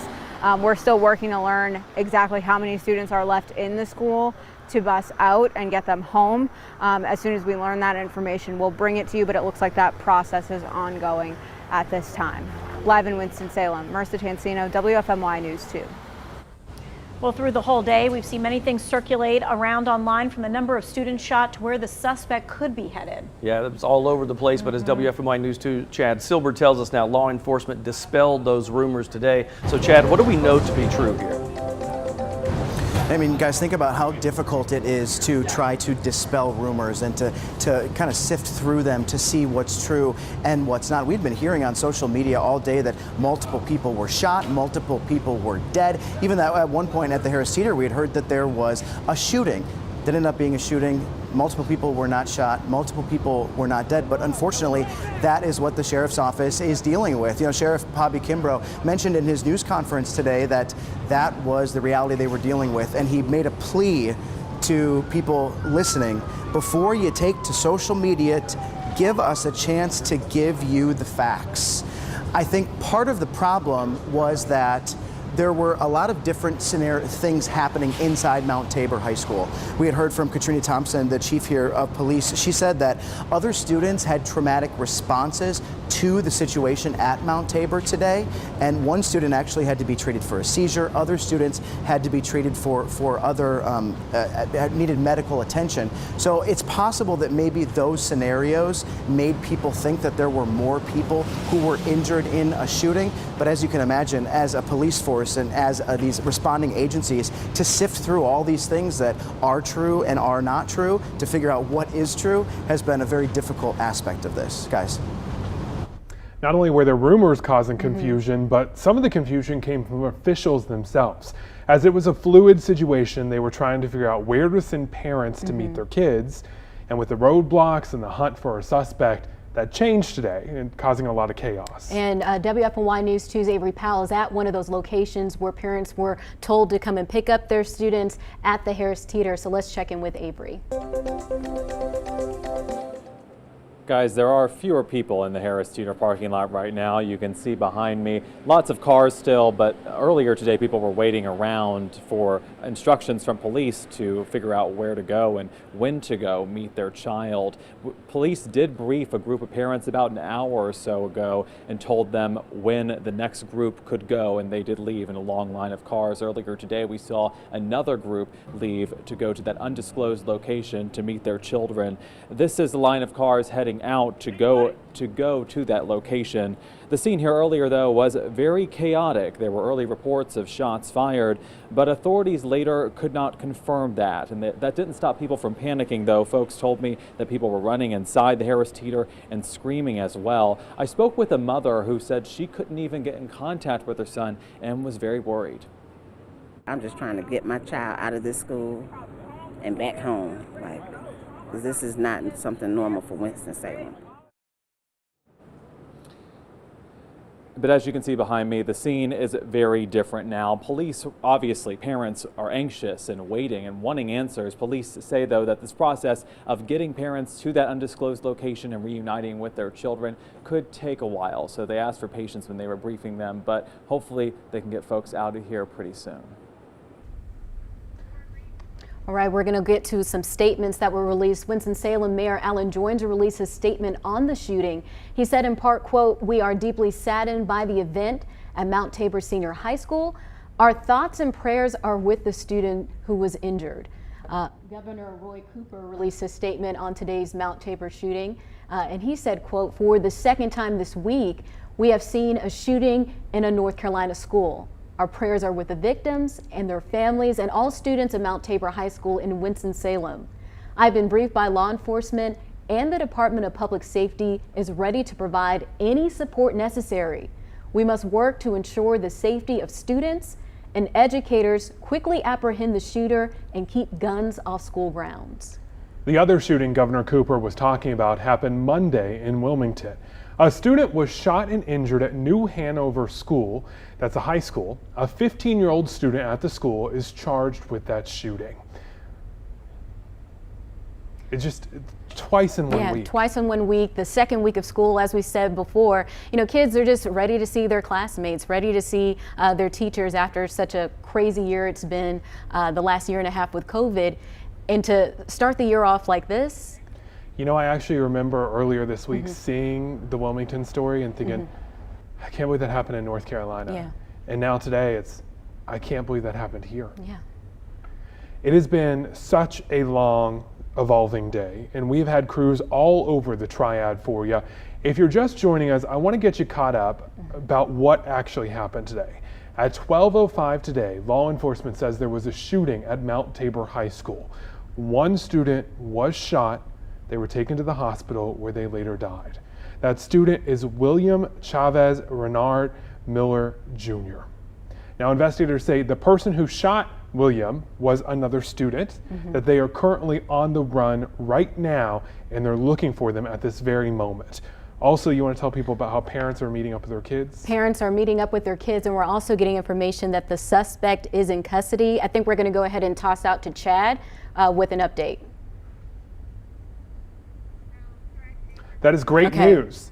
Do we know who that's coming from? Producers, who is that coming from?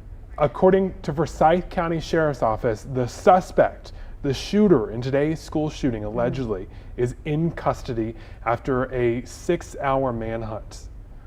Now, this has been a long process coming. Tanya's actually bringing me over the phone right here that has the information from the Forsyth County. It says in a tweet, "The suspect from the shooting at Mount Tabor High School was taken into custody without incident. The investigation is ongoing, and we will release information as appropriate. Our continued prayers and loved ones for the family of William Miller Jr." That's some great news, some great information there. We are going to go ahead and check in with Chad Silver, who's standing by.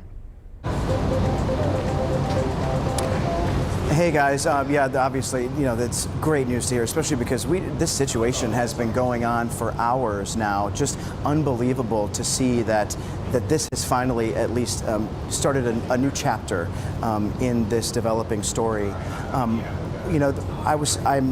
we saw so many people out here today who were just looking for things to do, trying to find ways to help. I mean, how do you help hundreds of families, hundreds of parents who were just waiting for their child to be reunited with them? So, you know, we're going to work on getting some more updates. We'll send it back to you.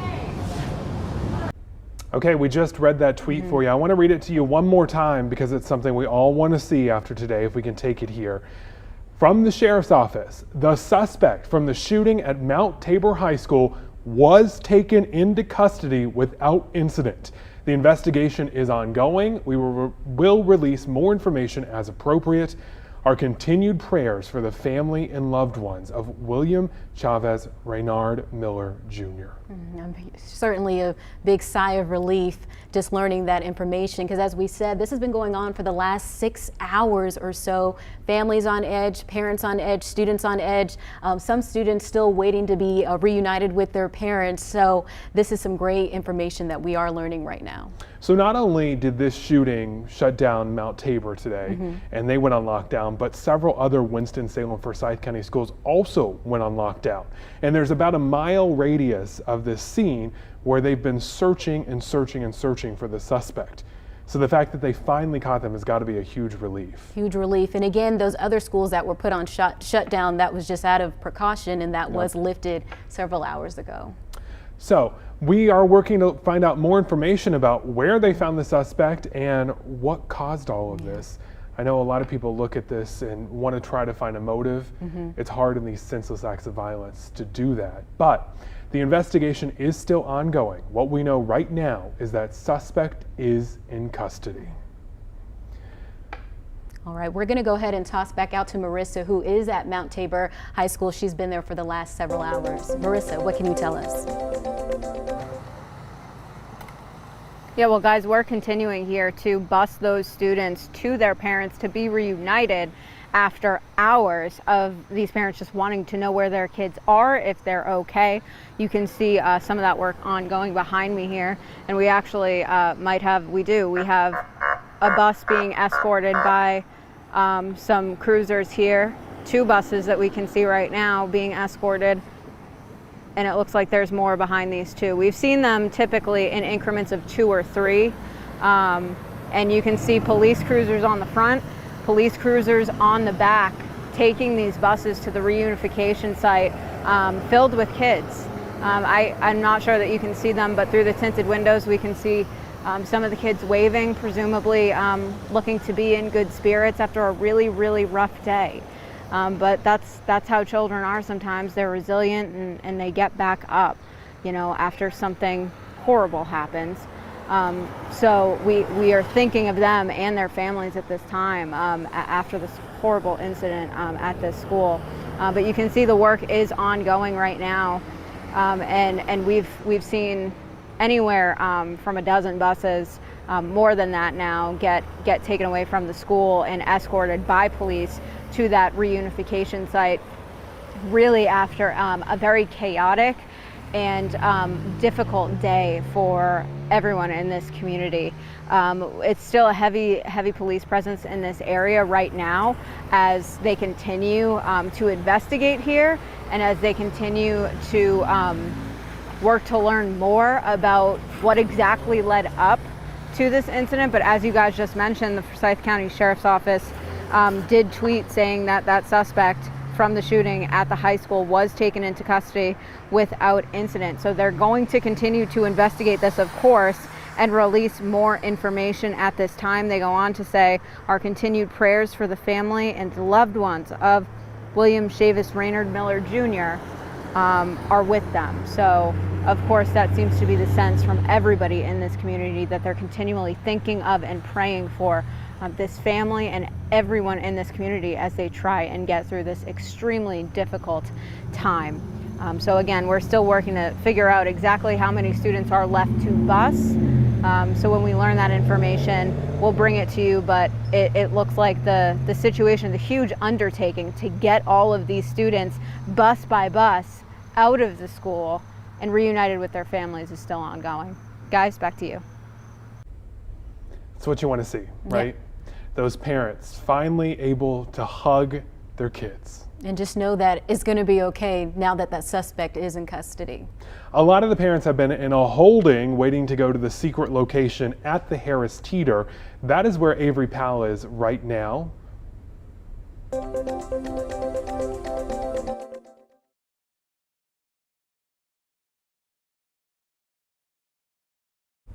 With that weather, sometimes the technology just doesn't work. But it is so great that the parents are about to meet their kids. About to meet their kids. Avery was at that holding station out at Harris Teeter where they've been for about 6 hours.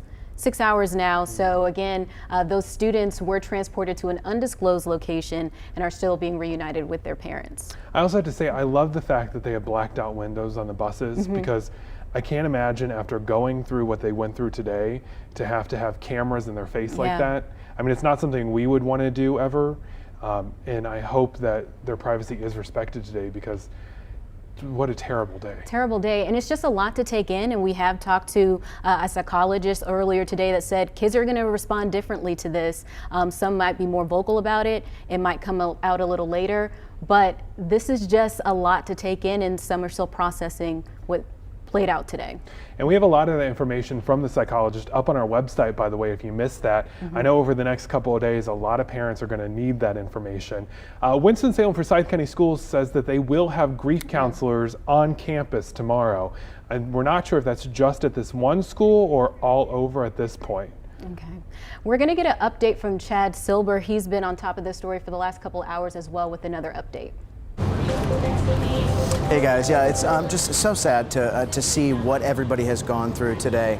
I have never seen the sheriff's office, the police department, just basically break down and just have to compose themselves because they've witnessed something so traumatic and they had to talk about something so traumatic. You know, I always think of the heads of the police and the sheriff's office as being just, you know, the very powerful-minded individuals who are leading the department, and obviously they were doing that today. But I've never seen them, you know, have to take a moment because of what they've been dealing with. But unfortunately, that's what we saw today. This is something that we don't normally deal with, and so I suppose it's a good thing that we don't know how to handle it because this doesn't happen here ever. It's great that the suspect was caught, but at the end of the day, this family is still grieving. The loved ones of this family, the friends who go to school with this gentleman who passed away are still grieving. They're going to attempt to go back to school tomorrow. Sheriff Kimbrough says that they are going back to school tomorrow. So, you know, if you're the praying type, now is the time to do it. And the family of the Mount Tabor community should be the focus of your prayers and your thoughts. It's just a very sad situation that they're all dealing with today, and our hearts go out to all the people impacted by this. It started just around lunchtime, shortly after 12:05.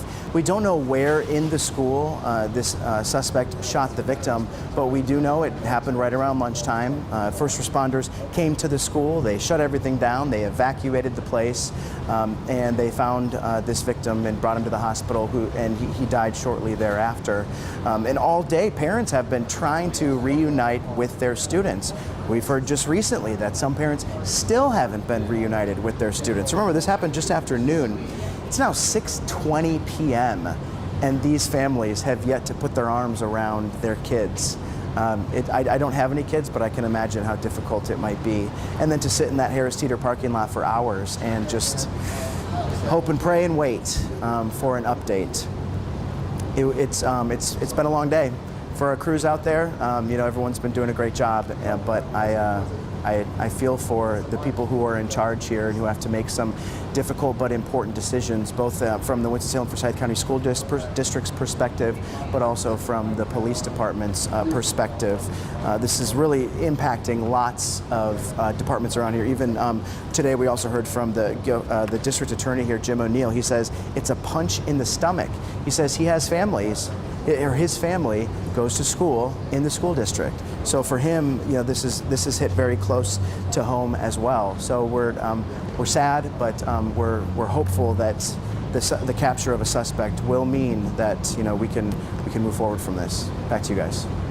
Sad but hopeful. That's a great way to put it there. It really has been a long day for so many families, as Chad said. In fact, there's a little less than 1,600 kids that go to this school. Wow. So that is a major impact on our community. And a lot of those parents showed up to the Harris Teeter today. A lot of them still hanging on, waiting to meet their kids, and that's where Avery Prowl is right now. We are seeing some activity now at the Harris Teeter on Peace Haven Road. We're seeing some activity now on the Harris Teeter at the Harris Teeter on Peace Haven Road in Winston-Salem. You can see behind me, police have been here all day, but we actually saw some cars going around and they're being instructed to park. Families were briefed probably about an hour and a half ago by police to when they could go to that undisclosed location and pick their children up. Families obviously worried, frustrated, all sorts of emotions. Police just assured them that this whole thing is a process. They need to match these children with families, make sure they're going to the right people and organize them in the right way. So it could take some time. As I said, about an hour and a half ago, that briefing happened, and then a line of cars exited this parking lot in the downpour of rain. We saw earlier in the day, the first line of cars exited out to that undisclosed location to meet for families to meet their children there and finally be reunited. This parking lot, lots changed since earlier in the day when there was reports of a shooting, but police later said that actually did not happen, but it created chaos. I spoke with people who said there were folks ducking under cars, people were running into Harris Teeter, and it was just kind of a chaotic situation going on. But as I said, police cannot confirm that shooting happened and say it was just a disturbance rather. So people are still waiting out here. There was a lot of rain going on, so folks kind of retreated to their cars, but there could still be families waiting. It was a large group being briefed by police, so there's still just a lot of anxiety. We see folks on their phones trying to get in contact with their children. Still, people have worried looks on their faces. A mother I spoke with couldn't even reach her son earlier in the day. She said his phone had died, and I talked with a man who had a niece and nephew at the school who could get in contact with them, but said he was still nervous. Add on to that the disturbance that happened, it just made for a crazy situation for him trying to get in contact with his niece and nephew and trying to be reunited with them. But hopefully in the next few hours, folks will be able to finally be with their children again after this long and chaotic day. All right, so throughout this entire day, things have changed so quickly, and we've gone from one thing to the next. But the most important thing at this moment is the fact that the suspect is in custody and no longer a danger to the community. When you hear that, and we heard that just moments ago, it just gives you, it's the beginning of closure. It's not closure, no, but it's the first step that we need. Right, and so we want to hand it over to Grace Holland right now to see what other pieces and parts of the information from this investigation she knows. Right now I'm here at the Forsyth County Detention Center. We are waiting to see if that suspect is going to be brought here. This is the entrance to the detention center. I want to read a little bit of a statement that the Forsyth County Sheriff's Office sent out about 10 minutes ago on this arrest. They said that the shooting suspect at Mount Tabor High School was taken into custody without incident. And they also said that it was with the U.S. Marshal Carolina's Regional Fugitive Task Force.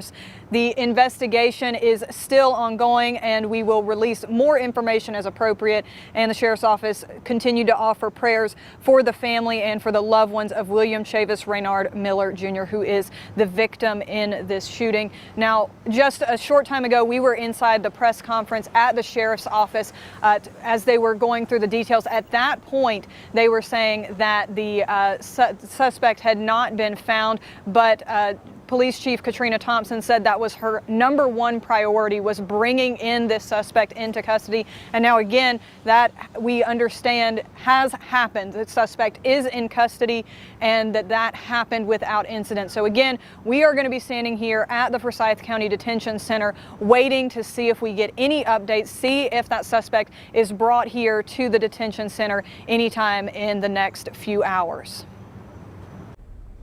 Important news, suspect caught, kids being reunited with their families. Absolutely. It's just been a stressful day, 6 hours, a little over 6 hours, that there's just been a lot of unanswered questions, but now knowing that that suspect is caught, it does give some hope, still some anxiety there, but it does just give a sigh of relief this afternoon.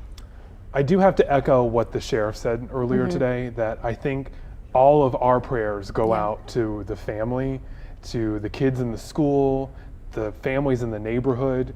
And I think all of North Carolina in general, I mean, it's been a tough week. 2 school shootings in 1 week. And just re-emphasizing what the sheriff said, you know, not just going to social media and just taking what you hear for face value, you know, wait for the confirmed information. And that's what we've been doing all afternoon long, making sure that you get the facts and that you stay up to date on this developing situation.